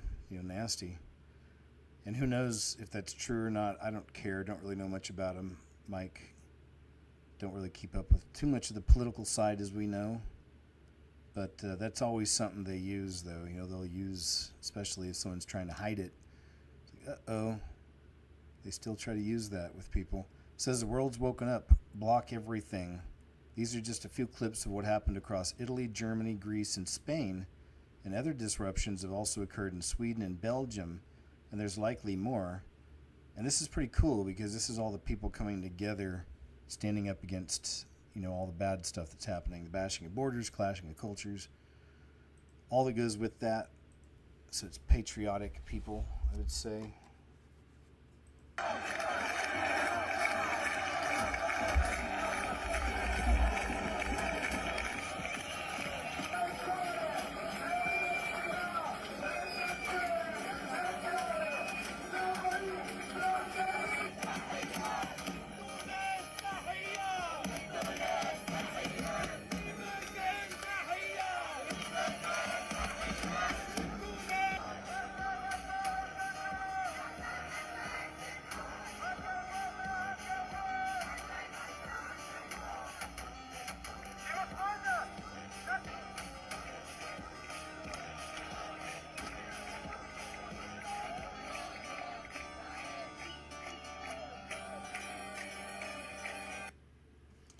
I just think it's kind of cool to see. It's a good reminder. I don't know what that's about. Swedish activists lay siege to foreign ministry solidarity with... Oh, okay. So maybe it's not what I thought it was. I thought it was the patriot people all standing up. Oh, well. Either way, man. People are being divided more and more all around the world, choosing their sides. This is from whatever podcast clips on YouTube. Andrew Wilson can't believe this Christian witch. Yeah, I'll let this lady speak a little bit. Check out some of what they're talking about. But it's just a shame. A lot of people fall for this trick of white magic over black magic, like there's a difference or something, right? Makes it okay. So let's just go through it real quick, if you don't mind. Yeah, for sure. So, what sort of practice is it Wicca? Like, I do tarot card readings. I do spells. All the shit the Bible says not to do. Yeah. So how could you be a Christian if you're if you're practicing all the things the Bible tells you not to practice, which are sorcery, which would include tarot cards? Of course. Yeah. No, and I'm okay with that. So, for me, when it comes to Christianity, I believe in God. I believe Jesus died on the cross and all that kind of stuff. But I'm not following the Bible like everyone else is. I'm not. Clearly. I mean, I have a kid. I'm not even married. I have tattoos, but that's not. And even on the Bible. Yeah, but these things, the requisite for Christianity is what's called theosis. So this is practice. It's an ongoing thing. It's not a thing that you just do. That's a Protestant thing, right? I'm a Christian, and now I'm done for good. It's an ongoing process. Oh yeah, for sure. So the thing is if you're going through this process for becoming a Christian, right, then you're supposed to be moving away from sin and more towards Christ, right? In a way, yes. Well, no, what other way could there be? Well, no, exactly what you said. Yeah, absolutely. yeah. I'm not perfect by any means. I'm not saying nobody is, right? Nobody is. But this is particularly, and the Bible really references this as being a no-go, especially when you're talking about tarot cards, right? So why would you actively engage in that? It's not. I don't actively engage in it, but I do it once in a while. I mean, I still do it clearly, but it's once in a while. I do these tarot card readings, but I don't do them out of, like there's like certain goddesses and all that and gods and tarot card readings, but I don't believe in those god and goddess. Girl wearing the helmet's part of the show. So whenever I do a tarot card reading, I do it with my one God. And then after I do a tarot card reading, I pray. And then even when I go to sleep at night, I pray. Yeah, but it doesn't that's- make it. I'm sorry. It doesn't make it any better. That's actually the mark of the Satanic's inversion. So the mark of the Satanic is inversion. So if Yeah, you take a thing, you say, God tells me to do this sin, you're inverting it. Case in point, let me give you an example. Okay. Let's say, for instance, that somebody said, God wants me to do essay to a woman, right? What would you say? Clearly, no. Clearly, why? Because not only is it morally bad in general, I mean, it's Well, morally there's no bad in general. general. All your morality as a Christian comes from the But Bible. it's not even. This is not even related to the Bible. This is just in general. Your morality comes from the Bible. You're a Christian, right? So you follow Christian ethics. Well, yeah. Yeah, so the dominating feature of your moral structure, how you know what's right, how you know what's wrong, is biblical, right? Well, like I said, I clearly don't follow the Bible. You know. Then what would make you a Christian if you use inversion? So the things which the Bible says are good, you do the opposite of those things. If you could say Satan wants you to do X, would you say it's things that are biblical or not biblical? What do you mean by that? So if Satan, in the Bible, if you're going to make a moral claim, if it's anti-biblical, would that be something Satan would want you to do? Yes and no. There's a yes and no question to that, because when you go to hell, if you die and you go to hell, Satan clearly won, right? He won what he wanted, but at the same time, he's also getting rid of the bad people. Getting rid of what bad people? Anyone that does anything wrong, they're getting rid of the bad people. If I'm destined to go to hell, that's where I'm going. But I'm not going to deter my work from. So you don't believe in free will? Well, yeah, there's clearly free will. I'm doing. Well, the then free you're will not right now. destined to do anything, right? What? You're not destined to do anything if you have free will. Well, no. In the Bible, you will go to hell unless you're saved by God. Okay, so then is that destiny? Because if don't it's know. I'm destiny, not you don't dead. have no free will. So I'm not dead. I don't yeah, know. so well, hang on. Let's just back it up, right? If I were to ask you, essay, right? That's wrong. Right. You know it's wrong because you have a biblical base, right? It's not even Bible related, but Then how do you know it's wrong? it's the history entirely. I mean, it's in laws. It's not. All right, I'll stop there. He's great, man. Yeah, Andrew Wilson's really good. We got a good 5 minutes of that. So you can check it out at whatever podcast clips or at just whatever podcast, I imagine their main channel. But yeah, that's what they do. They bring in a lot of these. And I've seen things where a lot of these girls have changed too. And I don't even know if that was their intention on this show, but they do change because a lot of them are involved with, excuse me, a lot of them are involved with OnlyFans and all that stuff. And it's, they're a younger generation, so it's interesting to hear their perspectives on things and get corrected a lot, and that's one thing these guys do really well, especially as you can see Andrew Wilson just kind of cuts right to it. He's knowledgeable, he's really good with all that. It says, listen to General Flynn telling you about the EBS and how the internet's coming down, and this is from 2021. My attention because the emergency broadcast system in this country is where they could shut everything down, everything, and now the government is going to tell you what you need to know. And they do that for a nuclear strike, right? If we're going to have a nuclear strike, or if we're under some sort of military threat over the internet. Yeah, oh no, they can take the entire thing. I mean, the FCC, the Federal Communications Commission, works for the federal government, and the FCC you all to one website. Everything. I mean, everything. You'll have none. That's why ham radio operators of old used to be the ones that could defeat any kind of communications shutdown. So I do think that we could potentially experience that. These got my attention because the emergency. So there's that. That was from a few years back, 2021. Flynn, we've seen some weird things with General Flynn. That weird prayer he did that was an exact match to some New Age lady said the same kind of prayer a few years prior. Here's Annapolina Luna, knows a lot about the Book of Enoch. She's one that's heavily involved in the whole UFO disclosure thing in Trump's administration here. by prophets, and then, but I mean, Right. Enoch is apparently supposed to predate even the time of Genesis and talk. The nuttiest one is Ezekiel. I'm telling you, Enoch is even crazier than Ezekiel. Like, explain the nuttiness of the Book of Enoch to people. Well, it's okay. So if you read it, it talks about the fall of angels, thus creating really the precursor of civilization that led to the first flood. I think that when you even go into potentially the technology that was given to mankind by these angels, it talks about the hidden beliefs and theories in astronomy, etc., metalworkings, all of it. But it really does explain, you know, you were talking about earlier how you have a lot of these religions around the world that kind of say the same thing. This is kind of the OG text that leads to those stories that we're hearing from many religions around the world.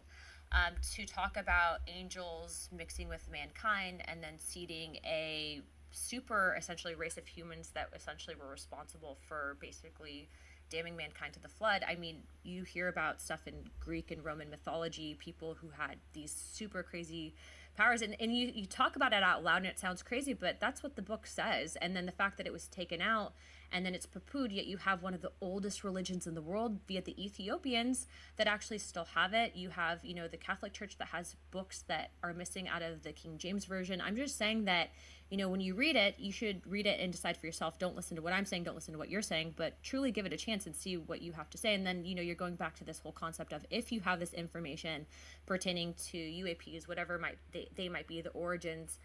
I mean, if you have a understanding of what Enoch was talking about, kind of makes sense. You know, the really old stuff is very strange. The Orthodox, I'm telling you, the Ethiopian Orthodox Bible, I actually had a staffer that went to Ethiopia. She was on a church trip, and she actually brought me back a copy, and she's like, you can translate it via Google Translation, so kudos to modern day technology. So I have it in my office, and actually when I did my swearing in, I actually did my swearing in on the Ethiopian Orthodox Bible. Wow. It's cool. It's direct translation. That's kind of crazy. This is nuts. I think we're probably going to be responsible for, like, the Book of Enoch sales probably increasing on Amazon.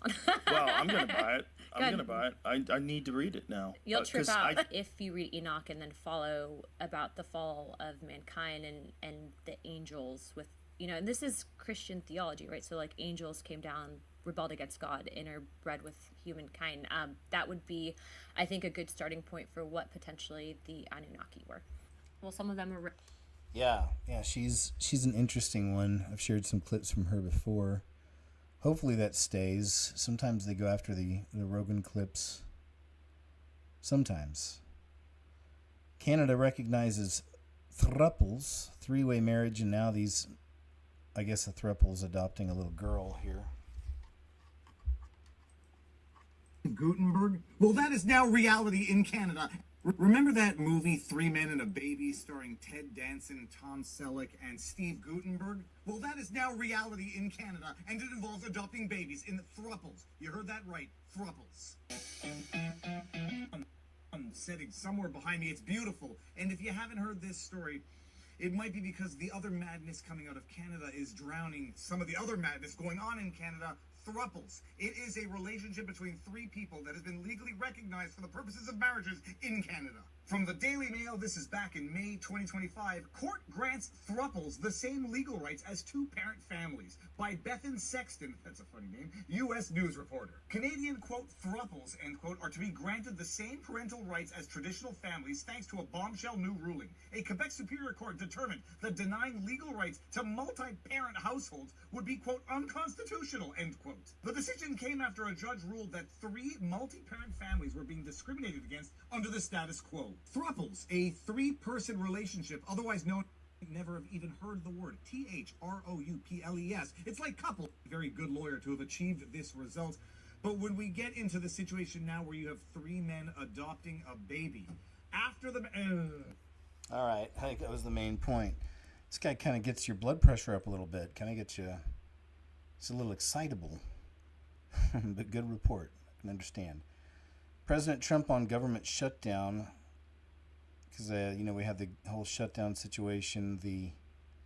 Some of the loonies were wanting benefits for the unwelcome visitors, if you will. We'll be doing. Thank you very much, Lynn. Okay, any questions, please?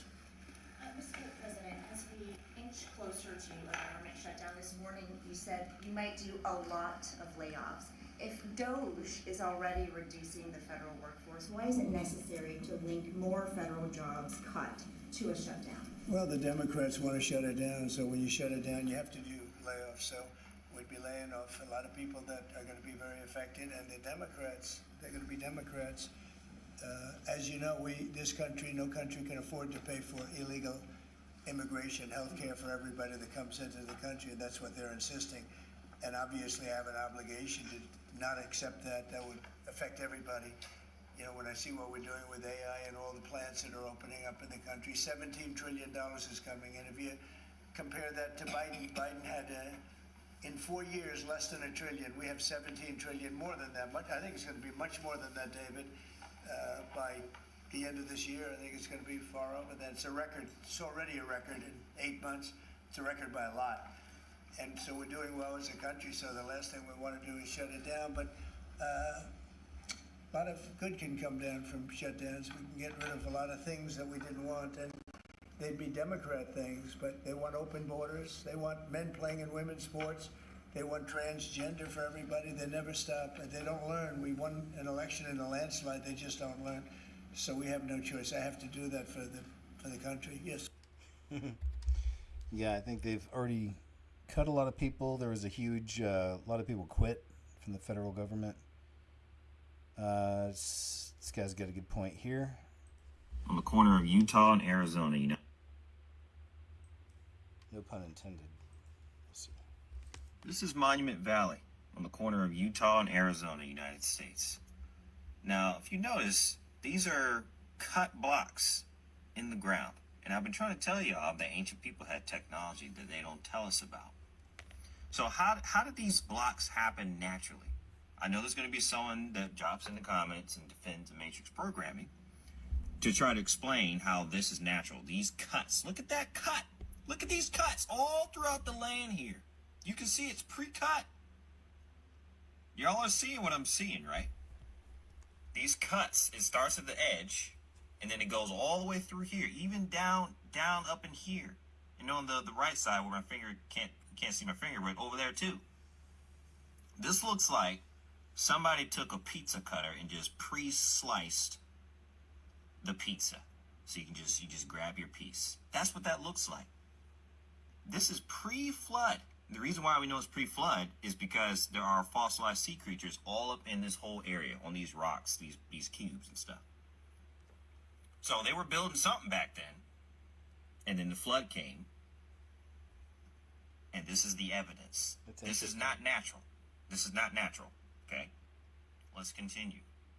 We wouldn't even know about this unless this independent guy found this stuff. This is a cube. Look at those dimensions. Right angles. How did they do this? How did they do this? How did they cut the earth like that? This guy's good. Laser technology, people. I'm trying to tell you, ancient people had mad tech. And we're impressed with the iPhone. Okay? They cut the earth like this. And it's like, what were they building? Stuff like the pyramids and stuff, monoliths is what they were building. So what is the point of this video? The point of this video is to get you to question the mainstream information and question what you're being told. Because they conveniently forgot to tell us about this in school. They skipped that part. All right? Intelligent human beings, probably with the Nephilim giants, were cutting these blocks out to build monoliths and temples and all kinds of stuff back in the day. But they didn't tell us about this. Why? Why are they hiding that? Question what you're being told. My natural position, if I hear some major story, something happened and it was caused by this, I immediately doubt the cause. I immediately doubt the reason as to why it happened. Okay? And they're going to tell you that the pyramids were built by hand chiseling rocks out of the mountainside, perfect cubes, to build the pyramids and stuff like that. No, they used technology like... Yep, good stuff. I wish I could see his handle on the screen so I could go follow him somewhere. From Not a Number is where they... This is Monument Valley on the corner I found of it Utah and Arizona. On Not a Number. I don't think that's him. I think they're sharing it, but that's a cool page to follow. Not a Number. But yeah, that's some great observations. And if you like stuff like that, you'd really like this YouTube channel called Mud Fossil University. I've shared a few of his clips, but he's really into stuff like that too. Here's Maxine Waters. This is a lady, I was trying to think of her name the other day on one of the other shows. Loses it after realizing she was tricked into admitting the Democrats are shutting down the government due to no health care for the unwelcome visitors. But then I'll show you something else about her.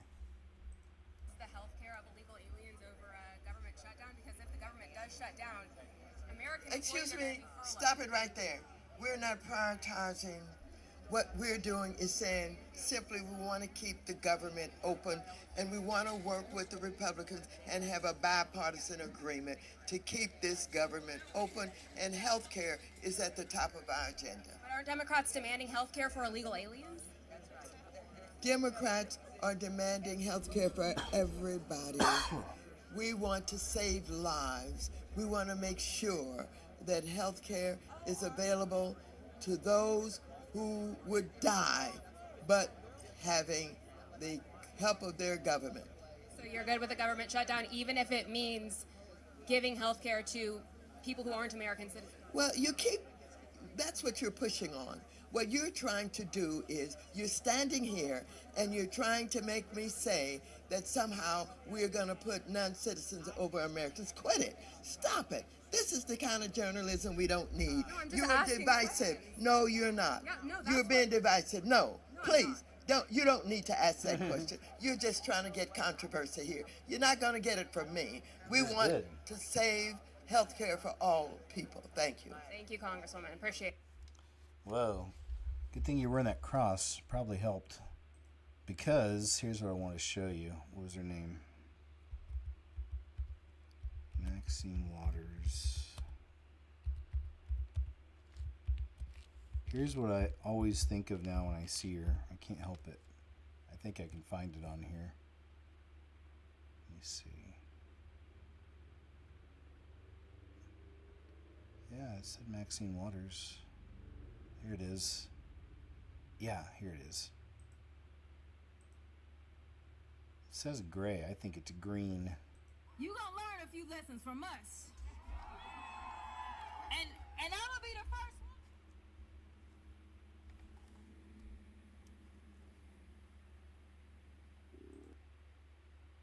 Look at that. Look at that. It says gray. I think it's green.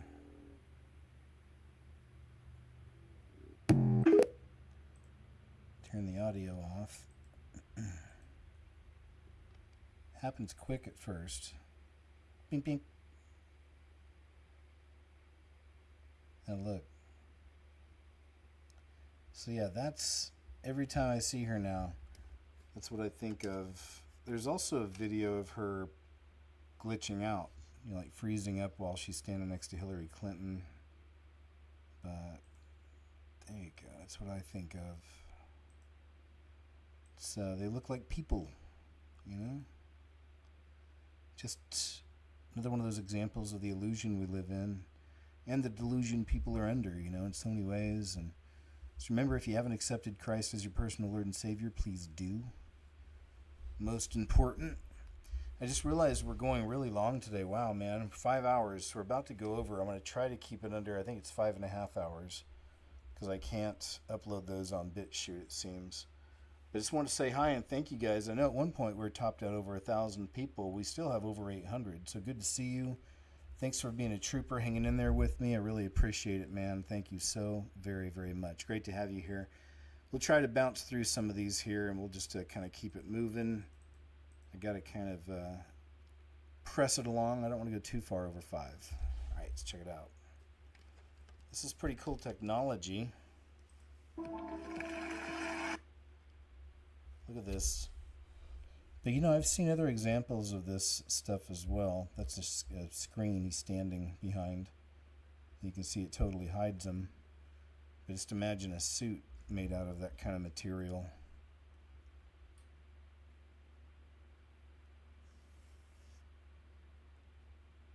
You know? Then it's going to the side, and there it is. Yeah, this is a good example of it too. It'd be kind of cool to have something like that. Look at that. It's incredible. Wow. Where can you get your hands on something like that, huh?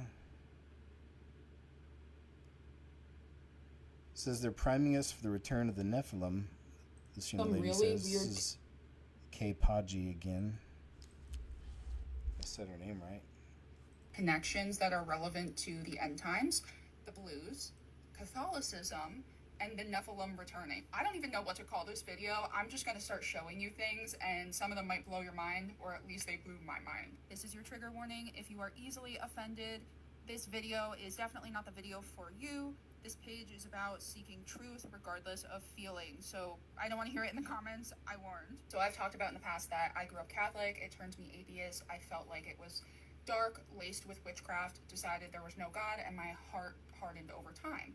Well, since then, I've been trying to figure out what it is about Catholicism that is so dark, outside of the obvious, like the fact that it's called Roman Catholicism. So I've addressed a lot of the basic things in past videos. So I got this book on Marian apparition sightings and like a history of Mary, and almost all of the statues and images have 6 fingers or 6 toes on at least one limb, which is characteristic of the Nephilim.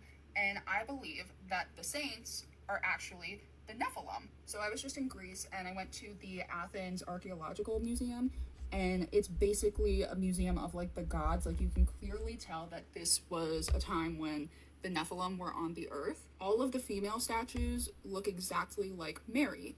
And coincidentally, 1, 2, 3, 4, 5, 6, just like in my Marian apparition book. I went to an ancient Catholic church. There's a giant Mary with angels serving her. I mean, this isn't just a difference in height. These are Nephilim, for sure. And I don't see how the imagery could be so consistent across multiple different things if there weren't people that saw this. Here's another one. 1, 2, 3, 4, 5, 6. And naturally, the Mycenaean jewelry has Freemason symbols on it. Another one. 1, 2, 3, 4, 5, 6. And then there was multiple things that were like this. Remember we were talking about how like the powdered wig thing and the Nephilim looked like clowns? This guy has hooves. And then here's half man, half goat.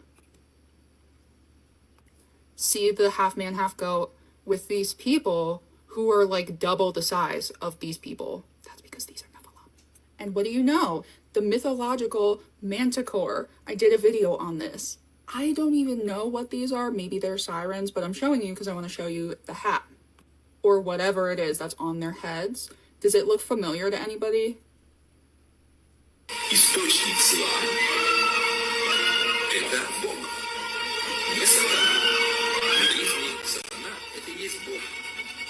There were also sculptures of reptilians walking around. So there's quite a few parallels between the small hats and the Nephilim, and things that make it, in my opinion, plainly obvious that they worship the Nephilim. But here's something even weirder. So Martin Luther wrote a book in the early 1500s called On the Blues and Their Lies. He says that they were arrogant, raving, mad, and using stupid folly, boasting that they were created as males and not as females. They did not learn such tomfoolery from Israel, but from the Goyim. For history records that the Greek Plato daily accorded God such praise and thanksgiving, if such arrogance and blasphemy may be termed praise of God. All right, I'll stop there. We got a pretty good amount from her. I don't want to play her whole video, but you can check it out if you like. Flat Out Truth page on X. Ross Coulthart says there are no ordinary drones. So this goes back to how lately we're getting news again is coming up around the world about these drones showing up. They've shut down some airports in Europe. Let's check this out. Now, the long taboo subject of unidentified anomalous phenomena is increasingly becoming an issue of mainstream political concern. It's impossible yet to say what these objects are, but their apparent capacity to hover in position for hours far longer than off-the-shelf normal commercial or military drones suggests a highly advanced professional actor, perhaps a foreign state adversary. But there's no evidence yet of which country, if any, is responsible to date. These drones are also showing apparent stealth capabilities. They quite literally just appear over often highly secure facilities without showing up on radar, even though they're very large in many cases. And if they are radio-controlled, unmanned craft, they're not receiving signals on any known frequency that anyone I've spoken to has been able to detect.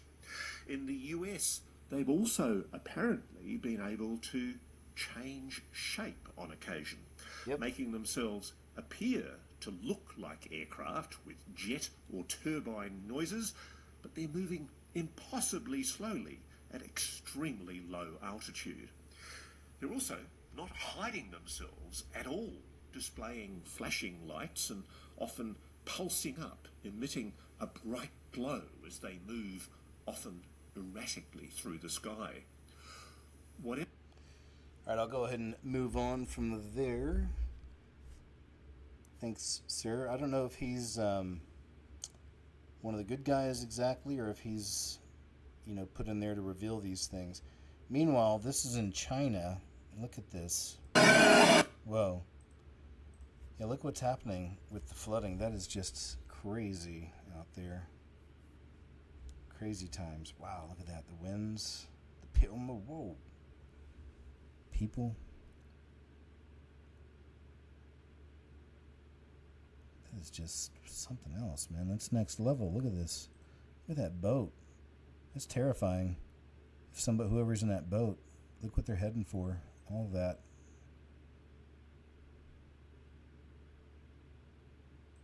All right. I don't know if you guys ever been on a boat, spent time on one. I lived on one for a couple years. Not constantly, but in the Coast Guard. And I could just imagine being totally out of control, pushed by the winds, those big waves. Let's see. This is a man talking about photographs on the dark side of the moon. His name's Wolf. Carl Wolf. And unfortunately he escaped this mortal coil in 2018 after him and a car having a situation together, if you can imagine. At this point, we had detailed satellite reconnaissance photography of the moon. An important case in this regard is the testimony of Carl Wolf. Carl Wolf he was a photographic repair expert, and at that time sergeant in the early 1960s, leading up to the Apollo missions. And at one point, he was brought to what he thought was an NSA facility, because he thought was a NASA facility, because he'd never heard of the NSA. A lot of Americans hadn't. It turned out it was an NSA facility that was processing lunar orbiter reconnaissance photos.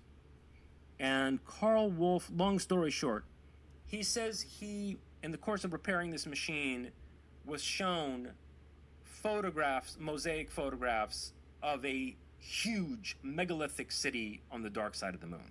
That there was a city with largely polygonal architecture, Titanic scale structures, but they weren't made of metal and glass. They were made of something that, to him looked like poured stone, like concrete or something. And in fact, they reminded him of, megalithic architecture on the Earth. Now, back to Ingo Swann. So point being, if Carl Wolf saw mosaic photographs in the 1960s, Swann in the 70s is being tasked to remote view the moon by people who have access to these photographs. So I'm thinking and they Carl want Wolf him... died a mysterious death after he...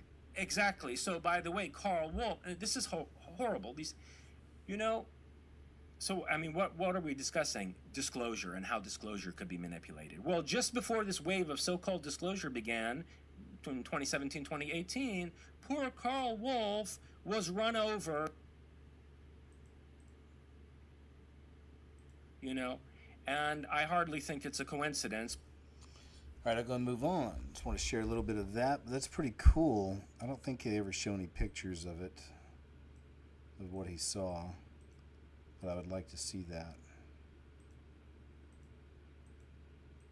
All right, there we go. Moving on. Red Panda on X. President Trump stating that pardons signed by Joe Biden using the auto pen are invalid and should be nullified. So we all been waiting to see what happens with that. Many of us have. Funny how he replaced the picture of Biden with with the auto pen in the presidential hall. This is a really interesting one too. Old footage shows Erica Kirk playing the quote crazy girl who falls in love and marries a man named Tyler. Marries a guy played by Tyler. All right. Says then she ziplines past the numbers 9-10, and that's the exact date. What happened with Charlie happened. Says too many coincidences. Let's see.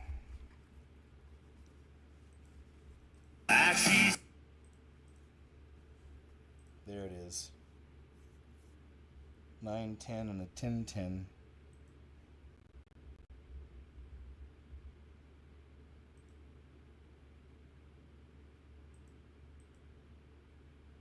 Here she goes. All right. I think that's the main point here. Yeah, interesting things going on with that, as you know. But again, I try not to get too sucked up into it. Try to look at the good that's come out of it. It says another video of the alien in Panama for some time ago that hadn't been seen yet, or from some time ago that hadn't been seen yet. So here's from Ken Panama.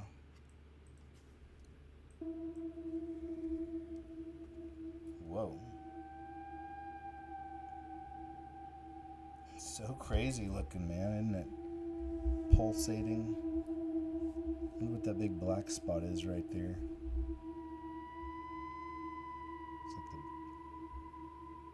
Look at that claw.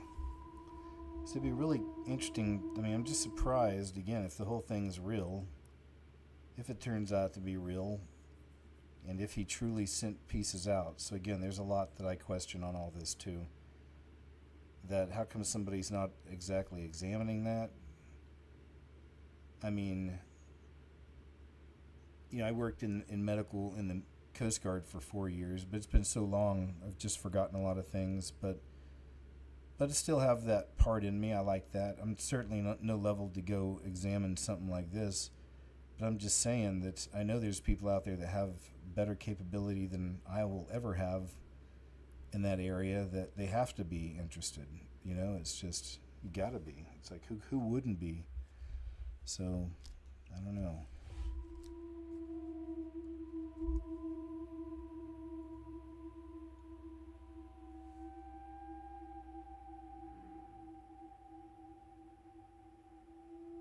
The big black dot in the center, that's pretty crazy looking. Is that the eye?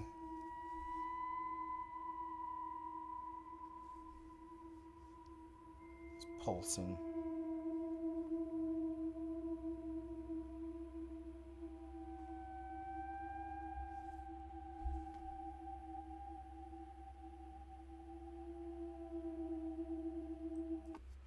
So yeah, I don't know. What do you guys think about the whole thing? Think it's all fake? It's all set up? Think it's real? Here's the guy who has the alien in Panama. Now he's not feeling well. He has strange symptoms. This is him in the hospital, it seems. And that's him. That's Ken Panama.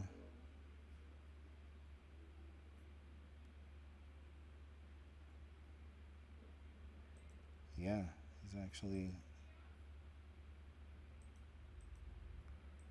there. That was posted September 28th, so hopefully he's doing okay. Lastly is comet or alien craft, why NASA can't explain. This goes back to the Avi Loeb stuff. We've already seen some of this, though. I think I was just watching this. Mayim Bialik is actually an actress. And she's a genius in some department. I don't know, physics or something, but she really is. Chemistry. And she's an actress. She was on, I don't watch these kinds of the little short sitcoms, and just the programming with those things. They're always really gross. They're hypersexual. They're totally against any biblical type values, but she was on one where she hung out with all the smart people, all the smart guys. Sheldon. She dated Sheldon. What was that show called? I can't remember. I don't know. It was supposed to be a comedy, but I just can't stomach any of the stuff I've seen from that. That Sheldon show. Yeah, that Sheldon thing show. I agree. Anyway, let's see if we have anything of interest here to check out. It's the last clip. The possibilities, what's the clinical, scientific, quantifiable way to examine it rather than just dismiss it? Actually, you know what? I think I'll just go ahead and stop there because I'm not sure if she'll be cool with us sharing the clips. We've seen a clip, though, already, actually, from this earlier. My bad. We did. It was somewhere else, and those seem to be usually good to share, so... Excuse me, I think we're already good. So, what I'll do is we'll call it there. And, yeah, man, thank you guys so much once again for being here, hanging out so long. Thank you, Tamara. Thanks for those of you who support the videos and shows, support my work. Appreciate it. Thanks to the memberships. Subscribe Star, of course, need support there, so thank you. We're looking for support there, so thank you. And yeah, man, I appreciate it. It's good to have you guys as always. Man, we went a little long tonight. Sorry about that. Been trying to there for a while, keeping them around 3 to 4 hours, somewhere in that range. Definitely under 5, but either way, it gives us more content, I guess. There we go. So, thanks for being here. It's always that time at the end of my shows to share a little bit about salvation with you guys. Hopefully it's, if you're one of these people who haven't chosen that free gift of salvation, truly, truly hope you do, because it's that time, my friend. We really are living in perilous times, and it's going to get crazier. The Lord's wrath is going to be poured out in this system very soon. 7 years worth, Jacob's trouble, but also trouble for those who don't know the Lord, so, and that's not to scare you there, but you really need to meet, even just with all the stuff we have to deal with day to day in this life, the attacks, the spiritual attacks, a lot of people being weird, in this world, changing, being nasty, mean, whatever it may be, but you feel it, you see it, I'm sure you do, it's out there. We always try to look at the best in people. I do the same. I don't go looking for people acting up and stuff. I always just immediately give everyone the benefit of the doubt. They're going to be good, but even I see some of that out there, some of the negative, weird stuff out there, but beside all that, it's all about you. You need the protection of the Holy Spirit these days. You need the eyes to see, the ears to hear, to truly understand everything's very spiritual that's happening all around us. Unfortunately, a lot of the organized religious churches out there don't preach about the spiritual stuff, or even the power we have through Christ, to cast demons out, things like this, to heal people. It's all very important to know, very important. But not to get too complicated. If you didn't know, just, confess you're a sinner and you need to be saved. You want to be saved by Jesus. Believe in your heart, super important. Just know it's true, that it's the creator of all things that came here in the flesh. And he lived a perfect life, died a horrible death, buried, resurrected 3 days later, ascended to heaven, and he's coming back for his bride. Whether you believe that or not, some people, even now in these days, there's divisions in the church on a lot of different subjects, just warning you. So I wouldn't get too concerned on focusing on that. Just focus on your own relationship with the Lord. Just know that his beautiful sacrifice, which was beautiful, it covers your sins, past, present, and future, and your soul is sealed until your day of redemption. And he'll help you with all your problems, all your issues. Trust me, man. You believe, if you pray and you truly believe, and it's within his will for you, you're done. Done. You just got to believe. You'll see it. So anyway, I hope you'll choose that, my friend, really, okay? And just please do. I want to know you and hang out with you for eternity. It's going to be awesome. There's going to be a bunch of us there. And on that note, let me say a prayer. Heavenly Father, thank you so much for these platforms, for these people, of course. Especially, I always pray these shows can help lead anybody in your direction, and also just to help the kingdom in whichever way you choose. It's always my prayer and my hope.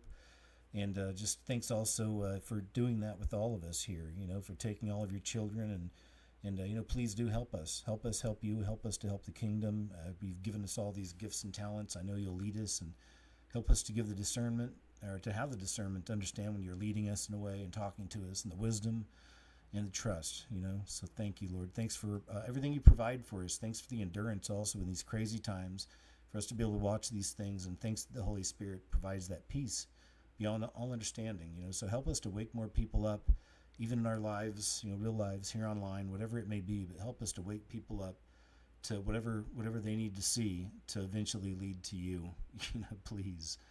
Thank you, Lord. I also pray, I also pray we all escape the horrors that are coming upon this earth. So on that note, Father, we love you, and in Jesus' name I pray, amen. All right, guys. Thank you. Let me come over here to the chat. Let's throw something cool up. There we go. It's peaceful like. Hey guys, good to see you. Thanks again for being here. Once again, there's a lot of content this weekend, man. We got this show today. Just did a live show last night. Please go check it out. We saw some awesome clips and stories about glitches in the Matrix.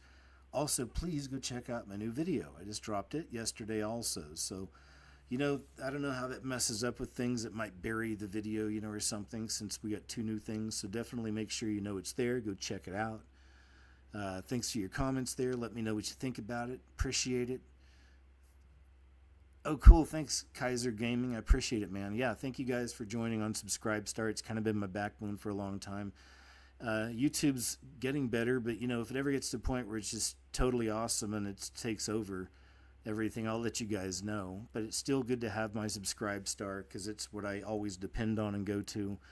And YouTube can change, I'm not saying it will, but I've been down that road before. Been doing real good here on this.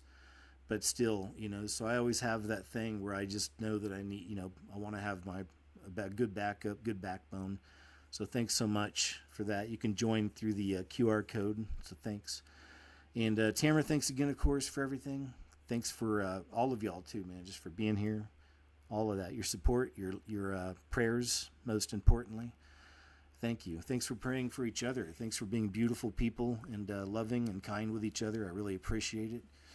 And it's just good to see you, man. MB.